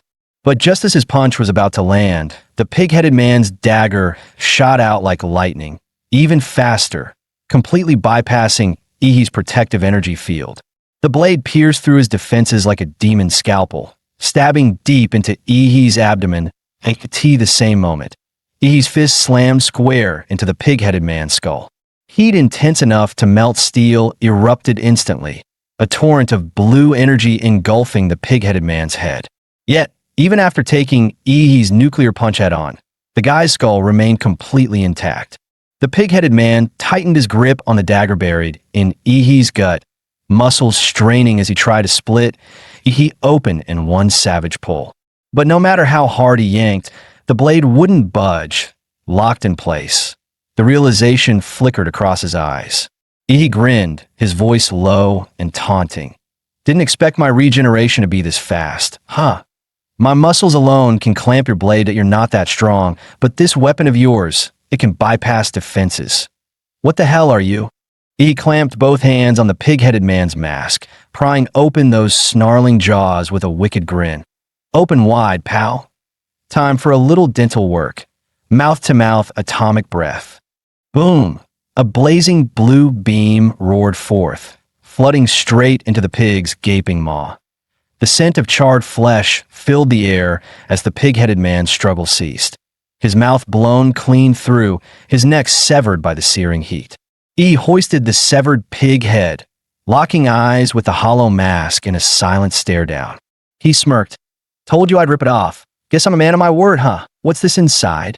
Digging through the mask, he pulled out a pendant, his lips curling upward. Figures, Huada's trial. Beat the boss, get the loot, right? Inwardly, he deduced the masked man's weapon had been infused with a high-level warrior's aura, giving it its deadly sharpness. Once that aura faded, it was nothing more than scrap metal. But this pendant, what was it for? Could it be he had to hunt down every masked enemy and claim the pendants hidden in their masks? Just then, whoosh, a sharp whistle split the air. He felt a vicious wind rush toward him. Murderous energy erupted from within, manifesting as several shadowy maws that lunged from all directions, biting down on the arrow aimed at his forehead and snapping it in half. Already on to the next wave? He growled. I hate sneak attacks the most, and was about to charge forward, when agony shot up from beneath his feet. A razor-sharp spear burst through the concrete floor, skewering his foot and driving straight for his heart. At the same time, the shadowy archer seized the opening, loosing a rapid volley of arrows like a storm, each one aimed for Yi's vital points. In the archer's mind, Yi was about to be turned into a pincushion. Yi sneered, think you can kill me with that? Dream on. With a roar, he summoned the giant's power from deep within his bloodline. Blazing heat burst across his body as massive rib bones sprouted from his back, quickly weaving together with molten, regenerating flesh. The demon armor personified. The spear aiming for his heart was forced aside by the giant's bone and flesh. Standing within the dissolving rib cage, He clamped one hand onto the weapon, refusing to let the attacker below pull it back and escape. He wrapped his other hand in black and crimson killing intent and slammed his fist into the ground. The violent blast shattered the rooftop, and he dropped down in one smooth motion to avoid any more ambush arrows. From afar, onlookers had no idea what had just happened, only that the entire building suddenly collapsed. He sneered.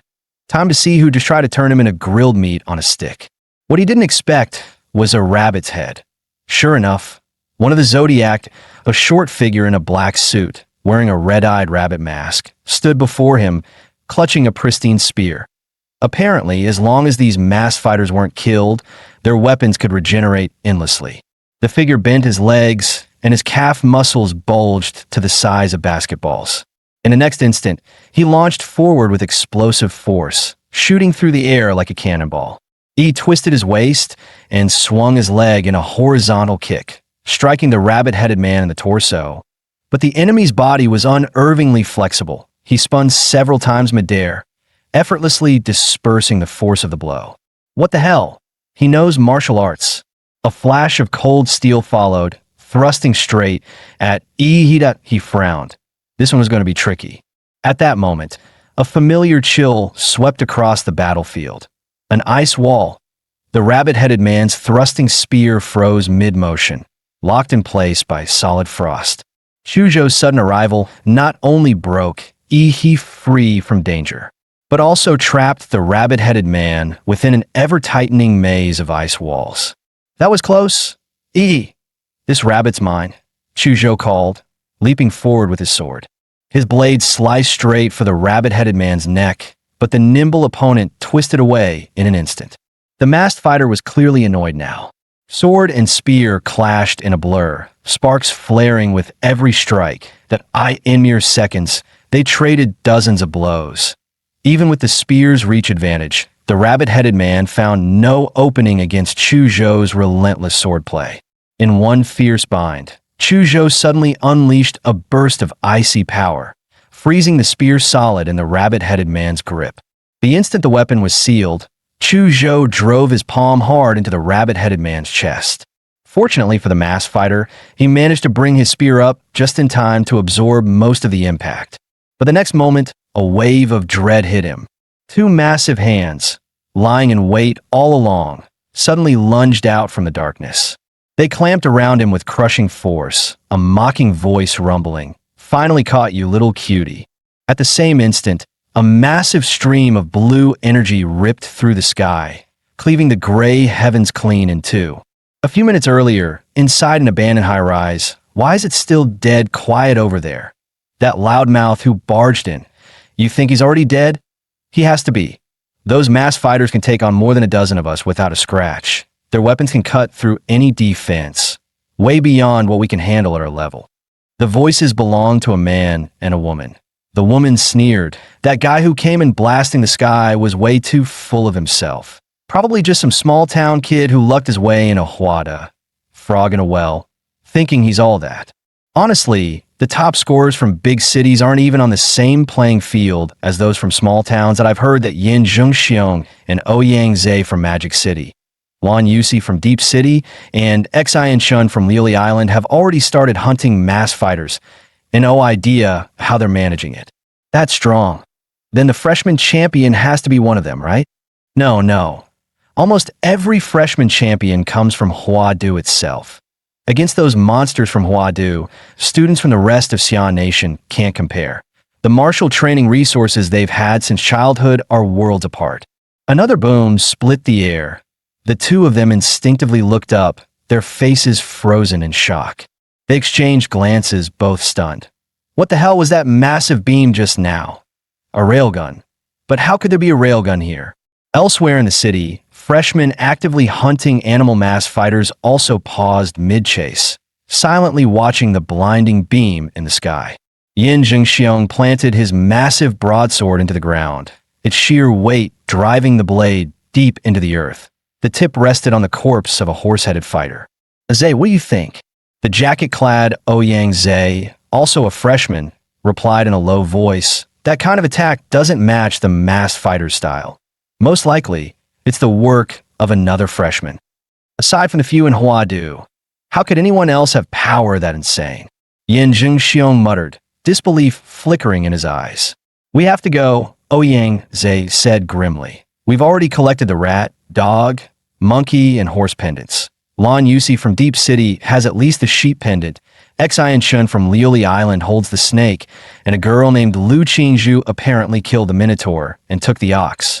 If the masked fighters really follow the 12 zodiac, that leaves only the pig, rabbit, rooster, tiger, and dragon pendants. And the dragon, you know as well as I do, that thing is instant death that a boss you run from, not fight. As for the remaining pendants, that freshman who fired the blue beam definitely has a few. Xian Shun and Lan Yusi will almost certainly be drawn to him too. Zheng Xiong, this game's already in the final round, and if we want to win, we'll have to take them from someone else. Half of Ouyang Zhe's face was hidden beneath his hood, but his eyes burned with raw ambition. Meanwhile, he had already slain the rabbit masked fighter and claimed the rabbit pendant. What's that? Chu Zhou asked, eyeing the pendant in his hand with curiosity. Before you got here, I took down a guy wearing a pig mask. Found this pendant with a pig carved on it inside his headgear. If I'm right, this trial's goal is to collect every pendant hidden inside the animal masks. So, we're going to actively hunt the masked fighters? Chu Zhou asked. Exactly. Back on the rooftop, someone took a shot at me with an arrow. Pretty sure he's one of them, slipped away in the chaos. But his arrow hit me, I can track him through that. Let's move. By the time they arrived, however, the place was deserted. All that remained were traces of a fight. Someone else had gotten here first. Chu Zhou crouched down, running his hand over the scorch marks on the ground. They were still warm, which means they haven't gone far. They're still nearby. Chu Zhou gripped his blade, lone frost, and swung instinctively toward a certain direction. A 10-meter spike of ice erupted from the ground, smashing straight into what appeared to be empty air. TSK, my optical camouflage got spotted. A sultry voice rang out as the figure shimmered into view. It was a stunning woman. Lurking nearby with ill intent, she was met with another flash of Chu Zhou's blade, cold light slicing forward.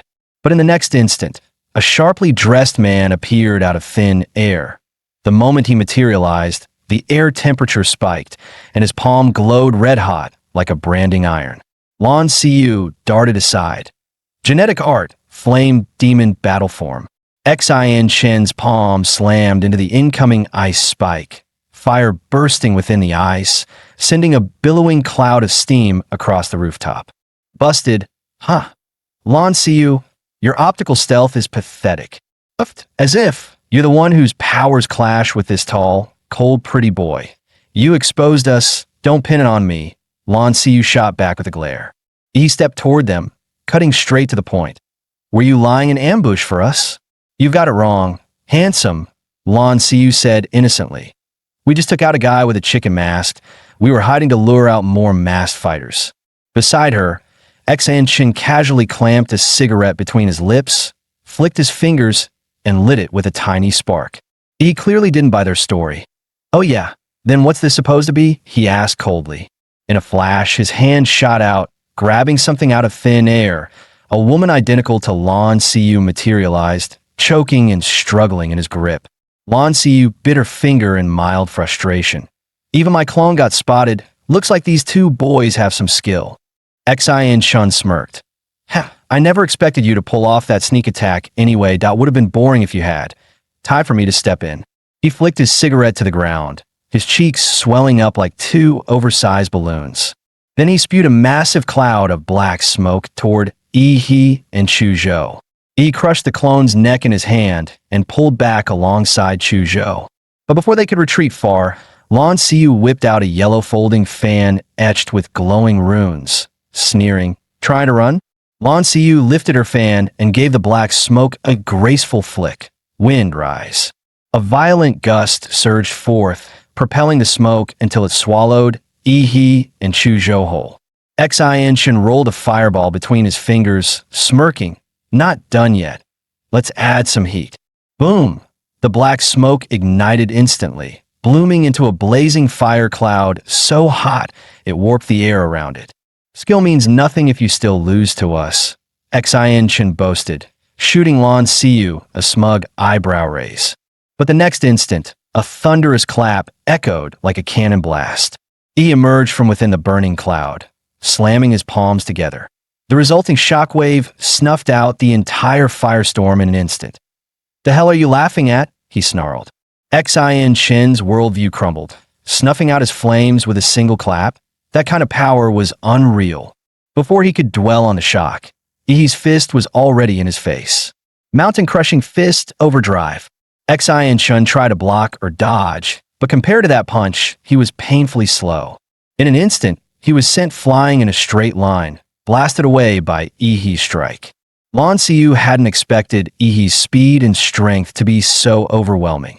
The sheer physicality sent a chill through her. None of them had yet cultivated techniques to break through to the warrior stage. As martial trainees, their bodies were always held back by an invisible barrier. Even with Hwada freshmen having a higher ceiling at this stage, they still couldn't surpass that limit. But Yi's physique was far beyond any first years. To them, this was pure dimensional suppression. But her despair was only beginning. Suddenly, a freezing chill wrapped around her ankles. While she'd been fixated on the punch-throwing guy, Chuzhou had already frozen her feet solid.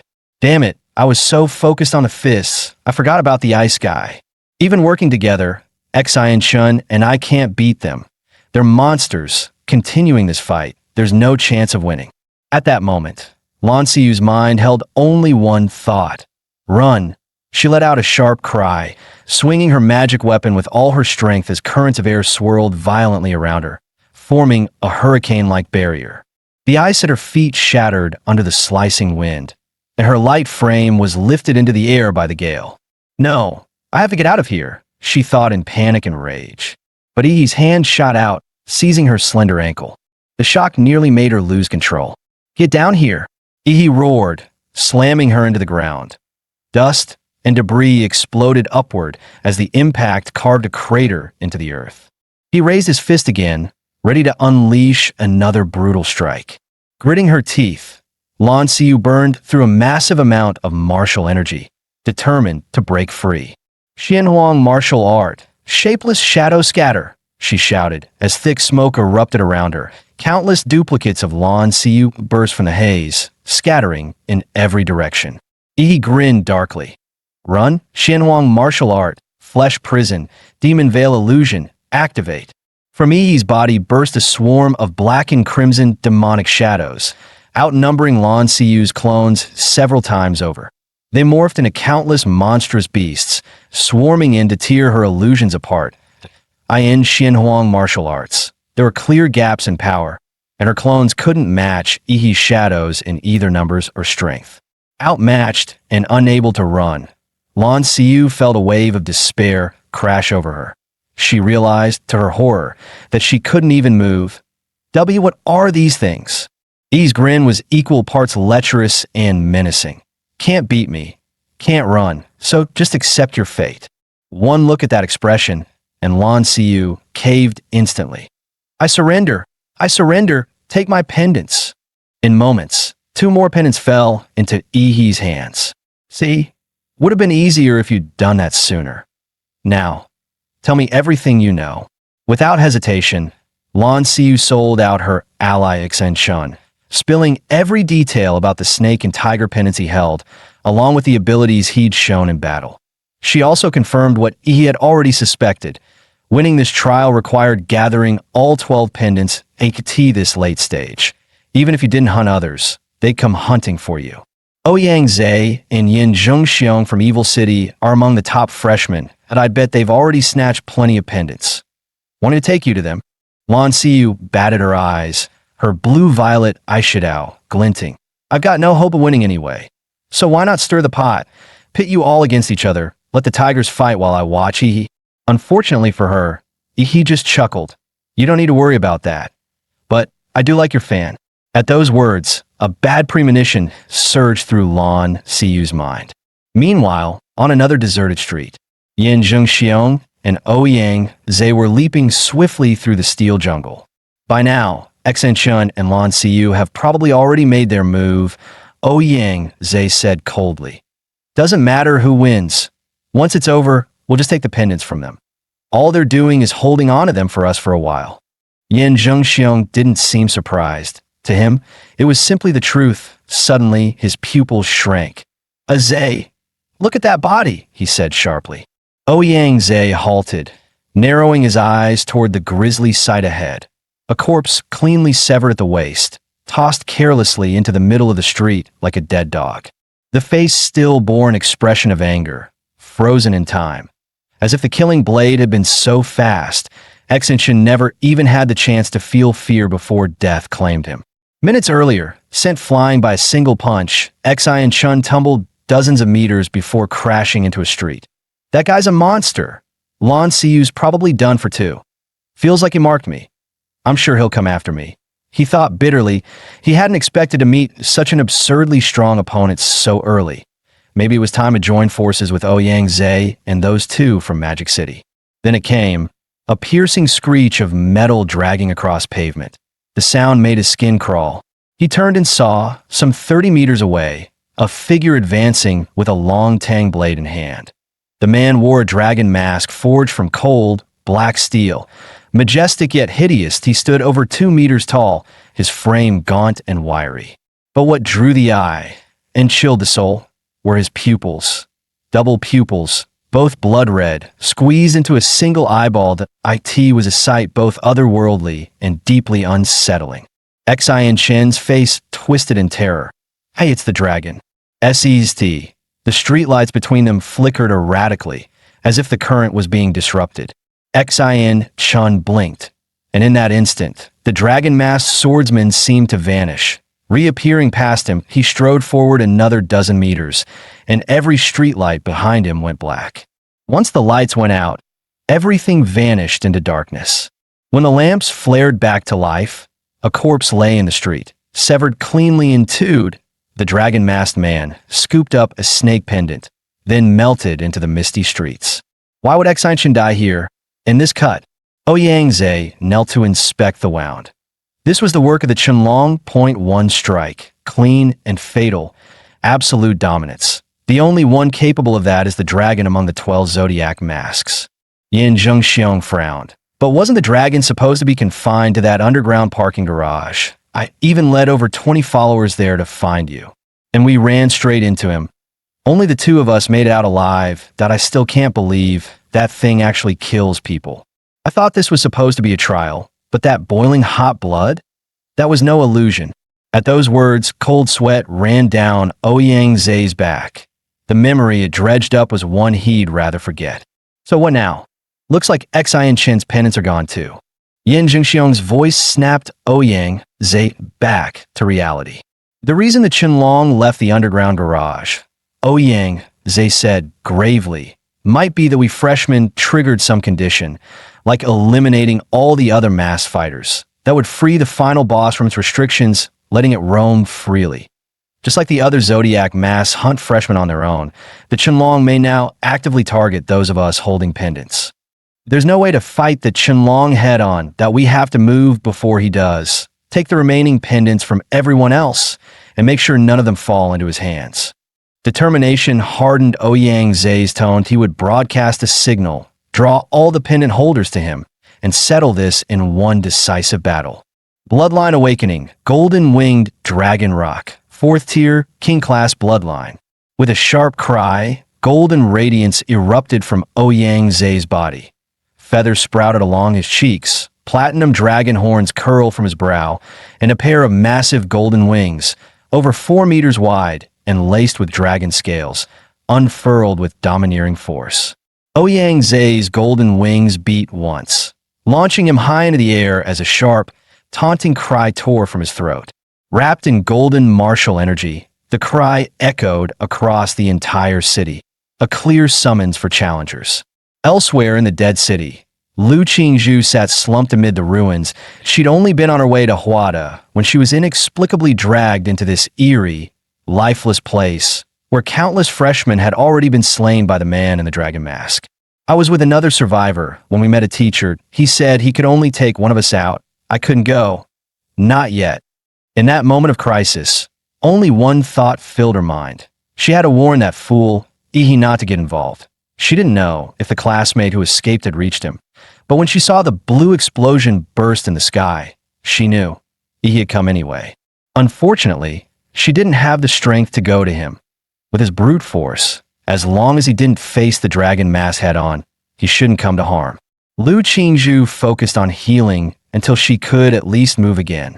Then a piercing, aggressive cry hit her ears. It was the call of a fellow high-tier bloodline. Her heart clenched. She'd been found, in her current state. There was no way to run. He'd locked on her aura, and he would be coming for the pendant in her hands. Lu Qingzhu didn't care much for the pendant herself, but she had a feeling he would need it in her current state. She couldn't possibly fight them head-on, so her only option was to lure them somewhere else. High above, Ouyang Zhe felt the faint pull of a shared bloodline and turned his gaze in a certain direction. Lu Qingzhu. Back during the college entrance exams, he'd heard rumors about the fallen Lu family producing someone who had awakened the Nether Sparrow bloodline. As a fellow high-tier divine, bird bloodline holder, he had looked at her. If memory served, she also held the Ox Pendant, an unexpected bonus. And now, she was moving toward a certain place, clearly trying to lead him to the Qinlong's underground parking garage. How adorably naive. The Qinlong's already out with his blade. The parking garage will be empty. Zheng Xiong, I'll go catch someone. You wait here. Ouyang Zhe unleashed his golden martial aura, stirring a violent storm through the underground parking lot. The sheer pressure crashed down like a tidal wave. Lu Qingzhu, there's no escape, he growled, his killing intent palpable in the air. Suddenly, a chilling sound cut through the wind. A blade dragging along the ground, it pierced straight into Ouyang Zhe's ears. His spine stiffened. Cold sweat broke out instantly. That sound, he could never forget it. From the depths of the darkness, a pair of glowing, blood-red vertical pupils locked onto him like a beast sizing up its prey. Qinlong. No, that's impossible. That wasn't he supposed to be hunting the pendant holders? A dreadful realization hit Ouyang Zhe like lightning. If Qinlong was truly hunting for zodiac pendants, then with four already in his possession, it made sense he'd be drawn to the one place that held the most here. Staring into Qinlong's dual pupils felt like having death itself gaze back. Ouyang Zhe's entire body froze under the overwhelming pressure. Just locking eyes was enough to make him suffocate.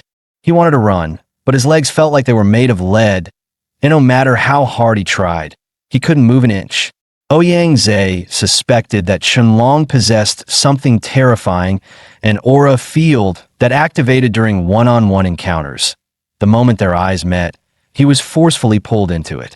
There were only two ways out: meet the unknown condition, or take down the caster himself. He clenched his fists, cursing under his breath. How did he get pushed this far? His golden pupils narrowed sharply. He caught the subtle motion. Qinlong leaning forward, hand reaching for his blade that was coming. The lights vanished. In total darkness, silence fell over the entire parking lot. Qinlong made his move. Ouyang Zhe burst forward, wings flaring, turning into a streak of golden light. He barely dodged, but the chill of that blade still grazed his back. His glow flickered. He couldn't even fight back. Even though he'd predicted the attack, he still got clipped, and Qinlong's strikes, they only got faster, deadlier. Ouyang Zhe could feel it. Next time, he wouldn't be able to dodge, that he had to take it head on.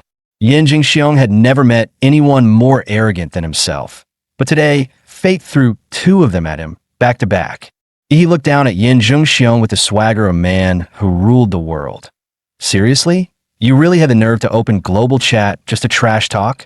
Suzhou stepped forward, sword drawn, and pointed at Yin Jingxiong. Leave him to me, that I want to test my strength. Yin Jingxiong hoisted his massive broadsword, a violent aura surged around him, forming a phantom tiger that circled his body. You think you've got me cornered? That's rich. You punks got cocky too early. Suzhou's eyes narrowed. He could feel the deadly intent radiating from the blade, as if just looking at it could slice deep into his flesh. Yin Jingxiong clearly wielded a dominant blade aura.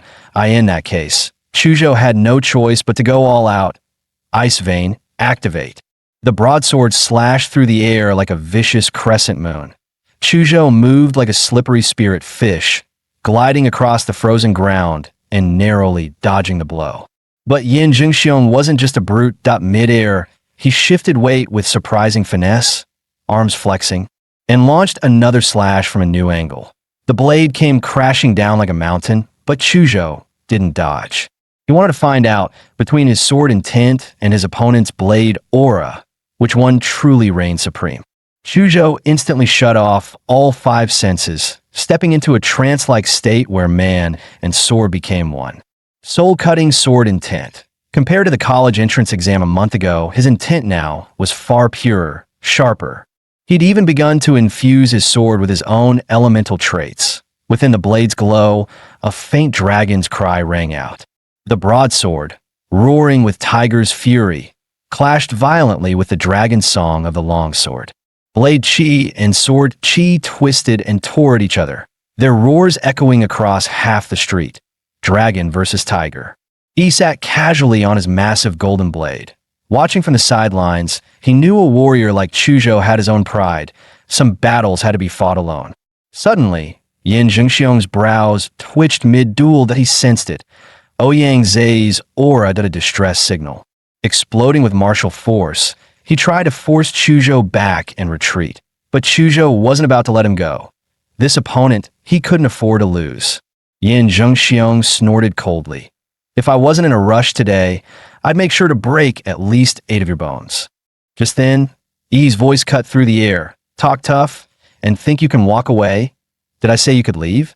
What? You think I'm just here for decoration?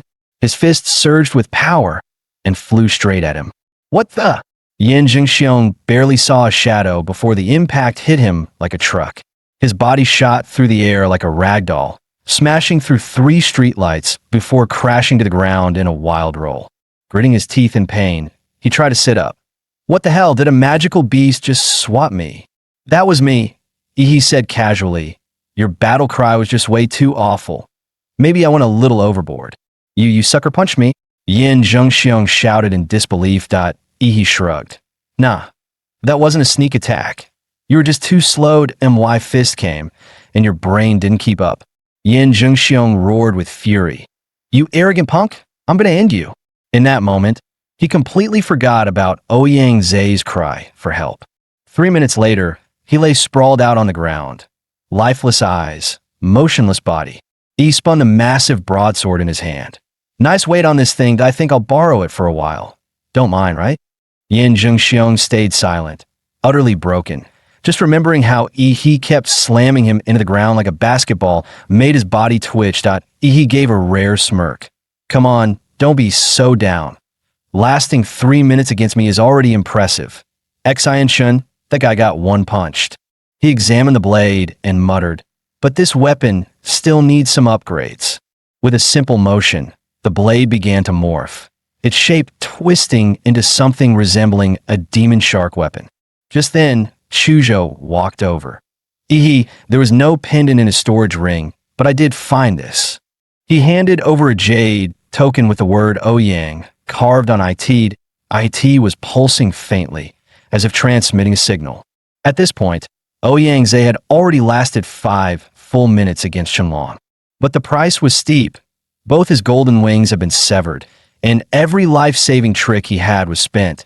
That was the terror of the domain. He'd even tried launching an attack, and lost an arm for it. Now, with blade energy raging inside his body, his condition had gone from bad to worse. He never imagined this would be as far as he'd go. His gaze fell on Qianlong's chest, where a bronze spike was embedded, a relic from a hidden ruin. If it struck the heart directly, it could block his martial energy and internal flow completely. Sadly, even after sacrificing an arm, he'd missed the mark by just 3 fingers. It still managed to suppress Qianlong's output by roughly 30%. But for Ouyang Zai, already broken and bleeding, it only meant one thing.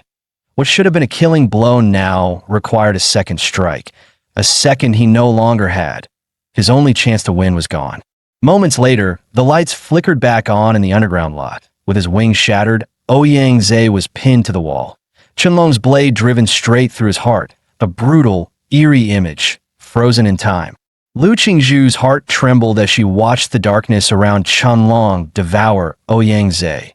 Without a second thought, she turned and sprinted out of the underground lot. But she knew Ouyangze wouldn't last much longer, and she herself had no strength left to flee far. Just a bit more. She was almost at the rooftop.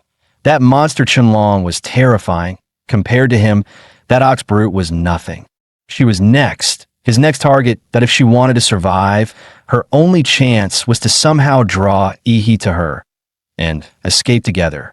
This was the tallest building in the area. Yi had drawn them in earlier with a signal flare. Now, it was her turn to send a flare of her own. Gritting her teeth through the searing pain in her back, Lu Qingzhu forced herself onto the rooftop. Bloodline awakening.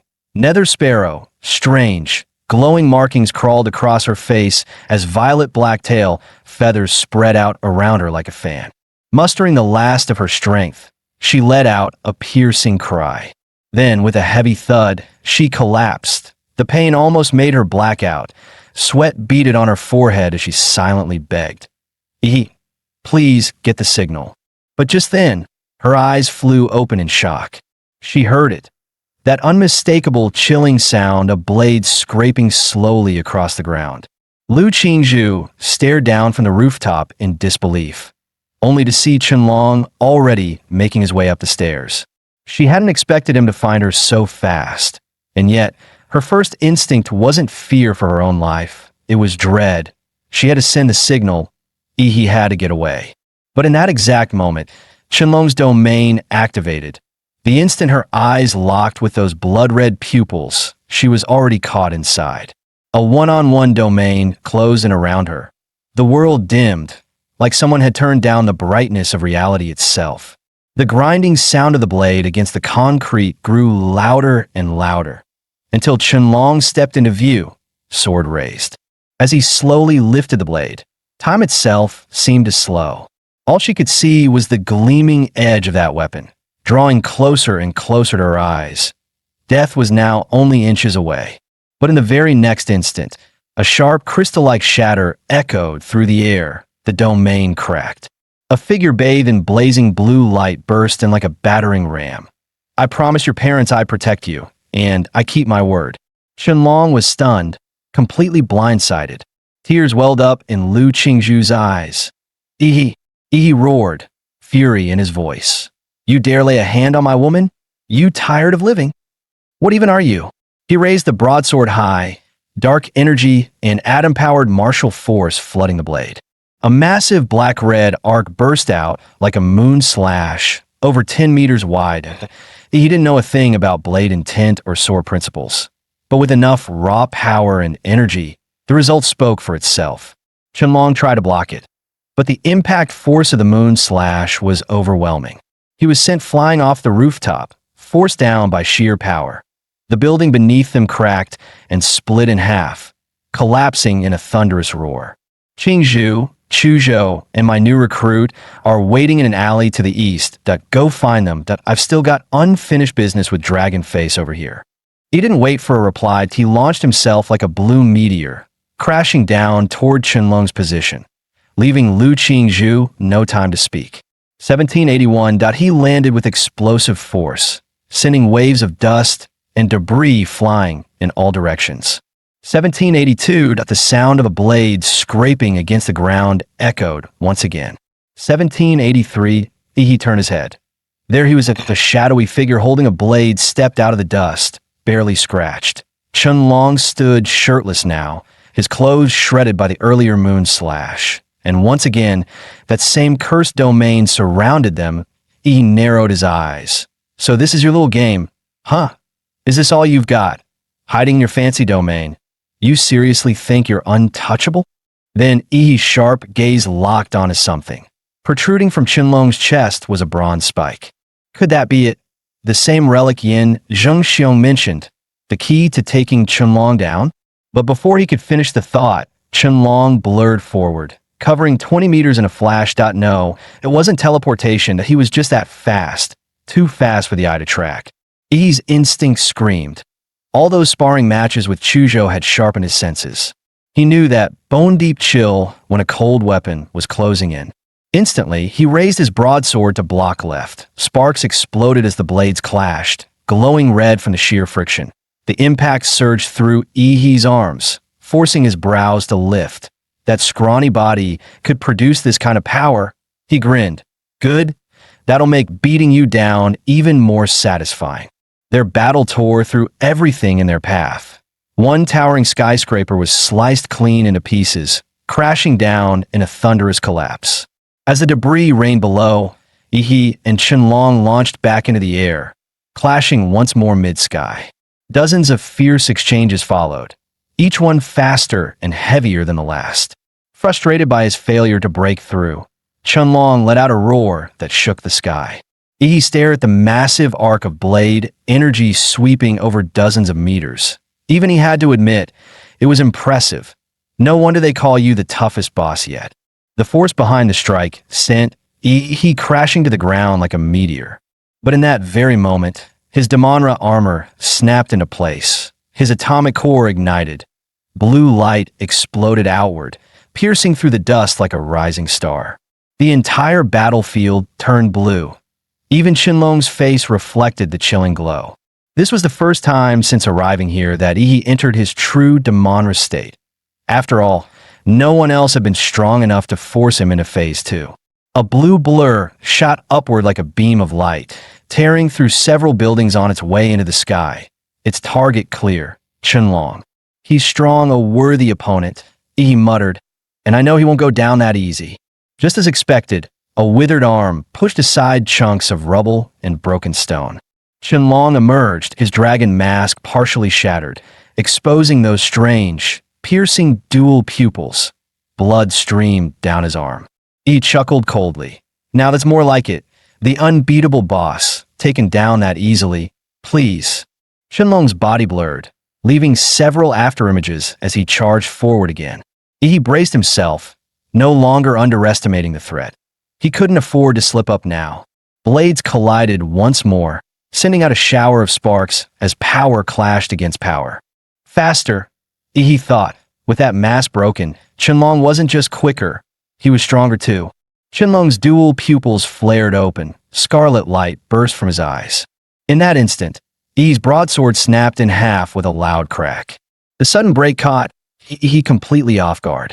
At the exact moment the blade shattered, Qianlong surged forward like a bullet. His sword shot straight toward Ihi's heart.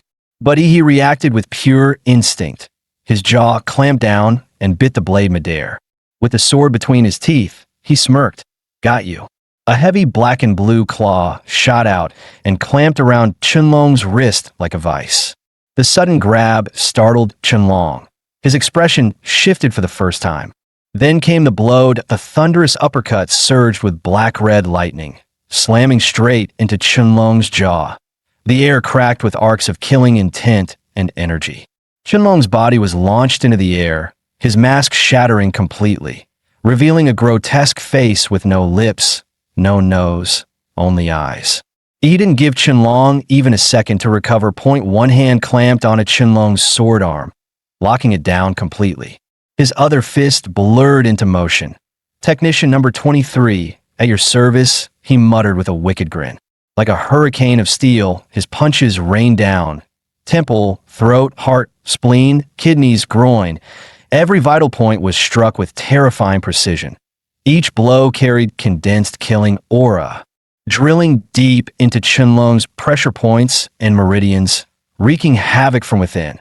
And with the bronze spike still embedded in his body, his flow of martial energy was already severely blocked. The combined trauma pushed his body to the brink. Blood erupted from his pores as his aura collapsed. But even so, Qianlong stared at Ihi like a coded boss in a video game. Relentless, locked on with deadly intent. With his trapped hand, he suddenly dropped his blade, then flicked it upward with his foot, aiming the tip straight at Ihi's chest. But Ihi was ready, effortlessly dodging the vicious strike. I knew it, that you're the type that just won't die easy, Ihi sneered. Your only real shot at killing me was right at the start, when I first arrived. If you'd ambushed me, then using the element of surprise, maybe, just maybe, you'd have had a 30% chance. After all, up to this point, He hadn't even used his full strength. He flipped his palm, revealing a yellow fan engraved with runes. Time to take off. With a powerful swing, a fierce, swirling wind erupted from the ground. The artifact, now infused with killing intent, was far more potent than when it was wielded by Lan Yusid. It swept Qianlong up midair like a ragdoll. Dark red wind blades slashed across Qianlong's body while the vortex launched him dozens of meters into the sky. With no ground beneath him, he became nothing more than a helpless, airborne target. He leapt into the air like a blinding blue meteor. Faceless freak, I'm not done with you yet. First strike, nuclear impact fist. Boom! The explosion mimicked a nuclear detonation. Tiles shattered. Glass exploded. The surrounding buildings shook.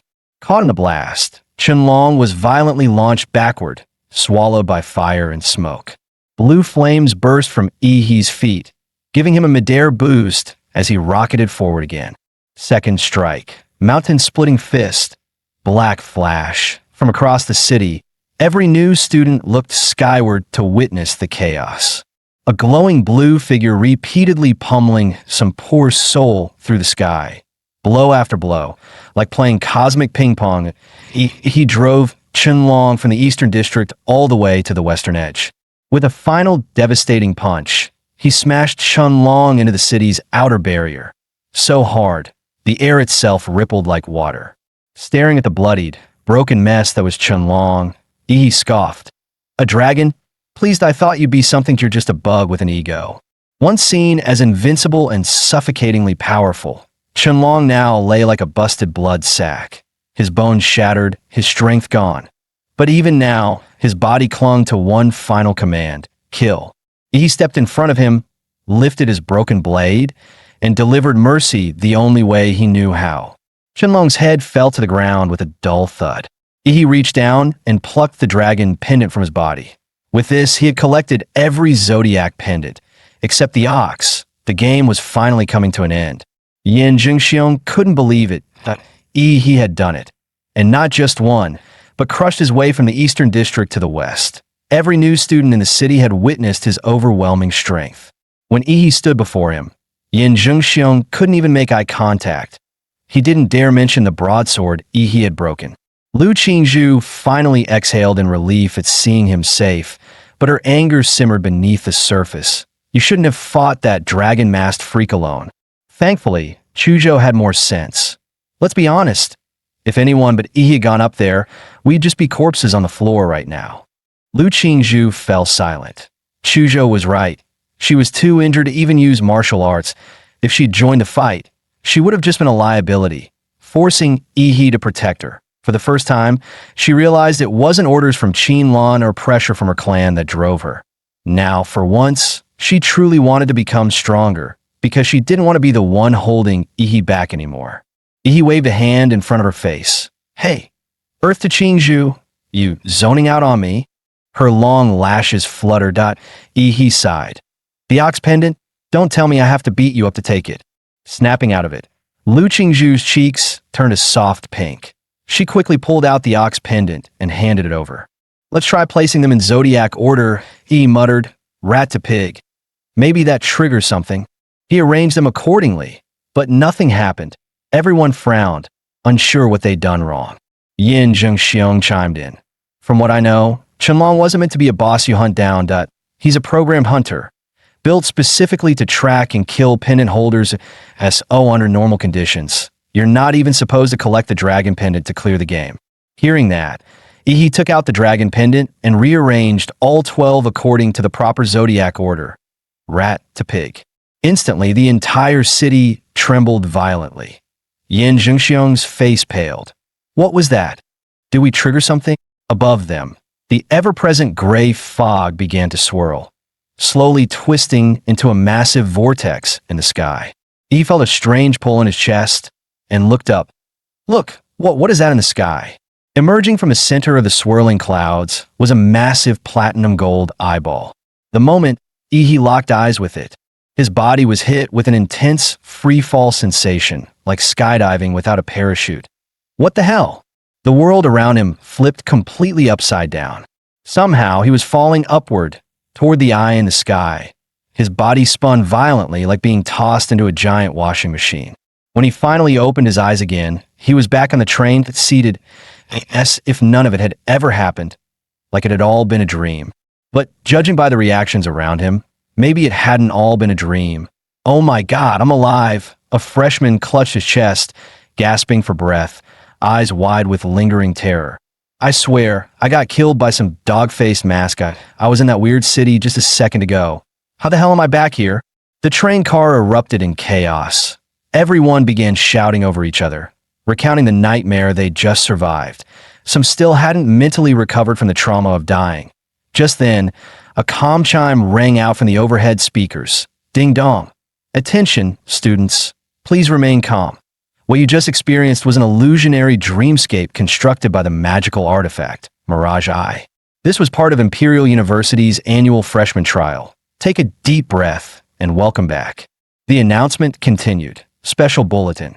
In this year's trial, the team from Anqing, composed of Yi, Chuzhou, and Lu Qingzhu, successfully collected all 12 zodiac pendants and secured first place.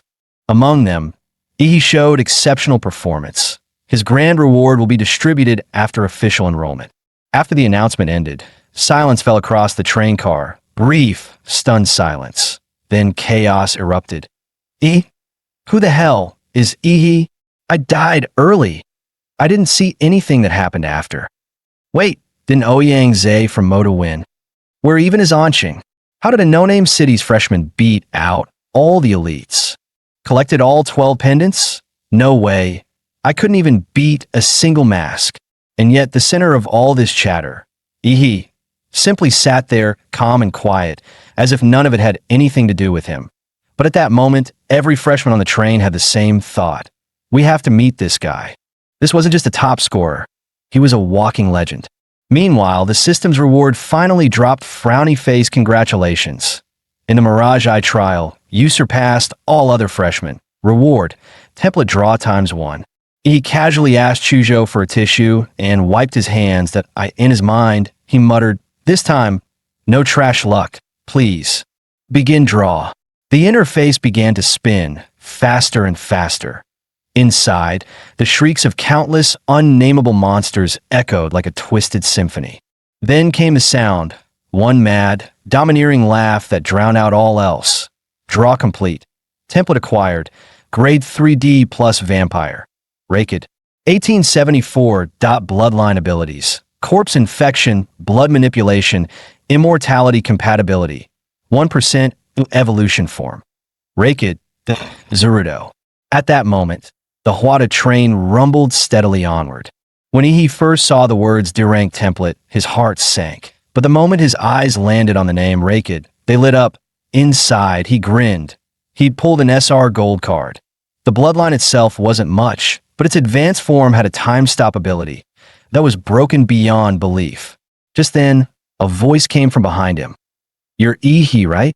Yin Zhengxiong instantly tensed, worried his proud friend Ouyang Zhe would pick a fight with Yi if it came to blows. He was ready to haul Ouyang Zhe straight to the hospital.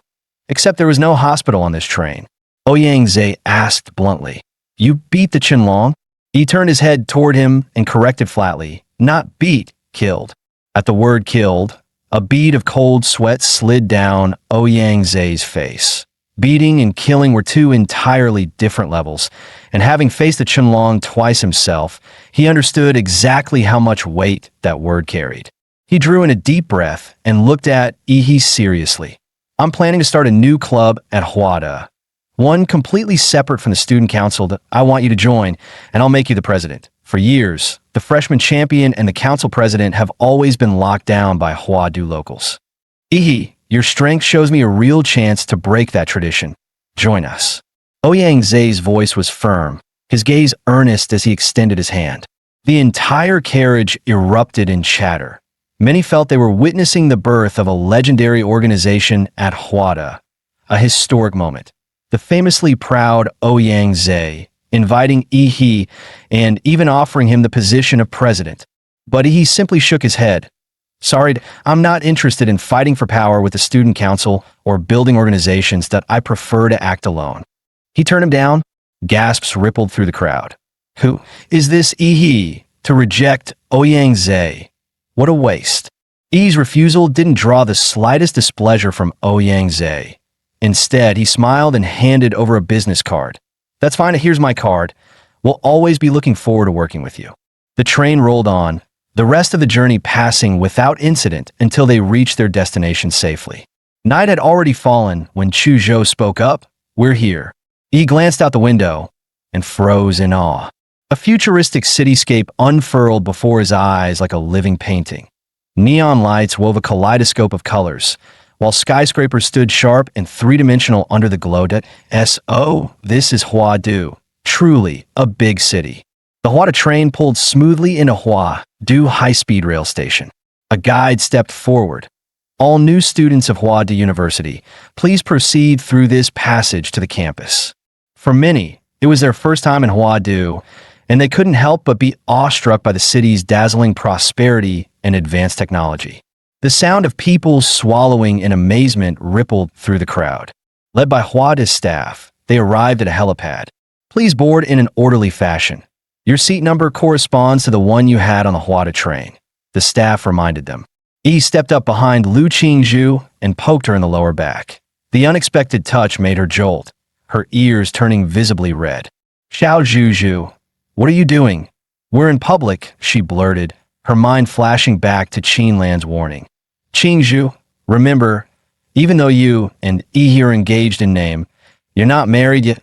Don't act too close in public, and don't let him take advantage of you. Protect yourself, understand? Yi looked genuinely puzzled. In public?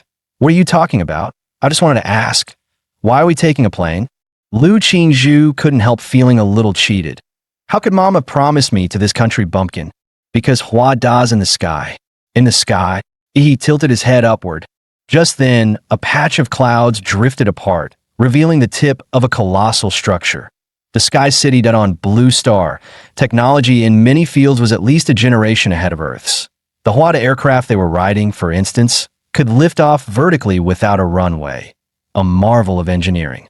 And the massive floating city, suspended above the imperial capital, was a man-made wonder Earth science couldn't hope to match. Its full name? Huada Aerial Academy City, a campus spanning nearly a quarter of Huadu's land area. The city was shrouded by a constant electromagnetic shield. As the Huada passenger craft approached, the shield automatically scanned and verified their identities, then opened a circular gate to let the aircraft glide smoothly inside. Once inside the Academy City, he could clearly feel his life force field being disrupted. His detection range was cut to about 100 meters. Truly, this was Huadu University. Upon disembarking, each student was issued a Huada student card. From now on, every aspect of training and daily life at Huada would revolve around that card. Next, the freshmen were escorted to their respective dormitories. Yi and Chu Zhou boarded an on-campus hover car, gliding through the bustling city until they reached a skyscraper over 100 stories tall. This is Huada's student dormitory, the highest in the world. Guys, I just dropped a joke no one on Blue Star would get. What's he talking about?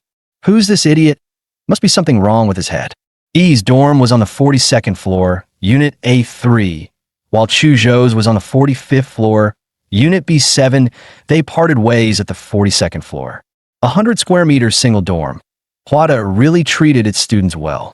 Yi took in the fully furnished room, complete with the latest model computer. There was even a massage bathtub, something he'd never experienced in either of his 2 lifetimes. He was definitely trying it later. The place felt no worse than a 5-star hotel. Sprawling out on the bed, arms and legs wide, he relaxed for a moment. But then he remembered the real task, maxing out the Vampire Rakud template. Back on the hover car, he had already figured out how to use the student card. By scanning the unique barcode on the card with his phone, he could log into Huada's exclusive app, Huada Pass. The Academy City's marketplace, there only accepted Academy points, Huada's own digital currency. He immediately converted the remaining 30+ million Xia Nation dollars in his account into points. Ding! 322.43 Academy points credited 0.10 million Xia dollars for just 1 point. Outrageous. Still, the marketplace carried goods you couldn't find anywhere else, all perfectly legal here. That privilege alone made being a Hwada student worth it. He spent it all on blood attribute magic cores. More than enough to max out the Rakud template, he figured. After all, his ultra giant humanoid template had hit over 90% compatibility with less than 10 million invested. Delivery in Academy City was lightning fast. In less than 10 minutes, a drone hovered outside Ihi's window with a package. Student Ihi, thank you for your purchase. Wishing you smooth progress in your cultivation. Please remember to leave a 5-star review. The sweet electronic voice faded as the drone zipped away. Ihi tore open the package, revealing rows of neatly packed blue and green magic boxes. All right, bottoms up. A surge of energy poured into him, instantly converting into nutrients and reflecting as compatibility on his status panel. The overwhelming rush made his body strain under the pressure. Template, Vampire Rakud, compatibility 100%, unlocked. Overall physique, 29. Staring into the mirror, Ihi saw his complexion grow even paler. His 2 fangs were now sharper, and faint blood grooves had formed along their backs. Once they pierced an enemy's flesh, he could drink their blood as easily as sipping bubble tea. He spread his fingers, watching his nails grow visibly longer in seconds. At that moment, a daring thought flashed through his mind, one you'd never see coming. The next second, Ihi drove his hand straight into his own throat. Blood surged out, but hadn't even hit the floor before. The wound sealed itself completely, as if nothing had happened. So the vampire's regeneration really works. Still, he knew these physical mutations were nothing compared to his new power, the world. He stepped into the private training room built inside his dorm and couldn't help but marvel at Hua University's extravagance in a world where martial strength reigned supreme.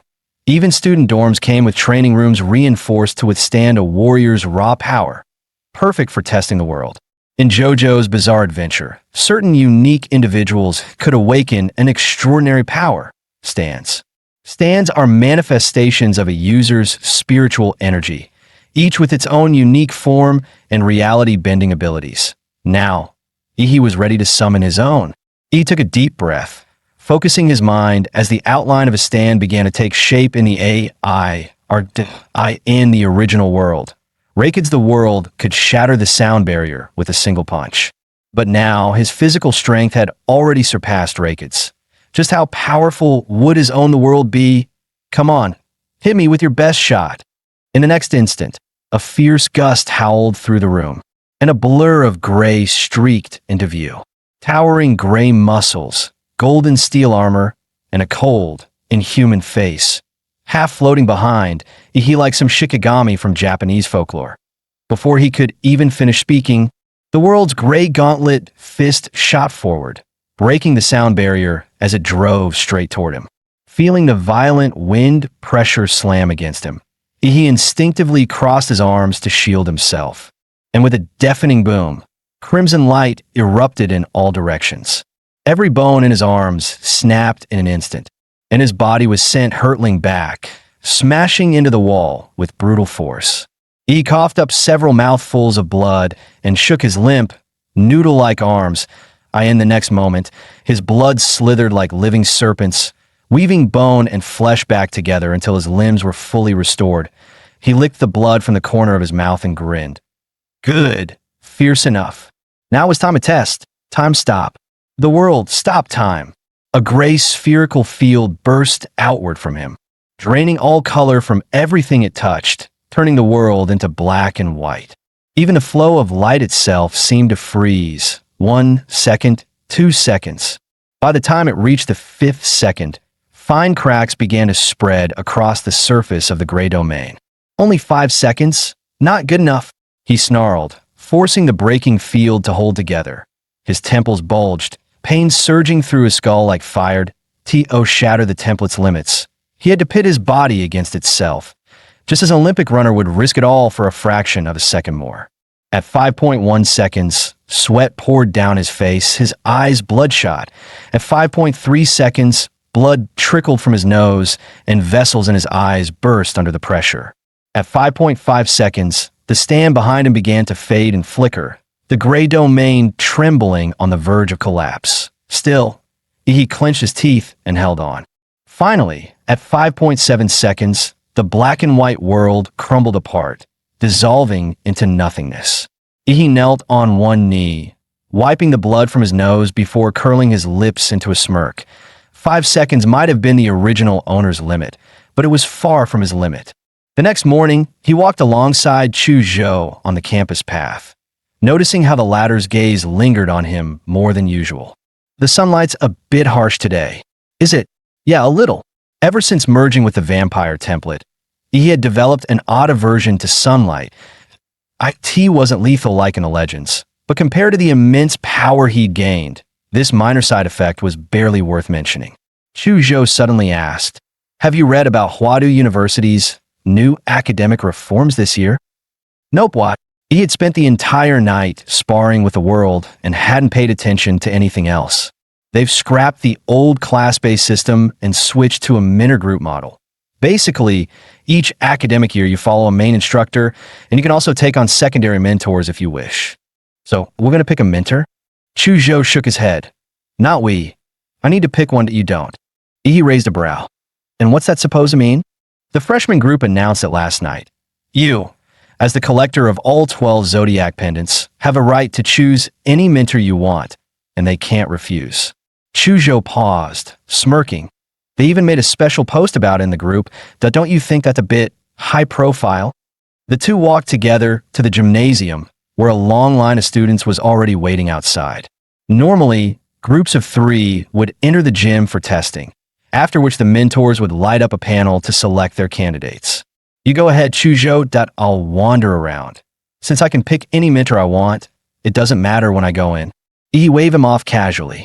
After leaving the gym, he muttered to himself, picking a mentor, what a boring process. That was when he caught a faint trace of blood in the air. Normally, it wouldn't have been worth noting. But this scent carried a hidden, yet surging killing intent and a wave of guilt-ridden malice, like a deep-sea undercurrent, and it stirred the killing urge buried deep within him. Drawn in by the aura, he followed the scent through winding streets, heading into a quieter alley where the crowd thinned. When he finally saw the source, he froze in surprise. The girl took a huge bite of a steaming sweet potato, nearly devouring half of it in one go. What the white-haired, red-eyed lowly? Did she just walk out an anime? She sat there like a kitten, savoring every bite, and E's eyelids twitched. In a way, something this cute can't possibly be the source of that vicious aura. I must be imagining things. Yet despite her adorable appearance, the white-haired girl radiated a killing intent so fierce it felt suffocating. He stood frozen, still clinging to the thought that he must have gotten it wrong. Then, without warning, the girl turned her head and locked her crimson eyes on him. Kid, you've trained in flesh prison magic? He was stunned. How do you know that? The girl chuckled softly. Because that martial art, I'm the one who helped Little Tiger perfect it. E's mind instantly jumped to the fierce brute in the martial rhythm space who kept calling himself Old Man. Little Tiger, you don't mean. The white-haired girl planted her hands on her hips, nodding like a grumpy elder. Lu Qing Tiger. Over 90 years ago, he was my disciple. He raised a brow, incredulous. You've got to be joking. Sure, martial artists could live far beyond normal human limits, and a grandmaster in his 80s or 90s could still be in his prime. But this pint-sized baby-faced girl, while it was possible for a practitioner of certain secret techniques to alter their bones to a child's size, that pure, almost silly innocence she radiated, charmingly naive if you were being kind, empty-headed if you weren't, was something no Oscar-winning actress could fake. What? You don't believe me? Believe you. I'd sooner believe I'm Qin Shi Huang. Give me 50. His words cut short as his heart lurched violently, goosebumps flaring across his skin, an icy chill gripping the back of his neck. It was as if his head had been set on the block, a blood-soaked guillotine, one that had claimed thousands, poised to fall. The killing intent was so pure, so sharp, that he could almost see his own head rolling to the ground. Instinctively, he tried to activate his time-stop ability, but suddenly felt something shoved into his mouth. His tongue brushed against it. It was a strawberry-flavored candy. Sorry, kid, guess I went a little overboard. Just don't report me to the school, okay? I only get 1 or 2 hours of freedom a week, that it's pitiful. The little girl widened her crimson eyes, try her best to look adorable. He ignored her dangerously deceptive cuteness, staring straight into her eyes. Who are you? She flashed a grin, revealing tiny tiger-like fangs. My name's Gong Cadet. I'm a very powerful grandmaster, and between you and me, that principal of Hua University, Shi Jingwen. When he was a kid, I made him cry. Yi's heart skipped a beat. If Gong Ku had perfected the Xianwang martial art, she could definitely help him break through his bottleneck, that a grandmaster specializing in killing intent. Perfect synergy with him. Definitely worth investing in. With that thought, he dropped to his knees with a thud, his voice solemn yet eager. I've wandered half my life without meeting a worthy master. Ahem. I wish to take Master Gong Ku as my teacher. Please, grant me this honor. Gong Ku blinked at him, a puzzled look on her face. Meanwhile, inside the gymnasium, the atmosphere was tense. 5 deans from Hua University sat at the front table, their presence drawing countless furtive glances from the freshmen undergoing their assessments. Even knowing it was nearly impossible, many still fantasized about being chosen as a dean's personal disciple, rising through the ranks to become Hua University's next shining star. But those hopes were doomed from the start. The 5 deans were here for one reason only: to compete for the same person. What the freshmen didn't realize was that the Zodiac contest was being broadcast live to the entire faculty of Hua University. From the moment the trained announcement sounded, the teachers had been closely watching how each student responded to this sudden crisis. Using AI facial recognition analytics, the system graded their response capabilities. Anyone who treated it as just another trial and charged into Zodiac City unprepared was guaranteed a low score. Once inside the city, their combat intelligence, practical skills, and leadership abilities during battles with the mass Zodiac warriors became key evaluation criteria. Even those who failed to defeat a Zodiac warrior could score high if they excelled in any one area. He was the only freshman to maintain a perfect score from start to finish. But what truly shocked the 5 deans wasn't just that. He had slain the boss Chenlong, a target not even meant to be attacked in the trial. One considered certain death for anyone who faced it. He probably had no idea just who the Chenlong he'd slain really was. That creature was a top-tier simulation created by China's supercomputer, Manhwa, using the complete combat data left behind by the National Guardian, martial artist Fu Hongsheng when he first enrolled at Hua University. Even Manhwa couldn't fully replicate the godlike power of Fu Hongsheng's divine dual pupils within a Mirage realm. Yet Fu was still recognized as the strongest martial artist in the history of China, and perhaps the world. His records at Hua University had stood untouched for over a century. For Yi to defeat a model trained from the data of such a legend, even without its full strength, was proof enough of his extraordinary talent. As long as nothing derailed his path, he was certain to become a grandmaster, perhaps even reach the level of a great grandmaster. The 5 deans could only suppress their excitement and wait patiently for Yi to choose a master. But then, a sudden urgent call came in. Bad news, Dean. Yi, he's just become the disciple of former Hua University professor and current special grade operative, Gong Ku. What? The 5 deans froze in shock on the spot. Outside the gym, Yi shamelessly went all in, dropping to his knees and wrapping his arms around Gong Ku's leg. Master, I made up my mind. It has to be you. Gong Ku shook her head and replied, Too bad. I think I've already been expelled from Hua University. Yi instantly started painting the dream. Teacher, you said you only get 1 or 2 hours a week to relax, right? Take me as your disciple, and within 2 years, I'll find a way to set you free.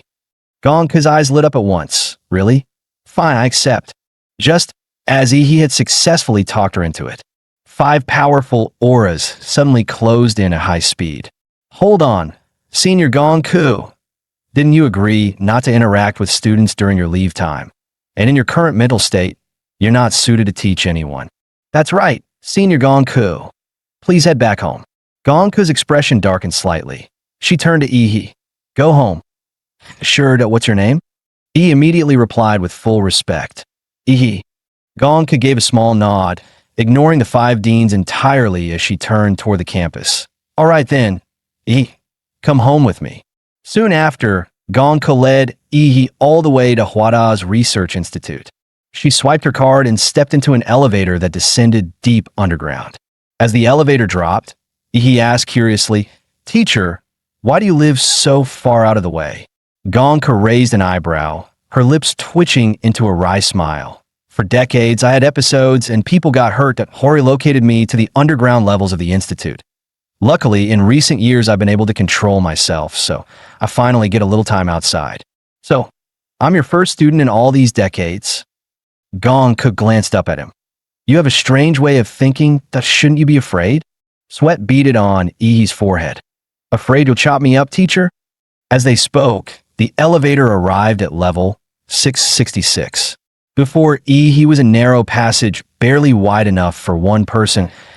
To the far end stood a reinforced alloy door with an electronic timer mounted on it. He frowned. "Such a huge research institute. And you made the hallway this narrow?" Gonka replied flatly. "Because this path was built for me alone." At that moment, the countdown on the display at the end of the corridor showed only 11 seconds left. "Damn, we're out of time, run." Gonka bolted toward the far end like an arrow from a bow. She called back while sprinting. "Every time I go out, the timer starts counting down. If I don't make it back in time, the principal's office gets an alarm, and then I'll have the entire university hunting me down." He felt his heart skip a beat and dashed after her, barely making it through the door in the final second. The alloy door slammed shut with a deep thud, and a strange electromagnetic field spread through the room. He instantly noticed his martial energy couldn't gather outside his body, meaning his combat skills would be severely weakened here. Gonka let out a breath and explained casually, "To keep me from escaping, Sure Jingwen and his brats built me a 3-story house down here. It's got everything, training rooms, entertainment, but they also set up a high-powered electromagnetic field to suppress martial energy, so I don't get bored enough to smash the door down." He glanced around, curious about the lavishly furnished space, and realized it was more like a luxury apartment where Gongku was being kept than any kind of prison. Meanwhile, inside the president's office at Huada University, dressed in a plain Zhongshan suit, Shi Jingwen calmly listened to the report over the phone. "President, bad news. He has just become Gong Ku's apprentice." Shi Jingwen paused for a moment, then spoke evenly. "Leave it be. Remember, Huada's reform goal isn't to produce a group of mid-tier elites. It's to forge a single top-tier powerhouse who can carry Summer Nation and humanity on their shoulders. Give geniuses full resources and let them grow freely. Let he stay with Gonko for now. The freshman boot camp here in Huadu will wrap up soon. When that happens, we'll send him in as the whetstone to sharpen those blades still taking shape." Just then, a cold synthetic voice came from the computer. "President Sure, freshman, he has entered the sealed chamber with Gong Ku, status, normal. However, based on big data analysis, there's still a 5% chance that special class combatant Gong Ku will lose control when in prolonged contact with others.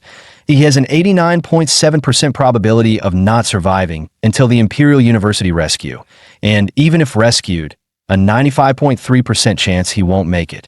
Special class combatants are either death row level warriors granted reprieve or immensely powerful fighters who, for various reasons, cannot control their strength. Their freedom is heavily restricted, and only in times of grave national crisis are they unleashed onto the front lines as the nation's ultimate trump card." Shi Jingwen stepped up to the floor-to-ceiling window, gazing out over the glittering imperial capital beneath the floating academy city. After a moment's thought, he said slowly, "No problem, that I believe he is prepared. Without the resolve to face death, how can one walk far down the path of slaughter?" His gaze darkened. Summer Nation doesn't have much time left. The fools in the Northern Berdon Federation and those lunatics from the Divine Descent Kingdom who worship ancient secret realm civilizations, they're all making their moves. The young generation must grow faster. Meanwhile, in the training hall of Gonka's quarters, she grinned. "Well, it's been decades since I last taught a student. Now let's have a spar and see what you've got." Just recalling the guillotine trial he had just endured made cold sweat prickle the back of Ihi's neck. "Teacher, you'll suppress your cultivation to the warrior trainee stage before sparring with me. right? He asked quickly. Gong Ke stuck out her tongue playfully, twisting her waist as she began to warm up. If you hadn't said that, I really might have forgotten to suppress my strength. Let's go. I'm ready, teacher Gong Ke. Almost the instant the words left his mouth, the white-haired Loli's body twisted into an elusive arc, striking out with a snake-like, vicious hand chop, straight for his throat. With his sharp reflexes and dynamic vision, he caught the deadly move instantly. In less than a second, he attempted to dodge in at least 5 different directions. Yet every time, Gong Ke's hand strike was already there, cutting off his escape before it began. Realizing there was no way to dodge, he decided to meet her head-on. He instantly unleashed his core light battle form, a burst of blue energy erupting from his body as his speed surged to a new level. One hand shielded his throat while the other gathered killing intent, blasting toward the small figure before him. Trying to use Bloodline Awakening to boost your speed, defend, and counterattack me at the same time, Gong Ke let out a soft chuckle.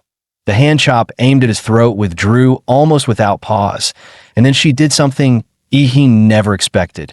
Her slender arm coiled around his strike like a boneless serpent. In the same motion, she sprang behind him and gave a sudden, vicious yank. Agonizing pain shot through Ihi's entire body before he could even react, knocking him completely off balance. The searing pain shattered his bloodline awakening, forcing his power back to its dormant state. The scent of fresh blood seemed to ignite Gong Ke's battle lust. Her crimson eyes gleamed brighter with excitement as she murmured, "It's been a long time since I've tasted blood." He grinned back, just as excited. "You really don't hold back, do you? When it comes to hand-to-hand combat, I'm no match for you at all, so I guess I'll have to break out some unfair techniques. Please, teach me well." First form, Titan's Power. With a deep roar, blinding blue lightning exploded outward, engulfing the entire training ground. The template for the Colossal Titan had already been maxed out last night, and now, unleashing it again, its power was several times stronger than before. Facing the raging wave of blue light and heat, Gong Ke raised her arm, her expression turning serious. Golden light flickered in her crimson eyes as she muttered, "A move like this from a mere martial novice. Looks like I've taken in a monster for a student. In that case, your teacher will show some real skill." Heaven's Doomblade, slash. Her hand chopped downward, releasing a crimson sword aura that sliced straight toward the weakest point in the lightning storm. Seeing this, he immediately halted the Colossal Titan transformation, switching instead to the primordial anthropomorph split form, Armored Anthropomorph. Based on a Godzilla skin, the Armor Titan's flesh and steel plating was dozens of times tougher than anything from the original Titan world. The moment the transformation completed, he raised his massive, black steel-clad fist and drove it toward Gong Ke. The enormous shadow descended, wind roaring from the sheer force of the strike. Gong Ke, however, showed no intention of dodging. Her cherry lips drew in a sharp breath. Facing the incoming fist like a runaway truck, Gong Ke's arm flashed, unleashing a lightning-fast hand strike, Calamity Spiral Nail. The moment they collided, the armor on Ihi's arm shattered instantly, followed by the sickening sound of torn flesh. The sight froze him in place. He hadn't expected her to break through his defense so easily. Seizing the moment of his distraction, Gong Ke's petite figure leapt and climbed up the giant's body like an agile ape, heading straight for its head. Ihi, hiding inside this armored mouth. "Get out here, boy." Just as her hand strike was about to fall, he instantly fired a barrage of bone spikes from the giant's faceplate. Her advance came to a sudden halt. Waiting for her was a gaping maw glowing with eerie blue light. "Master, since your slashes are so powerful, let's see if you can cut through this." As Ihi spoke, he began charging the energy for his atomic breath. Blue light flaring from the base of his spine, racing upward along his backbone toward his neck. But before the breath could be unleashed, he was stunned to find himself no longer in the training ground, but bound by countless massive chains that pierced his body, locking him to a 100-meter-tall guillotine. This was Gong Ke's killing intent domain. Not reality, but but a mental illusion forged from pure killing intent that T.O. break free. He would have to fight it with his own mental power. The guillotine's blade came screaming down. He instantly summoned his stand. In the next instant, time froze. A towering muscle-bound warrior emerged. At Ihi's command, the stand unleashed hundreds of punches per second, hammering the killing intent guillotine. Perhaps it was the stand's overwhelming spiritual force. Or perhaps Gong could never intended to keep him trapped here forever. Under the relentless golden barrage, the killing intent domain and its guillotine shattered to pieces. The illusion dissolved, and Ihi slowly opened his eyes. Gong looked at him with amusement. Awake? That turtle shell of yours is ridiculously tough. He glanced at the diamond-like crystal shards scattered across the ground, then at the giant's remains not far away, which were slowly vaporizing into nothing. He could already guess what had happened.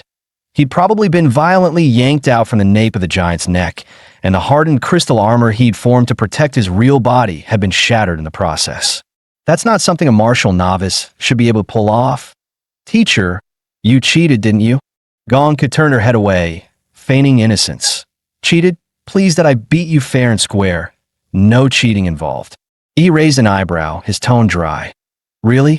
Realizing she couldn't fool him, Gong pouted, putting on an almost pitiful expression. Thought I might have used a little more strength than I should have. You know how strong your teacher is. Sometimes I just can't hold back in one or two strikes. She blinked at him, her voice softening. Next time I won't cheat. Don't be mad, okay? Please don't leave. I haven't had anyone to play with in decades. He couldn't help but feel conflicted. It was hard to imagine what kind of life a 100-year-old monster had lived to end up like this. Don't cry, I'm not leaving. Took me long enough to find a teacher like you. Why would I go? Hearing this, Gong quickly regained her usual composure, though her cheeks were still slightly flushed. Ahem, I wasn't crying just now, all right? She hurriedly changed the subject. Anyway, I've got a pretty good grasp of your strength now. Not quite as good as I was back in my day, but compared to most people, you're exceptional. Oh, what do you want to learn? E's mind instantly went to the techniques she'd just used in their spar, the kind of skills suited for an advanced martial artist, and how she'd managed to slice through lightning and pierce his manifested arm. Gong nodded. Ah, you mean my slashing technique? That's not something easy to teach. You just need to cut enough things until you develop the right feel. What kind of feel? He asked curiously. Gong answered with a single, serious word. Line. Whether it's a human body, a magical beast, or any other object, there's always a perfect entry point, and a line where it can be cut effortlessly. I call it the killing line. Hearing this, Ihi finally understood. The killing line. So his master was nothing like Chun Long, another master of the blade.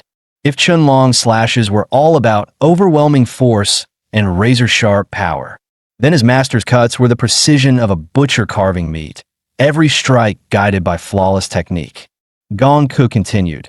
Learning this will be troublesome. I suggest you first break through to the warrior realm. Without that level of martial cultivation, you won't even have the foundation to learn most of my techniques. Do you know the difference between a warrior and a martial disciple? It's not just about physical improvement, it's about the mind. Compared to a martial disciple, a warrior gains one crucial ability, inner vision.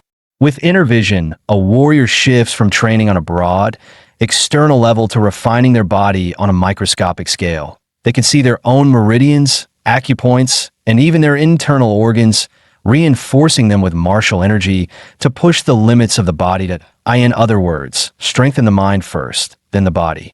E's eyes lit up in sudden realization. He hadn't expected Gongku's teaching to be this profound. She truly lived up to her title as an Imperial University professor. Even if her personality was a bit odd, her knowledge was solid. And when it came to mental strength, after merging with the vampire template and awakening Varuto's power, his spiritual attributes had already seen a huge boost. That could give him a massive edge when advancing to the warrior realm. So, is there a difference in the cultivation techniques used to advance to warrior? He asked. Gongku explained. The mirror-breaking techniques and martial skills are ranked in 4 tiers. Heavenly Gang, Earth Fiend, Mystic Yellow, and No Grade. For students in regular colleges or low-tier academies, When they advance from martial disciple to warrior, the school can usually only provide a no-grade mirror-breaking technique. The advantage of a no-grade mirror-breaking technique, Gong Ku explained, is that it is almost no threshold. As long as your blood energy and martial energy are built up enough, you can break through. Over 80% of warriors advance using no-grade techniques. But for students at Hua University, our starting point is mystic yellow-grade techniques. What about the Heavenly Gang and Earth Fiend tiers? He naturally wanted the very best. Gong Ku smirked. Heavenly Gang-grade techniques and skills are almost all rare relics brought back from secret realms. You could count the ones in the entire world on 2 hands, if that. Our Imperial University does have one in its archives, but with your current strength and clearance, you won't be able to touch it. However, you can learn Earth Fiend grade mirror-breaking technique. The one I've mastered is called the Killer's Bodhi Heart Sutra. Xiaohu's Flesh Prison of Demons was actually inspired by this very method. Yi's eyes instantly lit up, sparkling with curiosity and determination. Without hesitation, he declared that he wanted to learn it. All right, let's begin. Feel the killing intent I've created for you. The moment Gong could finish speaking, he was once again dragged into the slaughter-filled illusion she had conjured. Seriously? Again? He thought, staring at the thick, sticky blood soaking the ground. He couldn't help but grumble inwardly. Gongku was way too impatient, not even giving him a moment to breathe. Night soon fell, and the entire academy lit up with dazzling, golden lights, bathing the campus in a luxurious glow. After finishing his day of classes, Chuzhou headed back to the dorms. That was when he spotted Yi in the distance. He was about to walk over and greet him, but as he got closer, a sudden chill crept up his neck, as if a butcher's blade had been pressed right against it. The sheer, overwhelming killing intent made him instinctively draw his sword. The sound of the sword snapping him back to reality, he finally came to his senses. Sorry, Chuzhou, guess I overreacted just now. Chuzhou's eyes were filled with shock and confusion. What on earth happened to you today? It wasn't just a casual question. He looked perfectly clean, yet Chuzhou could almost smell the thick stench of blood, as if he had just waded through a mountain of corpses. And in truth, he had, just a few hours earlier. Gongku had filled her killing illusion with countless undead and walking corpses, forcing Yi to fight them with nothing but a blade, no powers allowed. So he spent the entire day swinging a battered knife. After severing thousands upon thousands of heads, he had grown accustomed to the sensation of steel slicing through flesh and bone, slowly sinking into the rhythm of slaughter. It wasn't until Gongku called him back that he finally snapped out of it. He realized he'd almost fallen into chi deviation just now, a stark reminder of how dangerous the Dishatir techniques could be. Even with mental fortitude far beyond that of normal people, he still couldn't stop the killing intent from seeping in. For an ordinary martial apprentice, stepping into Gong Ku's killing illusion would mean either a complete mental breakdown or becoming nothing more than a puppet of slaughter. After saying goodbye to Chuzhou, he returned to his dorm and took a long, cold shower. It was only the first day, and he was already exhausted to the bone. The nation's top university truly lived up to its reputation. Just then, Lu Qingzhu called. Normally dressed with perfect elegance, she was now sprawled on her bed in a bright yellow cartoon chicken pajamas set. My mom dropped off the stuff you wanted. It's right here with me. She also told me to thank you for helping me take first place in the freshman trial. Her long, pale legs swayed lazily, toes as smooth as pearls wiggling playfully. He replied that he'd swing by her dorm to pick it up. But she quickly refused, flustered. No need. You don't have to come down. I'll just send it over with a drone. He nodded, too tired to argue after such a long day. All right then, so you found your mentor today, right? Who is it? Dean Bai. Lu Qingzhu answered with a faint pride in her tone. She said I have great talent and decided to take me in as her student on the spot. It was, after all, an honor few could dream of, being personally taught by an Imperial University dean. What about you, Yi? Which dean took you? Yi thought for a moment, but chose not to answer. He wasn't about to tell her he'd turned down offers from 5 different deans. Otherwise, someone wouldn't be sleeping tonight. In the blink of an eye, nearly half a year had passed, and the first semester of freshman year was coming to an end. For the new students of Hwada University, it had been an eventful term.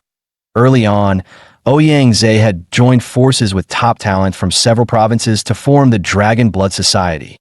As expected, they soon clashed with the local freshmen of Hwadu. The tension escalated into formal duels in the martial arena. Yet the Dragon Blood Society lost far more than they won, and their influence quickly declined. The most famous freshman now was Seong Janwei. In fact, most famous in Hwada was an understatement.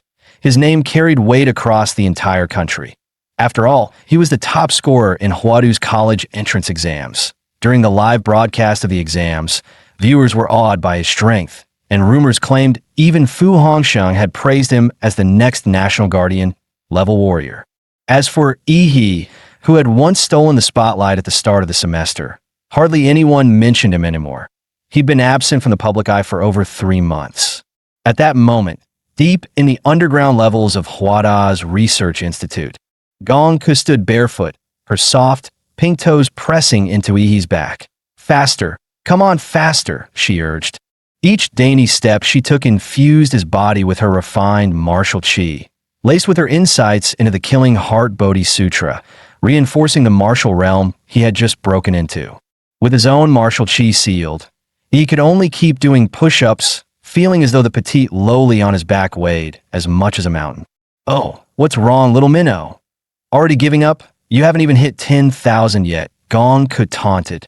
Gritting his teeth at her mockery, Yi summoned the strength to keep going. Seeing his determination, she stopped merely pressing her foot into his back. She began bouncing on it instead, sending an even more intense surge of martial chi through his limbs and bones. He let out a muffled groan, swallowing the metallic taste rising in his throat, and stubbornly pushed through. Finally, as the 10,000th push-up was completed, Gong-ku seemed to sense something and quickly hopped off his back. In the next instant, a cloud of blood mist burst from Yi's skin. His old, weathered skin peeled away, replaced by tender, fresh flesh that rapidly spread over his body, hardening as it met the air. It was like an insect molting, casting off the old, worn flesh to reveal a brand new body beneath.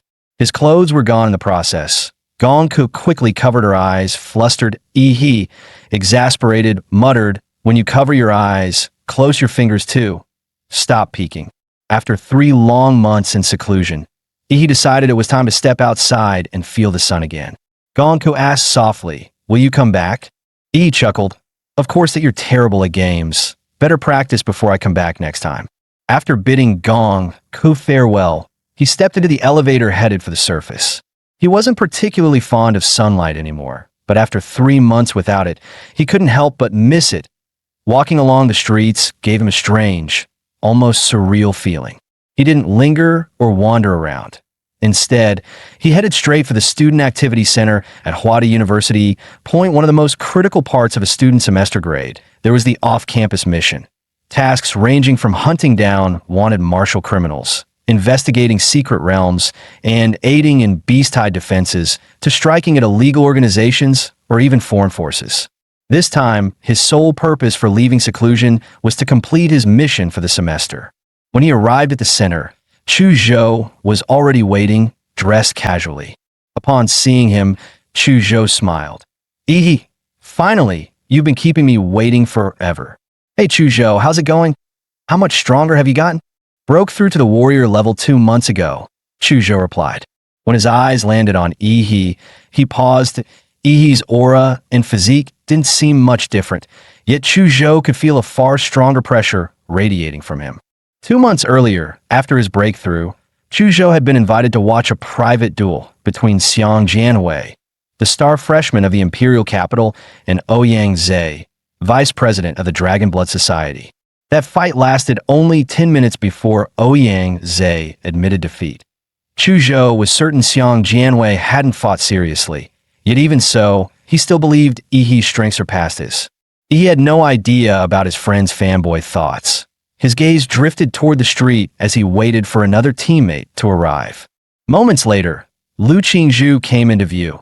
Even among the countless beauties of Hwadu University, her presence made the others pale in comparison. She offered a warm smile. Sorry, I'm late. He raised an eyebrow at her apology. And what else? Lu Qingzhu asked in confusion. Even after 3 months apart, having Yi's gaze fixed on her still made her ears turn red. After all, her mother had been whispering all sorts of blush-inducing couple advice in her ear. Qingzhu, remember, you and Yi are a couple now. Even at school, you need to act like one. Thinking about her mother's words, her face flushed even deeper. Does that mean we have to act like a couple right now? She overthought for a moment. Then, mustering her courage, pouted and leaned toward him. He froze. What are you doing? After 3 months apart, you're not even going to say hello first. Lu Qingzhu hadn't expected that to be what he meant. Flustered, she quickly turned away and ignored him. They soon stepped into the university's activity center, a massive 5-story dome-shaped building. In the first-floor lobby, a huge central screen displayed the latest popular missions, as well as the rankings of top-performing students. Chu Zhou and Lu Qingzhu had already completed 3 missions, surpassing their quota. Today, they were here mainly to form a team with Yi. After browsing the mission list, they narrowed it down to 3 suitable ones: serial psychopath in Hung City, beast-tide investigation in Lian City, and anomaly in Linshui County. Originally, all 3 missions were level 2, but the Linshui County mission suddenly jumped to level 3 today.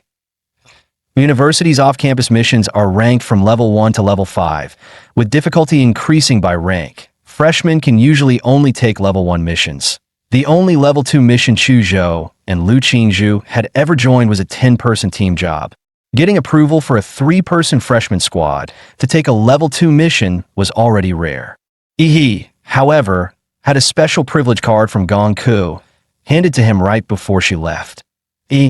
You're already capable of handling things on your OWN that in all of freshman and sophomore year.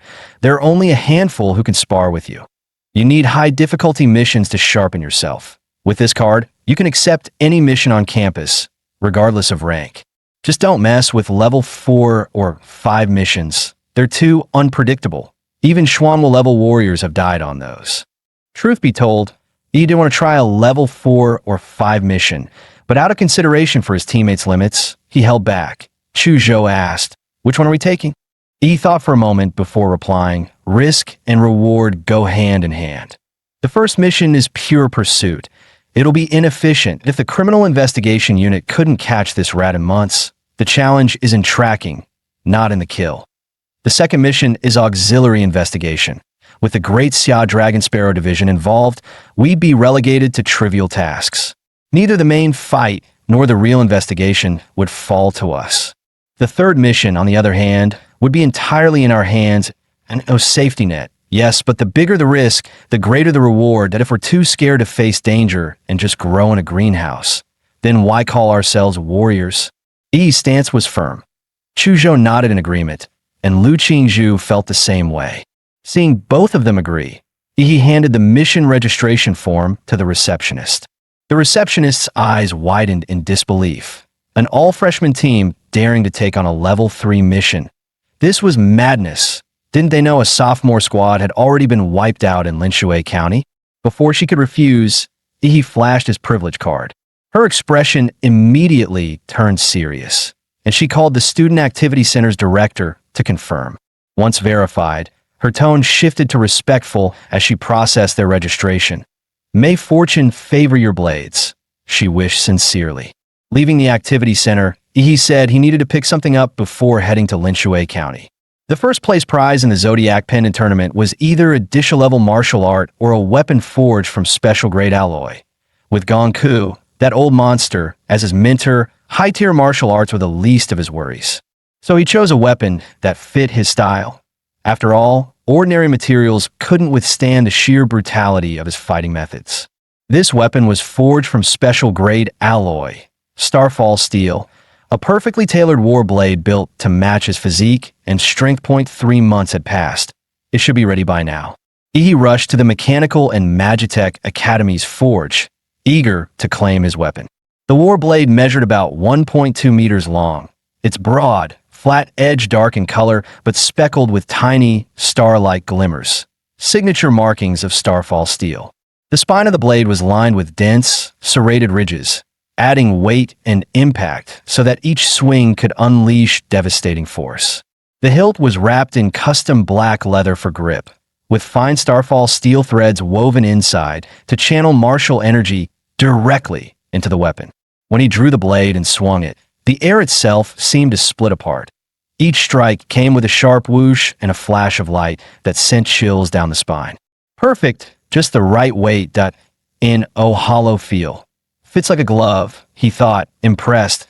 It had been crafted using his measurements from 3 months ago, yet still matched his newly enhanced warrior strength.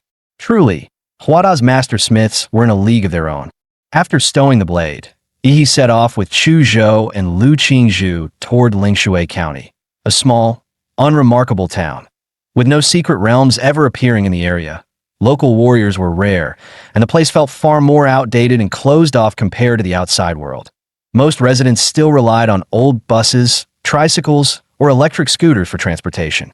For this mission, the three of them were posing as ordinary university students. Huada had already forged their identities and complete background records. Upon arrival, Yi activated his life magnetic field to scan the surroundings. Although his range could easily cover the entire county, he deliberately restricted it to less than 100 meters. He didn't want to startle any rats hiding in the shadows. After all, in pest control, the hard part wasn't killing them, it was finding them. Let's go double check out the house Huada arranged for us first. Just as they were about to head out, a tricycle slowed to a stop in front of them. The elderly driver called out, "Hey kids, where you headed? Want a ride?"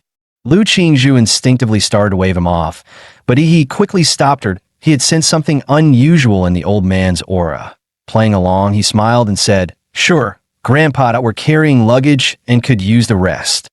Once they were seated in the tricycle, the old man pedaling glanced back curiously. "You boys look like well-educated students. Which school are you from? Here on vacation?" He answered calmly, sticking to his cover story.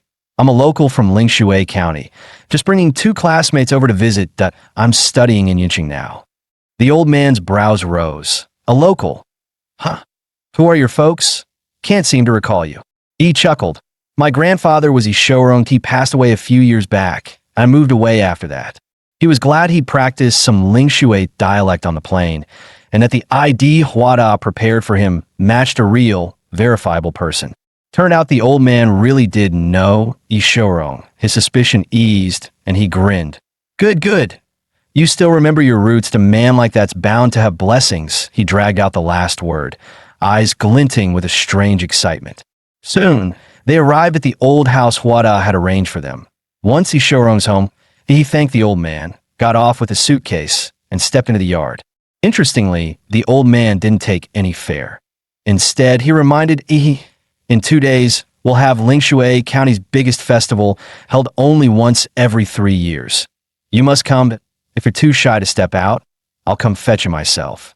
Yi smiled. Got it. He could tell the man wasn't just being polite. He meant every word.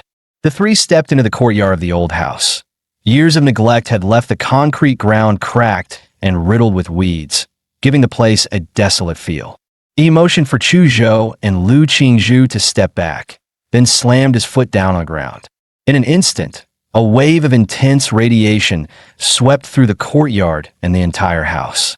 Every insect dropped dead on the spot, and the weeds withered and rotted at a speed visible to the naked eye. Pest control and weed removal done in seconds. Lu Qingzhu wasted no time inspecting the condition of the house, while Chu Zhou discreetly set up miniature surveillance cameras at the gates and around the perimeter. Come take a look at this."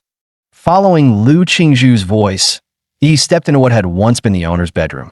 There, embedded in the wall, was a wooden shrine. Inside sat a clay statue, its head draped with a small red cloth.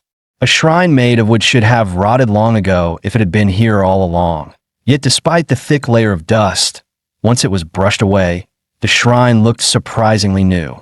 That meant someone had placed it here later. Chu Zhou stared at the statue, an uneasy feeling creeping over him, and drew his sword, intending to smash it first and ask questions later. Lu Qingzhu thought Chu Zhou was being reckless. How could they destroy such a crucial lead without examining it first? However, fully agreed with Chu Zhou's approach. Seeing Yi side with him, Lu Qingzhu reluctantly compromised, but suggested, "At least let's see what's under the statue's veil before smashing it."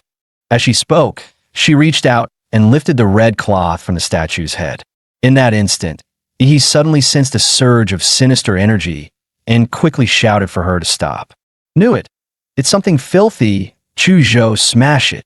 Without a moment's hesitation, Chu Zhou's blade flashed from its sheath, cleaving the clay statue clean in half. What happened next was grotesque. From the split surface, thick black blood began to gush, and a wave of foul psychic energy erupted like an explosion. He immediately summoned his stand, seizing the formless, corrupted spirit in his grasp. Chu Zhou and Lu Qingzhu couldn't see Yi's stand in their eyes.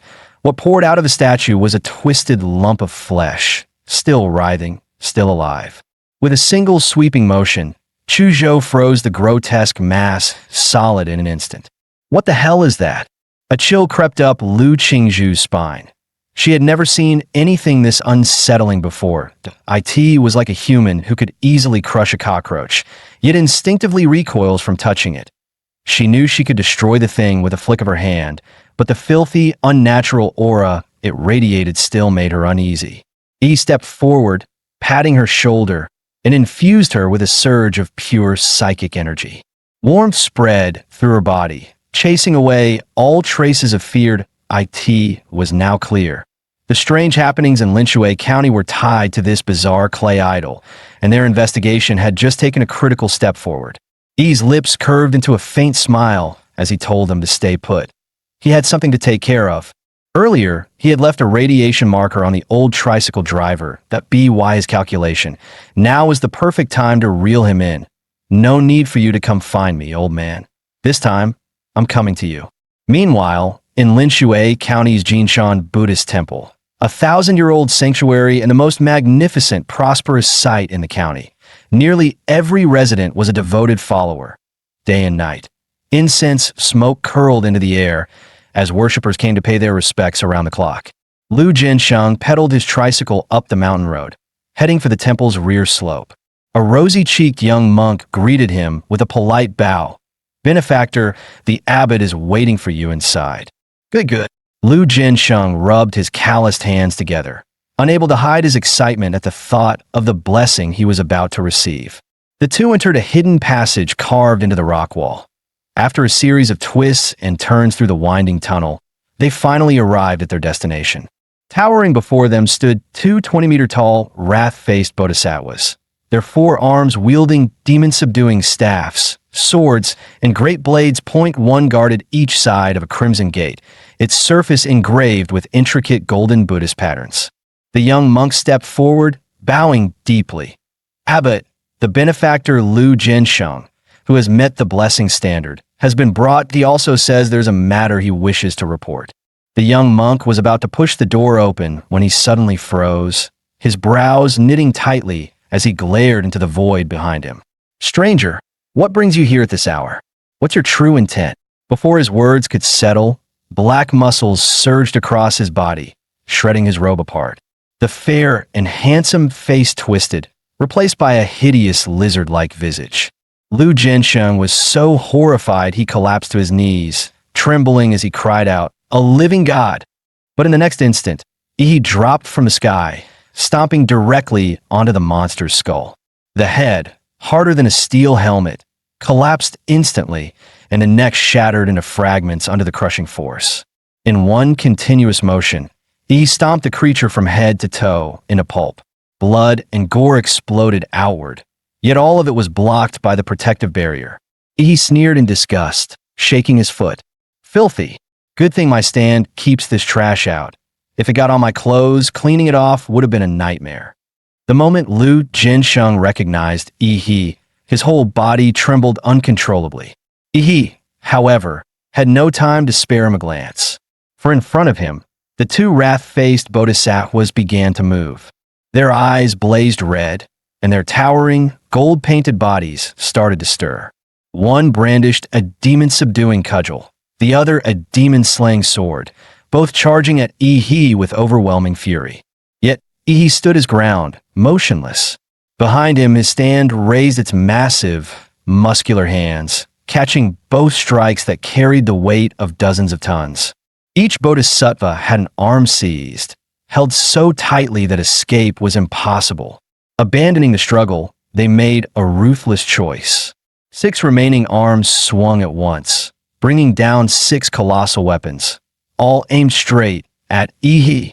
Ihi rubbed the ring on his finger, and in the next breath drew out the Starfall blade.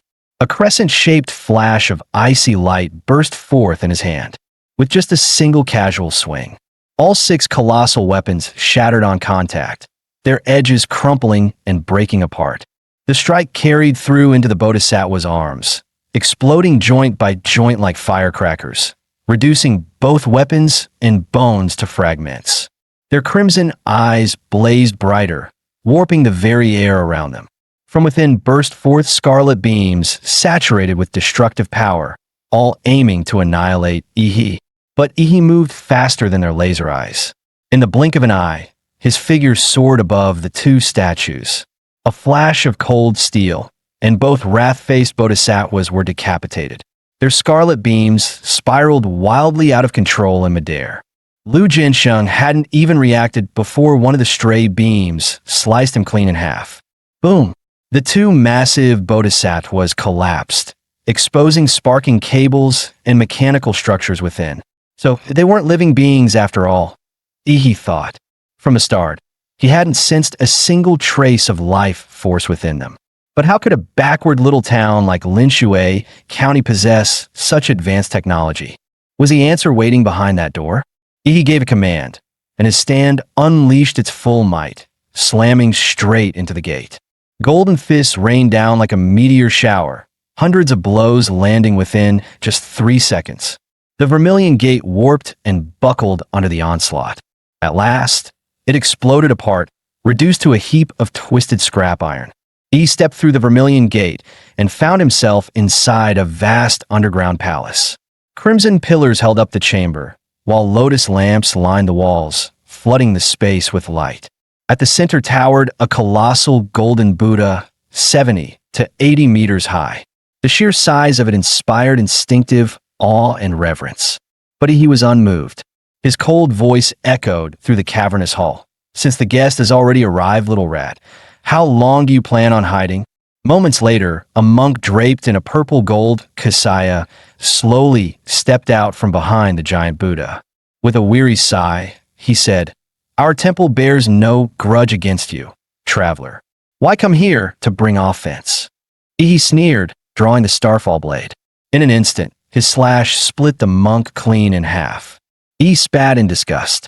"Damn it, you just a robot? What, addicted to playing dress-up as a fake monk?" Another monk emerged from behind the giant Buddha, his voice chilling. "Your sins are far too heavy. Better you spend some time with the fiends of the 18th hell to temper that vicious nature of yours. Cut the crap." He snapped, lifting his blade to strike. But before he could swing, the entire floor of the underground palace began to sink. He plunged downward with it. After falling nearly 20 meters, he landed hard at the bottom. Around him, 18 massive holes split open the walls. From them poured a swarm of humanoid monsters, their black, gel-like skin glistening, faces twisted into lizard-like shapes. Each one radiated the energy of a level 1 or level 2 warrior. Their life force signatures were almost identical, like products of mass production. Ihi sneered, "Trying to drown me in numbers? The last fools who tried that are long buried with weeds over their graves." Ihi roared, pouring a surge of murderous chi into the Starfall blade. The weapon swelled under its power, its blade extending to 30 meters in length. Xianlong blade art, Shura's 3 slashes. First slash, 1,000 miles of carnage. With a single sweep, Ihi swung the colossal blade. A crimson arc of blade energy erupted, engulfing the entire hall. Within 30 meters of Ihi, every lizard-like creature caught in its path was cleaved clean in half. The strike didn't stop there. The energy wave spread outward.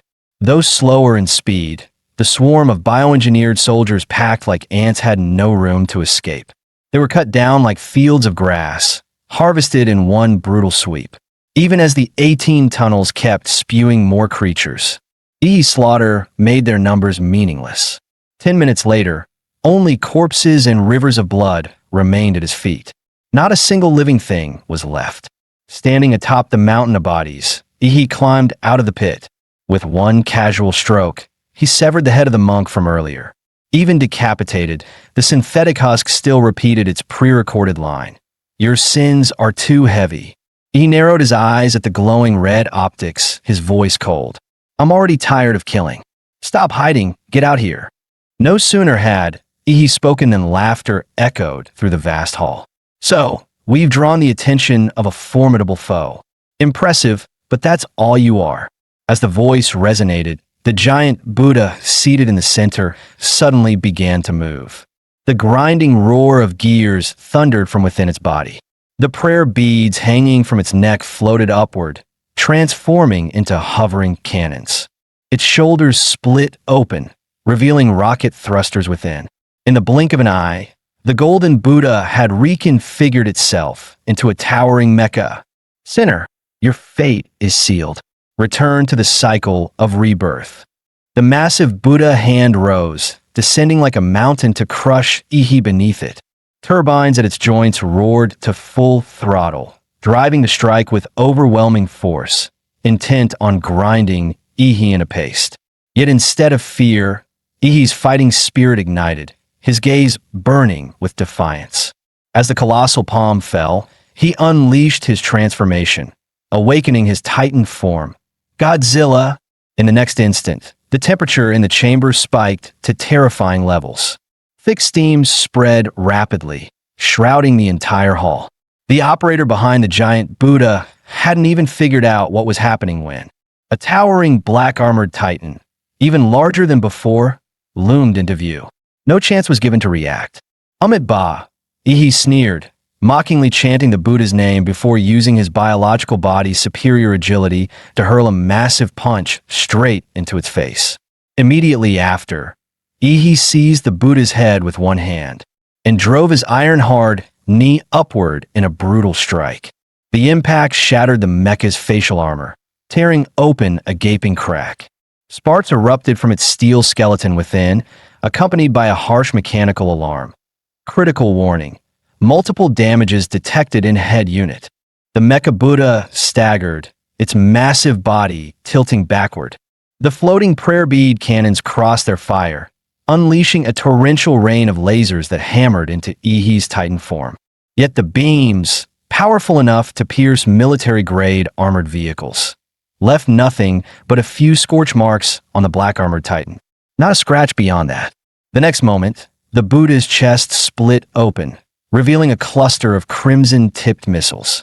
They launched in unison, slamming into Ihi's body. The detonations rocked the entire underground palace, shaking it to its core. But when the smoke cleared, the black-armored giant still stood tall, flames licking across his body. Ihi sneered, his gaze sharp. "All your toys are just heat-based weapons. Against a warrior, they're useless." With that, he invoked the power of the Warhammer Titan. The ground split open, and countless hardened bone spikes erupted upward, skewering the Mecha Buddha and suspending it in midair. He opened his massive jaws and unleashed a blazing atomic breath straight into the Buddha's chest. The mecha, already critically damaged, could no longer rely on its electromagnetic shields for protection. In the end, the atomic breath tore it apart, reducing it to a heap of wreckage. He reverted to human form, landing firmly on the ground.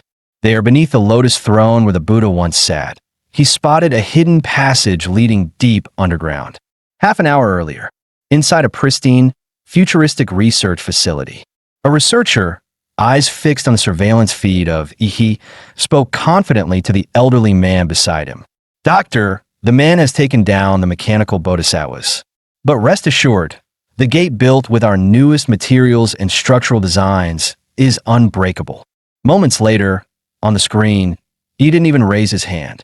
The vermilion gate exploded in a twisted scrap, blasted aside by some unseen force. The researcher stiffened, forcing calm. "No problem, doctor. We still have our army of bio soldiers. Tens of thousands of them, enough to wear down even a Grand Martial Master. Perfect chance to clear out some inventory. But soon after, the feed showed Ihi wielding a 30-meter blade, cutting through them like fields of wheat. One sweep, and entire hordes fell. The researcher's face turned pale. Drawing a sharp breath, he muttered, "Doctor, but it's fine. We still have our trump card. Trust in our design. This Mecha Buddha was engineered specifically to counter Lord-class beasts. Against a mere martial warrior, it'll crush him with ease." A moment later, when the researcher saw the Mecha Buddha torn apart by Ihi's bare hands, he was struck dumb. "It's fine, Doctor. We still have." Before he could finish, the short old man beside him snapped in fury. "Shut the hell up. Enough with your cursed optimism. The enemy's already tearing through our front door, and you're still saying it's fine? The guards above might buy us a few minutes at best. We need to retreat immediately. Once we're out, trigger the base's self-destruct protocol. We cannot allow any of this information to leak." The old man was known as Dr. Fong, once a level 3 researcher for Prometheus. After Prometheus was disbanded, he was secretly recruited by Laserbird. 10 years ago, Laserbird set its sights on the unremarkable Linshui County, quietly replacing all the monks of Jinshan Temple. Using the townsfolk's devotion to the temple, Laserbird began brainwashing them under the guise of bestowing blessings. One by one, the residents were lured into undergoing human modification, turned into free test subjects to fuel the organization's biotech research with endless materials and clinical data. But now, this facility had to be abandoned. Just as the core researchers were heading toward the escape tunnel, a beam of blue light suddenly sliced open the ceiling above. "Abbott, where exactly do you think you're running?" E's mocking laughter echoed through the hall. Several guards rushed forward, intent on killing him. But before they could even get close, Ihi's stand appeared, instantly snapping their limbs like twigs. Ihi strode up to Dr. Fong with a cold sneer, his gaze sharp as blades. "What do you want?" "We can negotiate," Dr. Fong stammered, even as his hand slipped into his pocket to trigger the base's self-destruct. 4 Laserbird had implanted micro-bombs into every key researcher and leader. Their families and friends were kept under strict watch as well, ensuring absolute obedience and preventing any leaks. But he had already caught the old man's trick. Before he could press the switch, Ihi crushed his arm in an instant. Dr. Fong flailed in agony, his throat clamped shut, choking like a fish dragged onto land. His short legs kicked wildly in the air, powerless. Only when he was on the verge of passing out did Ihi finally release him, tossing him to the ground like trash. Dr. Fang's lungs finally drew in fresh air again. When he looked back at Ihi, his eyes were filled with raw terror. Seeing him subdued, Ihi began his interrogation. "Now, you're going to tell me everything you've done here in Linshui County. 2 weeks ago, were you the ones who killed those 3 young martial artists? What the hell are you people doing here?" At that, Dr. Fong let out a twisted, deranged laugh. "This lab's secrets will never reach you. There's a signal monitor wired into my brain. The moment I utter any corporate keywords, the bomb in my body detonates. Either way, I'm dead. So I'll take the quick way out." He bit down, shattering the poison capsule hidden in his mouth. Instantly, the entire facility glowed crimson, warning sirens blaring. With Dr. Fang's heartbeat ceasing, the self-destruct system linked to it activated. He only chuckled darkly. "Laserbird, all of you really are nothing but suicidal fanatics. Too bad. In front of me, even death will be a luxury you don't get to choose." He then unleashed his vampire powers, driving his finger straight into the artery in Dr. Fang's neck. The corpse virus surged into his bloodstream, spreading rapidly through his entire body. The heart that had already stopped suddenly began to beat again, pounding even stronger than before. Normally, vampire bloodlines could indeed infect humans or corpses, turning them into corpse-born thralls.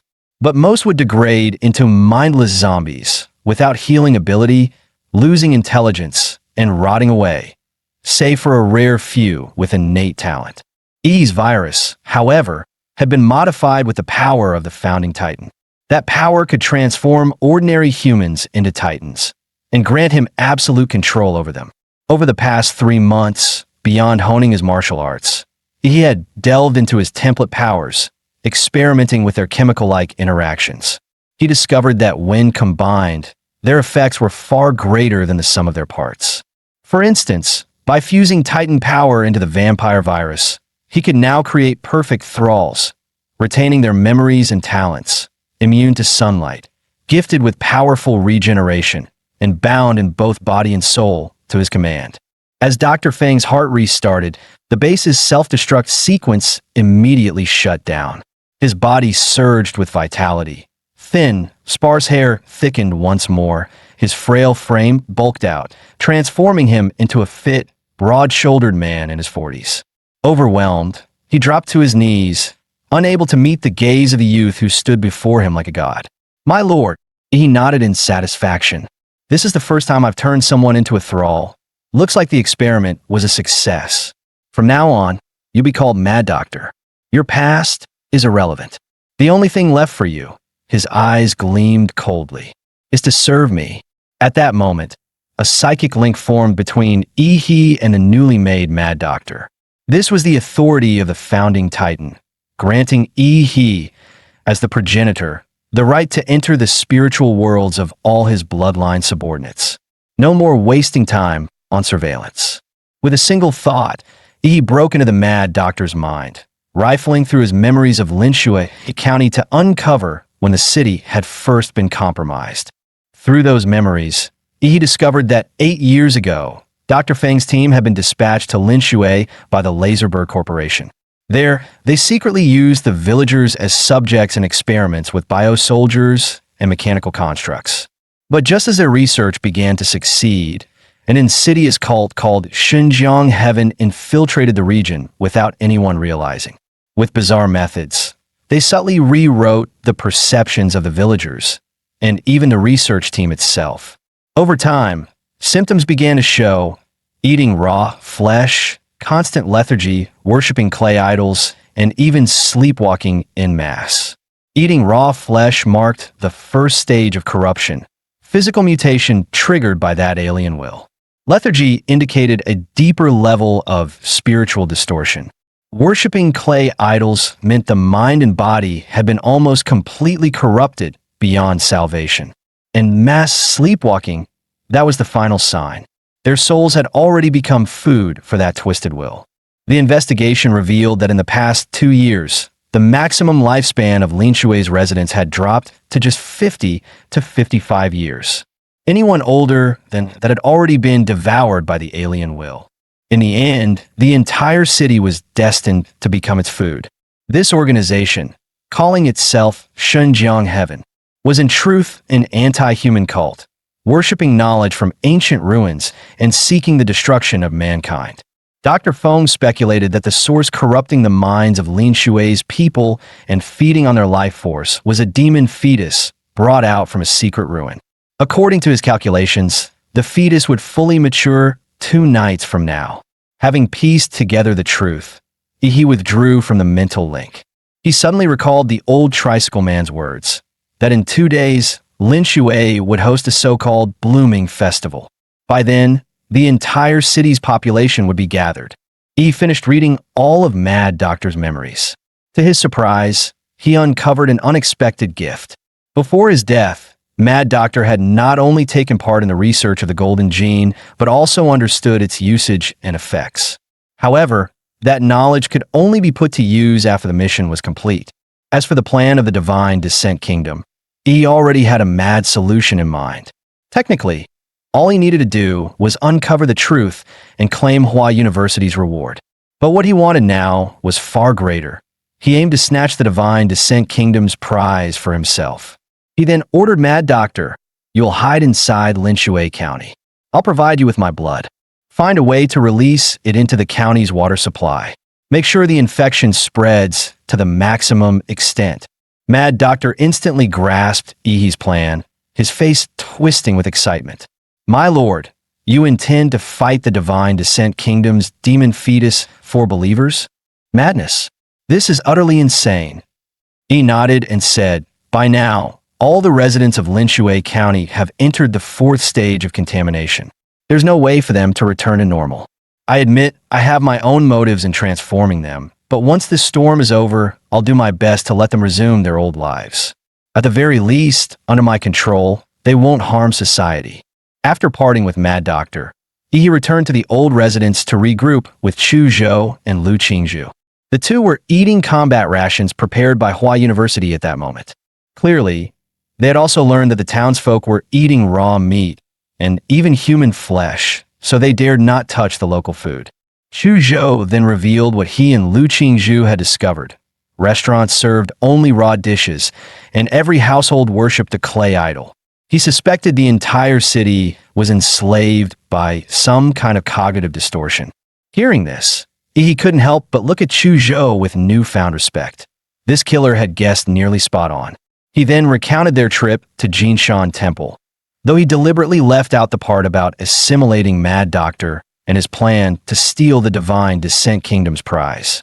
Lu Qingzhu's eyes widened in shock. She never expected such chaos in a small county. Chu Zhou was just as stunned that even a powerful biotech organization had been swallowed up by Lin Shui's anomalies. This has already gone beyond a level 3 mission, hasn't it? Should we call Hua University for backup? Lu Qingzhu asked nervously.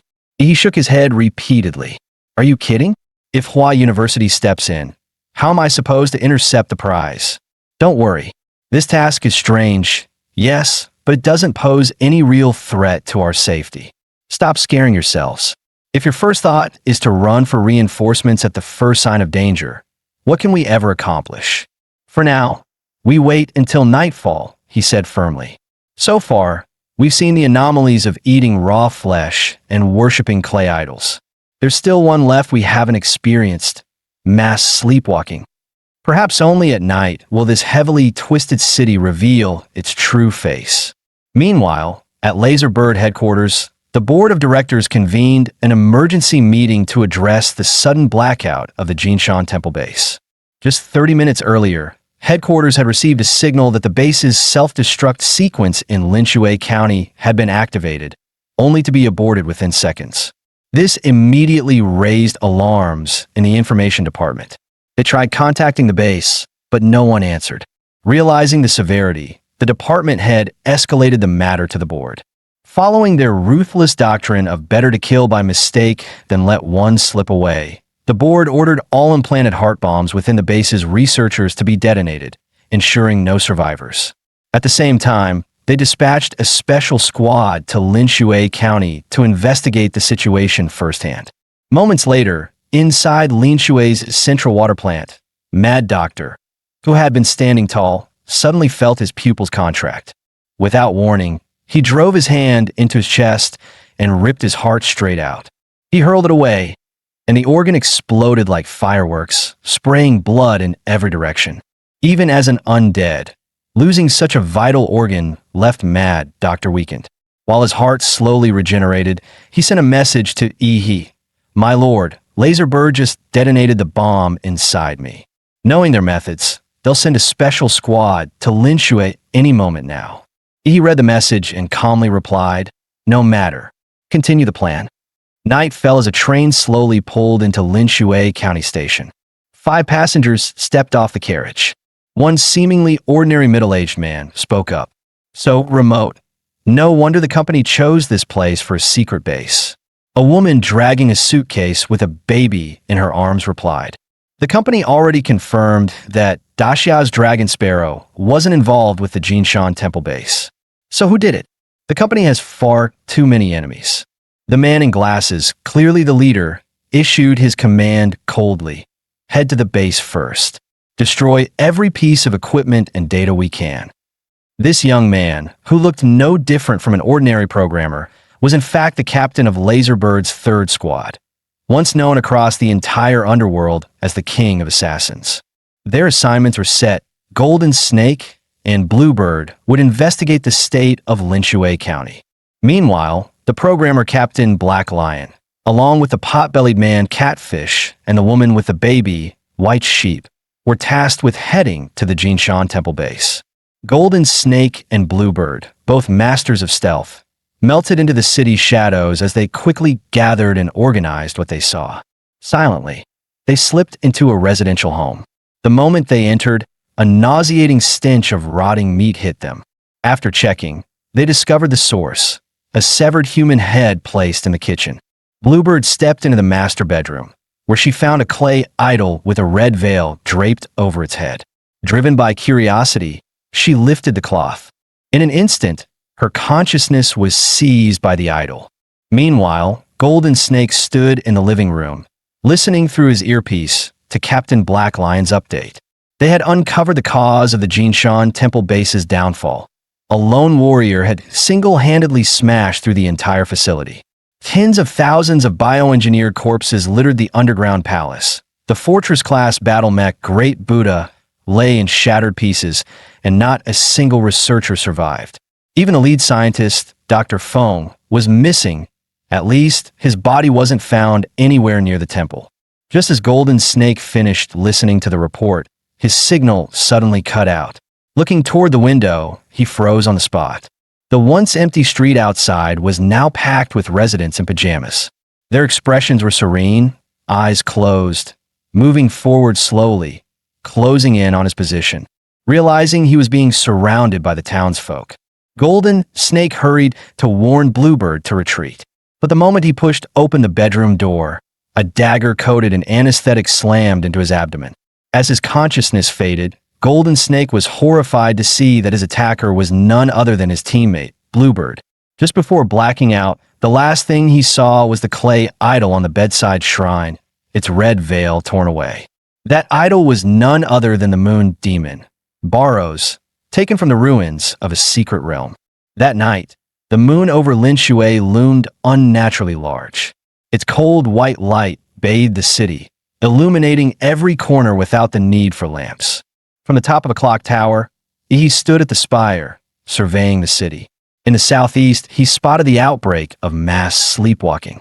Relaying this information to Chu Zhou and Lu Qingzhu, he then leapt down from the tower, heading straight to regroup with them.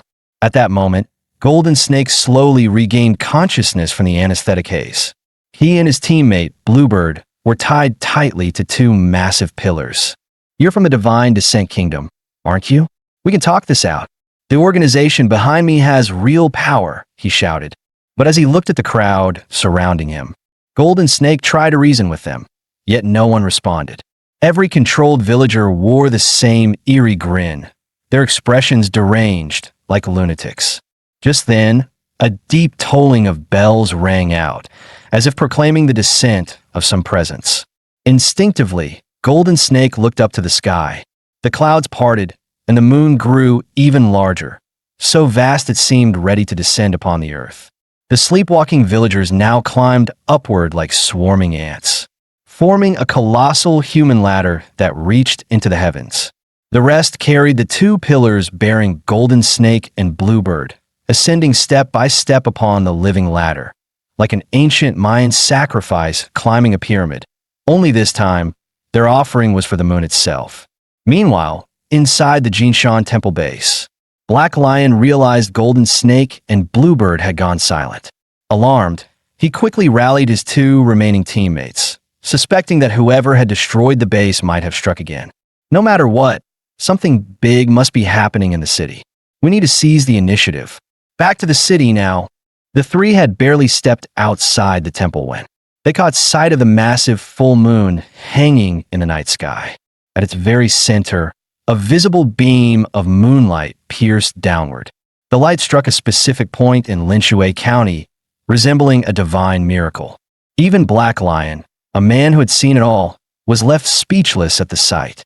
For the first time, he wondered if the fall of the Jinshan Temple base was far more complicated than the higher-ups had believed. Move! Head to where the moonlight lands. That could explain Golden Snake and Bluebird's disappearance. With that, Black Lion took the lead, racing toward the heart of Lin Shui. The three closed in quickly, drawing nearer and nearer to their destination. By coincidence, they ran straight into Chu Zhou and Lu Qingzhu, who were also making their way there. At the sight of the two newcomers, Black Lion's first instinct was immediate annihilation. With a flick of his wrist, he hurled a dagger at lightning speed, so fast it outpaced the shriek of air it tore through. Sensing the killing intent, Lu Qingzhu instantly summoned a massive blue umbrella to shield them. A haze of azure light rippled from its surface, enveloping both her and Chu Zhou. A thunderous bang rang out as the dagger, deadlier than a heavy sniper round, clashed against the umbrella. The seemingly delicate weapon quivered once, then deflected the blade outright. The rebounded dagger tore through 2 entire buildings before finally losing its momentum. Black Lion was stunned.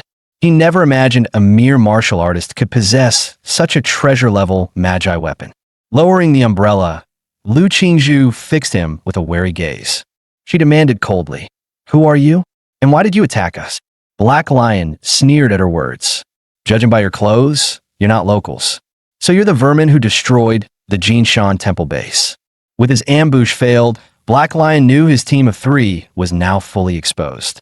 3 seconds, crush these pests, he barked. On command, Catfish and White Sheep lunged straight at Lu Qingzhu and Chu Zhou. Lu Qingzhu and Chu Zhou pressed back to back, forming a tight defensive stance. Catfish seized Lu Qingzhu's defensive magi weapon with brute force, his greedy eyes flashing as he licked his lips. "Huh, such a rare treasure. Shame to waste it by killing you.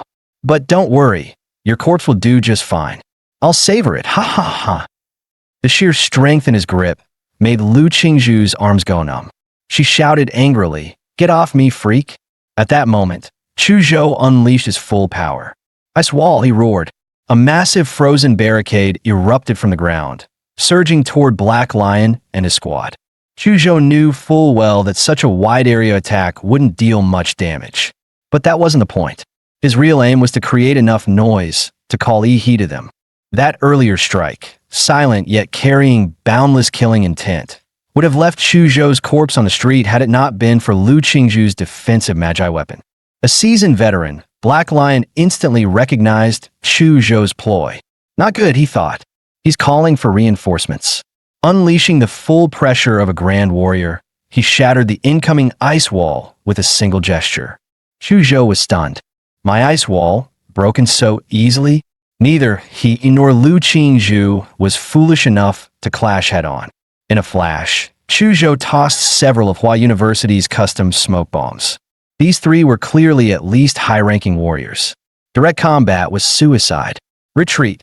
The 2 exchanged a glance, quick, decisive, and immediately fell back. But the very next second, Black Lion had already circled behind them. Twin daggers gleamed in his hands, poised at their throats, ready to decapitate. Only 1 second remained, when suddenly every hair on his body stood on end. Another presence had entered the field. Boom! A massive horse-slaying blade slammed down from above, embedding itself in the ground before him. Black Lion flinched, stepping back.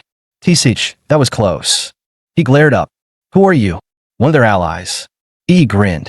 "I'm the one here to take your life." Ah, bold words. Assassination art. Phantom 12 forms.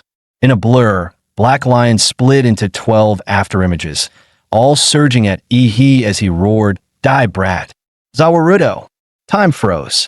The domain of stasis unfolded, and the 24 blades slowed, slower and slower, until they hung motionless in the air. A Grand Martial Master's body, reinforced by battle aura, could withstand even tank shells without breaking skin. Yet even they could still be killed. Black Lion's assassination technique, the Phantom Split, was indeed formidable. He couldn't tell which was the true body, but he didn't need to. Black Lion, real name long forgotten. Plain in appearance, yet once the unrivaled king of assassins. One by one, his phantom doubles were shattered by Yi's fists, and his true form was forced into the open. Time Stop was Yi's ultimate ambush. Once unleashed, the enemy must die. No one could ever be allowed to glimpse this terrifying ability.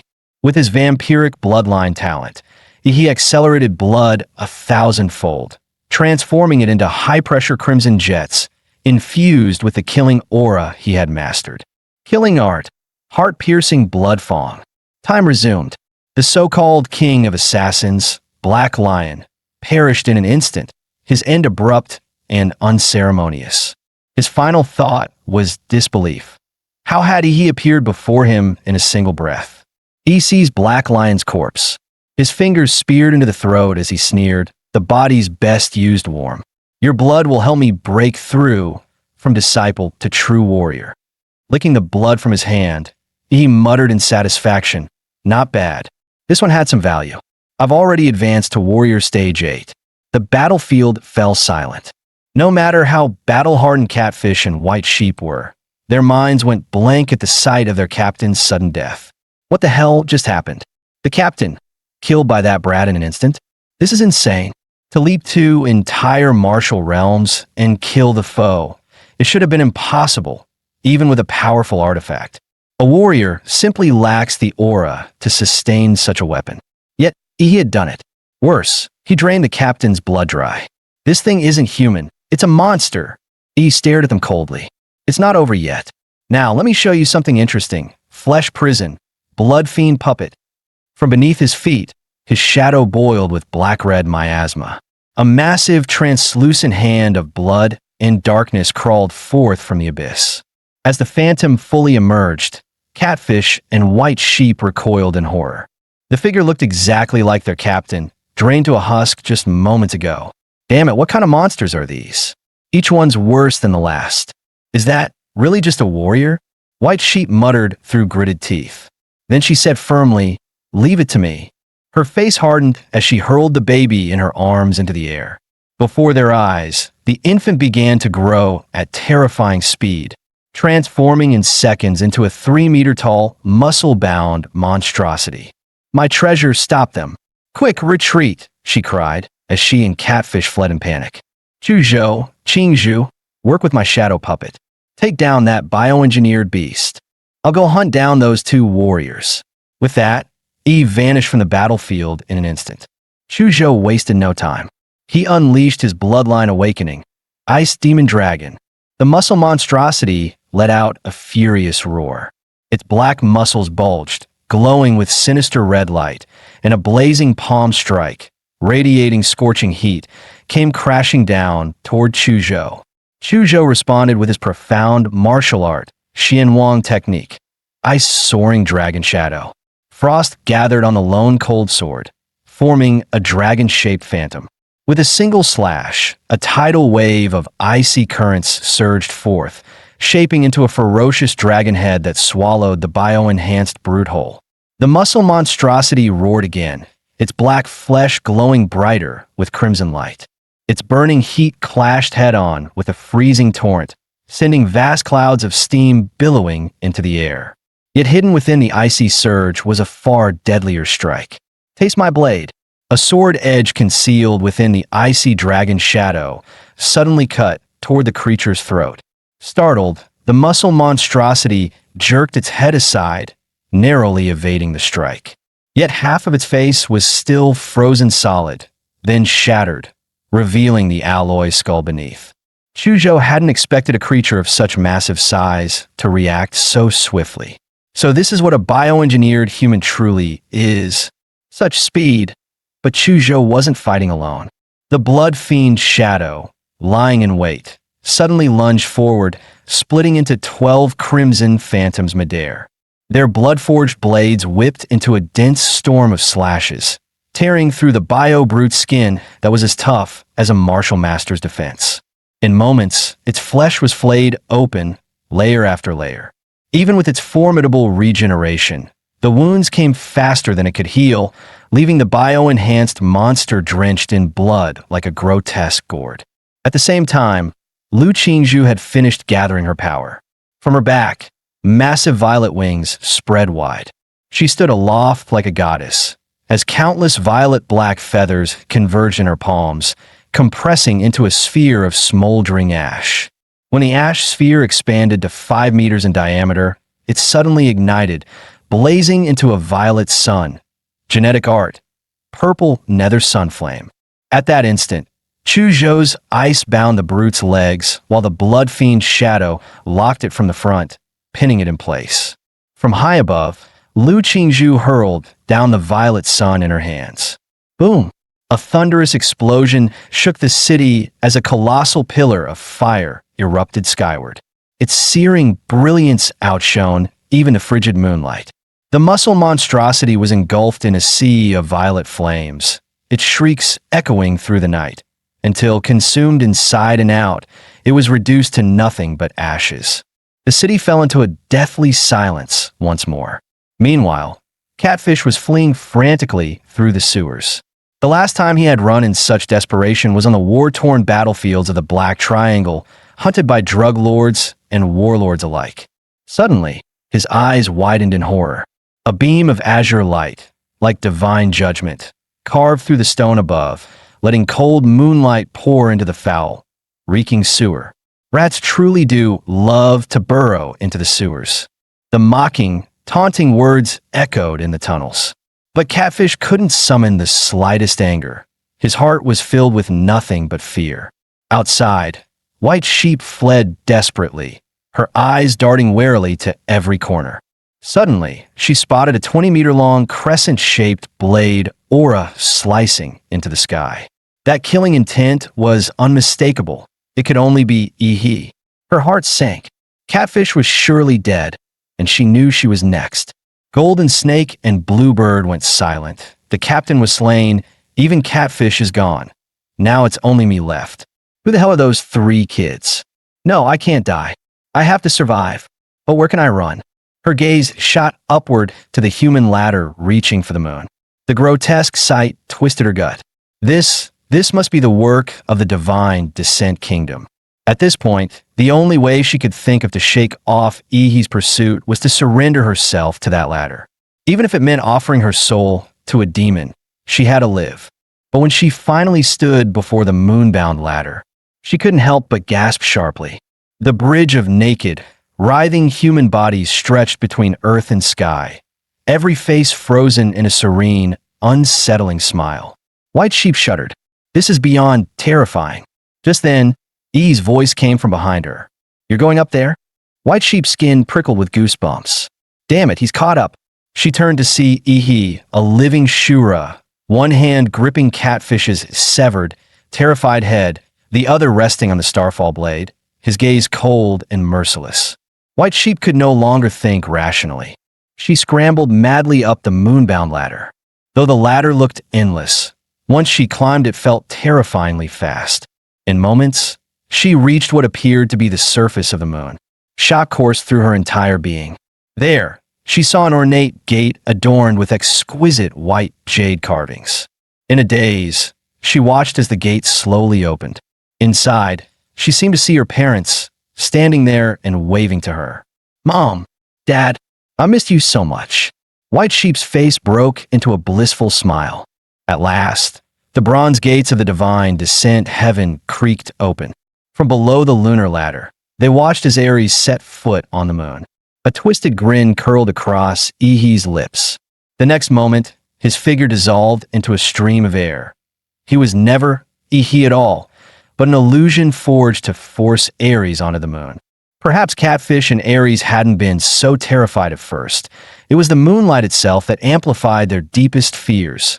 Clever move, divine Descent heaven, turning Ares' own fear into the image of Ihi. Now that's interesting. By this point, Black Lion, captain of Laserbird's 3rd squad, and Catfish were confirmed dead, while the other 3 likely faced a fate colder than death. Ihi bared his teeth in a smile, calculating quietly. Tomorrow, divine Descent heaven's people would arrive. With Laserbird losing both a base and an entire squad, chances were high they'd hold their forces back. And more distractions. After all this setup, the grand show was finally about to begin in his pupils. Atomic blue flames ignited. As dawn approached, the massive moon finally began to drift reluctantly away from the earth. The pillar of light cast from its surface slowly faded. The people of Linshue County, who had formed the lunar ladder, descended one by one. Without the moonlight, their withered, lifeless skins swelled back to normal, as if vitality had returned. But it was nothing more than a facade. Their stolen life force was gone forever. Eyes still closed, they wore peaceful expressions as they walked back to their homes, as though nothing had ever happened. From a distance, Ihi and his companions silently observed the eerie scene. Lu Qingzhu voiced her concern.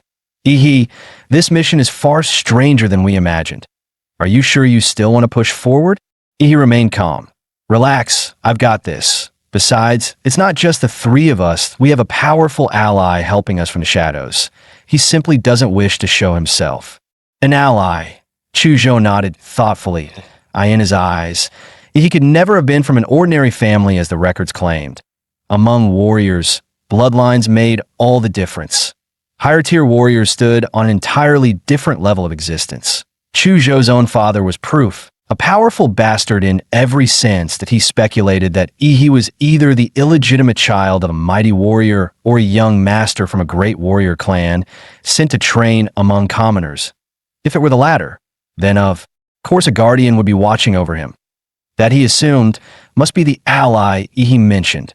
But in the end, Chuzhou was dead wrong. Chuzhou, Qingzhu, I have an important mission for you today. As he spoke, countless shadow demons burst from his body, crowding every rooftop around them. At his side stood a blood fiend shadow identical to Black Lion. The two of you will move together with my shadows and smash every clay idol in the city. Got it. Chuzhou answered without hesitation. Blade in hand, he strode off, two shadows following close behind. Each time Chuzhou shattered an idol, the shadows would devour the filthy spiritual energy within. Lu Qingzhu cast a worried glance, but in the end chose to follow his plan. Just as she turned away, he suddenly called out to her. Smiling with unshakable confidence in his eyes, he said, Qingzhu, trust me. Qingzhu's ears flushed red once more, and a faint smile curved her lips. I do. But please trust your teammates more in the future. Don't carry everything alone. He returned to the underground palace beneath Jinshan Temple Base. A man in a white lab coat had been waiting for him. Bowing respectfully, the mad doctor greeted, Master. He cut him off coldly. Save it. Time is short. We need to prepare for battle. His gaze fell on the pit filled with a mountain of cyborg corpses, the handiwork of his own slaughter. Once he had cast them into death's abyss. Now, he intended to grant them rebirth. Good. The numbers are enough. He muttered, summoning the power of the giant. He carefully restrained the surging lightning so it wouldn't damage the bodies that, in moments, a colossal torso, 50 meters tall, took shape before him. The giant raised its massive hands and tore open its own chest, revealing a heart that still pounded furiously. With a thunderous rush, torrents of giant's blood cascaded down like a waterfall, drenching the mountain of corpses. The cyborg lying at the top was the first to touch the crimson flood. Its once glazed eyes trembled, then refocused. Torn flesh writhed and began to knit back together. This was all part of I's plan. I's plan was to forge an army of undead giants. First, he would use a vampire virus to resurrect the cyborg corpses, then grant them the power of the progenitor giant. When the time came, they would transform into an unstoppable legion that obeyed his every command. Meanwhile, the Mad Doctor worked at the base computer, directing swarms of nanomosquitoes into every household in Linshui County, delivering what he called I's warm blood. Master, everything is proceeding smoothly. E nodded. Good. The biomosquitoes carry vampire blood. Once the infection is complete, go repair that Mecha Buddha we dismantled earlier. The Mad Doctor sneered. A full repair is impossible given its condition, but stripping its weapons and rebuilding them into new systems is still within reach. Rest assured, Master. Excellent.my side is already in motion. Now, let's see how my opponent, Heaven, chooses to act. While Ihi raced ahead with his preparations, another force was already on its way to Linshui County. Divine Descent Heaven was said to have originated from the Humanity Must Perish faction, born when the first rifts to the otherworld erupted.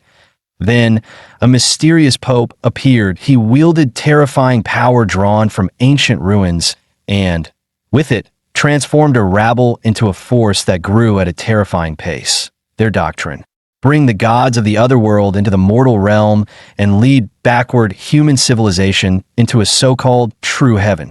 And what was the vessel for such descent? The answer was the demon fetus, carried out from those ruins, by devouring the flesh and souls of living beings. The fetus would grow and eventually forge a body through which the gods could briefly manifest on Blue Star.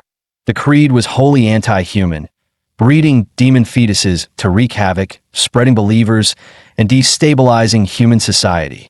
At that moment, a robed figure in a patterned cloak muttered, "This land is the hardest nation for heaven to conquer, and soon it will fall to heaven. The divine fetus will be born." From inside a bus came a voice. "Bishop, Lin County lies just ahead." A man in a crimson robe spoke, his attire marking him as a vice bishop. For years ago, the archbishop planted the divine fetus there himself. Yet in the end, he was slain by those ignorant fools of the Daxia dragon sparrow. He never lived to see the fetus mature. What a cruel, devouring world this is, for a man as steadfast in faith, as compassionate and kind as our archbishop, to be left with not even a body to bury. A bishop clad in crimson robes embroidered with golden scripture wiped away his tears, as though mourning the cruelty of fate toward the righteous. But in the next instant, his face hardened, his voice resolute. "We cannot allow the archbishop's sacrifice to be in vain. We cannot let this world fall deeper into the abyss at the hands of fools. Otherwise, Blue Star will become the second domain of sin.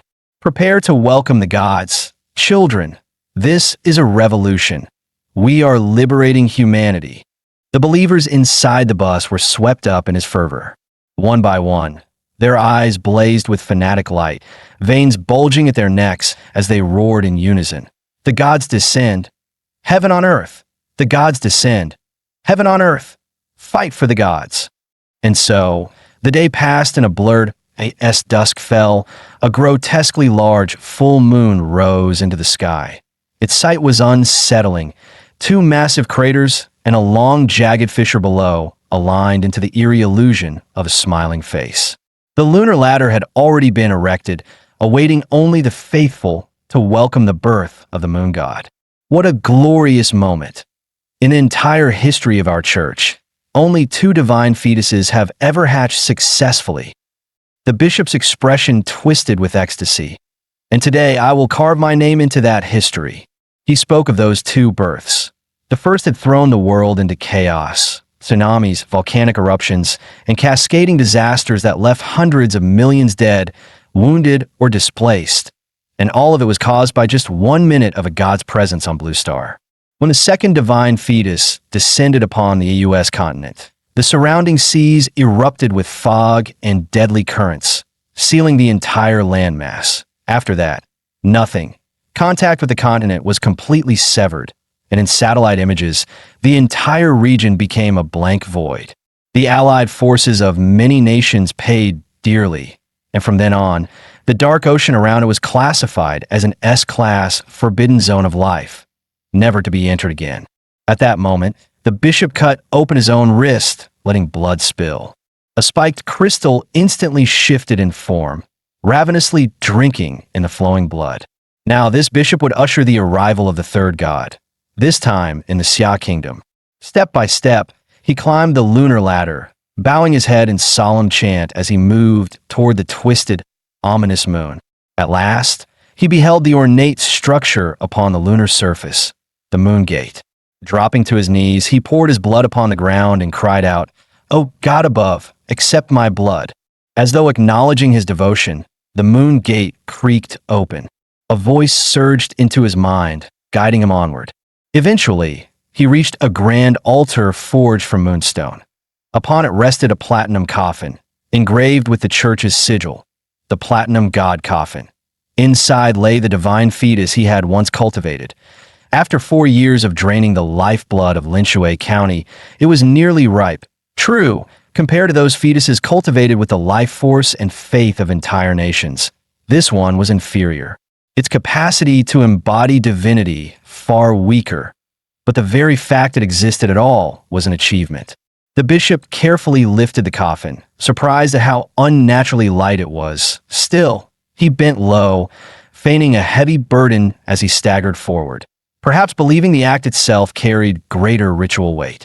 Beneath the lunar ladder, the congregation craned their necks, finally catching sight of the bishop carrying the coffin.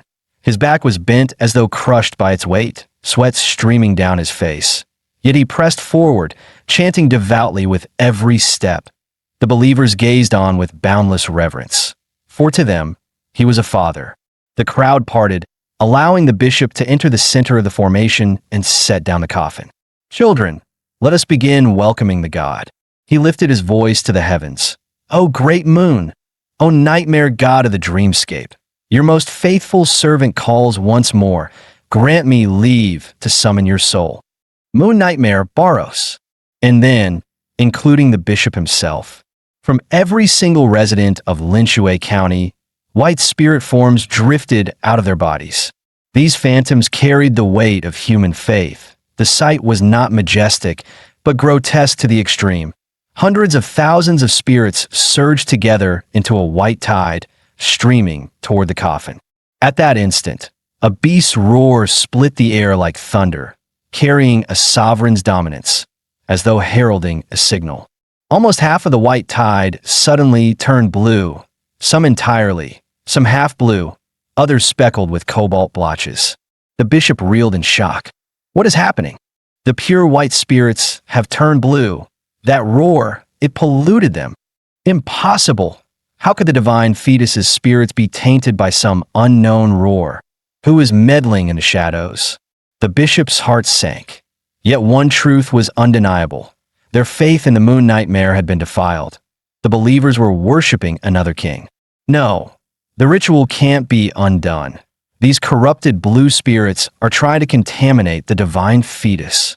The congregation of divine descent heaven stood frozen, their minds blank for an instant, a wave of humiliation crashing over them, as if their devotion had been violated. At that moment, Ihi's figure emerged silently behind the bishop. Kept you waiting, bishop? The bishop spun around, horrified. Who are you? Blue light surged in Ihi's eyes as he answered coldly. Given the state of things, you still can't tell who I am? As Ihi drew his blade, he slowly closed his eyes. In his mind, a new vision opened, colorless, yet woven with countless lines, sketching the outlines of bodies and their organs. That on the bishop's throat, one crimson line blazed brighter than all the rest. He had found it, the killing line. Azura, 3 blades, second strike, killing stance, slaughtering moon. The Qinyun blade erupted in a flood of blood-red light as overwhelming killing intent surged into it. In that moment, the Starfall blade became a river of blood, forged from the wailing souls of the dead, radiating sheer terror. Even the twisted moon above was split in half by that strike. Dong! A massive bell crashed down. The bishop fell in an instant, and with his dying breath, he cried out, "Great moon nightmare, Baros!" He scoffed inwardly, pathetic. Even with 3 life-saving artifacts on his body, the Crimson Bishop couldn't withstand a single strike. Then, out of nowhere, a voice rang out. An incredible blade. "Tell me, child, would you like to join the church?" He stiffened, snapping his head around. Another Crimson Bishop stood there. The man introduced himself calmly. "Allow me. I am Lin Shi, current highest authority of the church in Xia Kingdom." He chuckled lightly. "What you just killed was only my vice bishop. You understand, don't you? Ours is a dangerous profession. Having subordinates pose as superiors is only logical. Wouldn't you agree?" E's eyes narrowed. "Old schemer, a decoy." Huh? His gaze sharpened, and without hesitation, he chose to withdraw from the battlefield. But Lin Shi's mocking voice pursued him. "This is sacred ground for welcoming the gods. You can't just come and go as you please." Lin Shi thrust out his palm, and he felt his body suddenly sink. The moment he tried to take flight, an invisible force bound him tight, dragging him down. Telekinesis. To He, whose mental power was razor sharp, it was clear this was pure spiritual energy. That if that was the case, then only spiritual energy could break it. Zawarudo. A golden-armored fiend emerged from behind Ihi, tearing apart the massive hand of psychic force. Lin Shi's pupils shrank, shock flashing across his face. "That figure behind you, don't tell me you've trained in divine arts as well." Perhaps because of his towering spiritual power and constant exposure to divine echoes, Lin Shi was actually able to see Zawarudo. Ihi spat a curse. "Divine arts, my ass. The only reason I wanted to leave was to avoid fighting next to that damn coffin. Did you really think I was afraid of you? With a feral grin, he launched his fist. In an instant, blue lightning burst forth, and pillar-thick bones sprouted from his arm. Muscle fibers locked together like steel girders, sparks racing along the growing frame. With a single strike, a roaring, flesh-forged dragon exploded outward. In a blaze of light and flame, the dragon's maw crashed toward Lin Chi's stunned face. Lin Chi only sneered. Such abominations, they won't harm me. Boom! A thunderous explosion shook the ground as Lin Chi was blasted away. But it wasn't over. The flesh dragon barreled forward with unstoppable force, slamming him relentlessly. It drove him straight through a fortified building, like a bullet train at full speed, shattering the entire structure in an instant.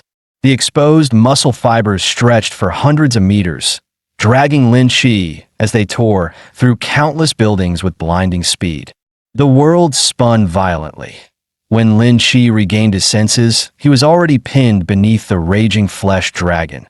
Without the psychic barrier shielding his body, he would have been crushed to dust.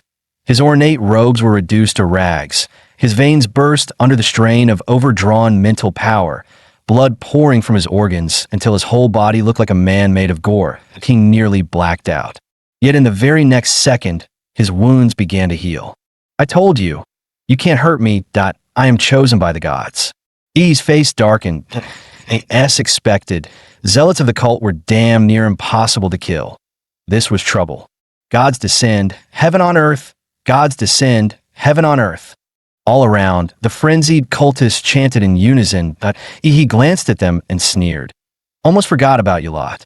We are justice, they screamed, bloodshot eyes blazing, each drawing a silver dagger. In the next heartbeat, every blade plunged into its wielder's throat. They slit their own necks without hesitation. Mass suicide? Figures, that's about all these lunatics are good for. He sneered. The twisted logic of cultists was beyond comprehension. He narrowed his eyes. Let's see what kind of trick they're trying to pull this time. In an instant, an icy, slimy surge of spiritual energy descended. The corpses of the self-slain cultists began convulsing violently, as though something alive was gestating inside them, ready to burst out. Crack! A blood-red hand suddenly tore its way free from one follower's chest. As the creature fully crawled out, he finally saw its true form. Skin the color of blood, horns jutting from its skull, and fangs jutting from its maw. He grinned. So in the end, it's just some Western-style demon trash. In an instant, 50 cultists became 50 gates of flesh, spewing demons without end. He sneered. These lunatics really go all in, turning their own bodies into gateways just to summon demons, trying to flood the field again. Too bad. I can flood the field too. He threw back his head and roared out. A shockwave ripped across the battlefield. Boom! Boom! Boom! Bolts of yellow lightning exploded throughout the city, almost identical to when he had transformed into a giant. He hadn't resurrected those lizard men for nothing. Now they served as vessels for his avatars. The demons shrieked in frenzy, their cries echoing across the ruins. The clash was immediate and violent, but the demons were no match for He's avatars. They were crushed into dust within moments. The vice bishop stood dumbstruck, staring at the towering giant's birth from the bio-warriors. His mind reeled. The bishop had been slain in an instant. Now this army of giants appeared. Who the hell are these people? Wait, where's that boy leading them? Quick, use spirit vision to find him. His expression twisted in shock as he spotted he striding toward the divine coffin. Damn it, the god fetus is his target. The vice bishop bolted toward shouting, Stop, stay back. Your opponent is us. Scorching violet flames and a blast of freezing dragon breath flared up, boxing him in, each aura carrying terrifying weight. The vice bishop's brow furrowed. These foes were clearly prepared, from the sudden decapitation strike to their giants crushing the demon horde, and now this pincer on himself. Are they Dragon Sparrow operatives? Did they know of the church's plan all along? If so, this mission might already be doomed. He reached the divine coffin. Even at arm's length, a chill surged out that felt cold enough to freeze his very soul. The presence within radiated searing hostility toward him. Understandable. After all, he'd pretty much entered this so-called god. A system panel flickered before his eyes. Special energy acquired. Divinity times 5. During the Heaven's Descent ritual, half of the faith energy the cult had hoarded for 4 years was corrupted by He. That tainted faith was used by the god fetus to build a body for the moon nightmare in the mortal realm. Yet in the process, part of its divine power had been stolen by He himself. So that's how it is, but truth be told, he never considered the Heaven's Descent zealots worth his attention. They were weaklings, cannon fodder at best. His true enemy had always been the deity tied to the moon in dreams. Yet even stripped of divine power, even a malnourished premature wretch, this god should have awakened by now. Why are you still hiding in the coffin? Fine then, I'll pry the lid off myself. With a single thought, he blew the lid of the divine coffin open.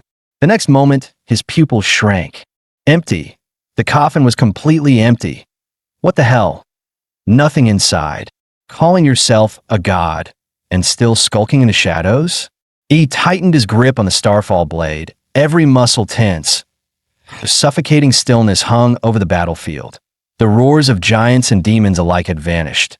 The clash of Chuzhou, Lu Qingzhu, and the vice bishop had gone silent. It was as if the entire world had muted itself, leaving only Ihi. Then a voice echoed out of the void. Ihituda, don't tell me. You've forgotten your true master? The moon. It's an illusion? Ihi narrowed his eyes. That familiar sensation meant he'd been entranced. When exactly had he been pushed into that dream? Lin Chi's voice slid into his ear, cold and amused. Guess when you fell asleep, will you? Outside, the vice bishop barely summoned a hulking demon, using it to pin Chu Zhou and Lu Qingzhu in place. Buying himself a precious moment to breathe, he wondered anxiously, how was Bishop Lin faring over there? The vice bishop turned his gaze back to He by the coffin. With his potent psychic acuity, he sensed something was wrong. He was clearly under divine punishment for offending a god. Worse, he could no longer detect Lin Chi's spiritual presence.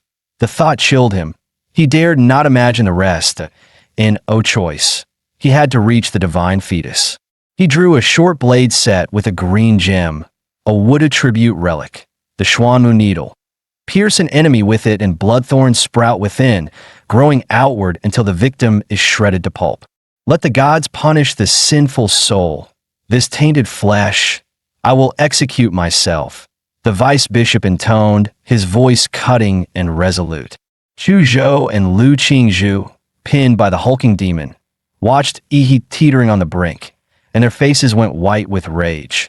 Chu Zhou shouted, Damn, that man is heading straight for Ihi. Lu Qingzhu steadied herself, replying, Lu Qingzhu, go save Ihi. I'll hold this one back. Chu Zhou unleashed the blood-burning forbidden technique, an instant surge of frost and nether flame. The demon that had them subdued suddenly lost its edge. Freezing such a behemoth took almost every ounce of Chu Zhou's martial energy. Don't hesitate. Our lives aren't worth as much as Ihi's, Chu Zhou barked. Lu Qingzhu stopped hesitating. Wings unfurling, she rocketed off to intercept the vice bishop. She murmured, I know. Chu Zhou, please don't die. But the tide turned. Chu Zhou couldn't hold the beast forever. Boom! The unquenchable hellfire vaporized the ice. The 5-meter horned demon shattered its bonds and reared up. It glared down at Chu Zhou with eyes that spewed flame. Hellfire coalesced into a war axe in its grasp. The limb that swung, it was thicker than Chu Zhou's whole arm. Then it came down with brutal force.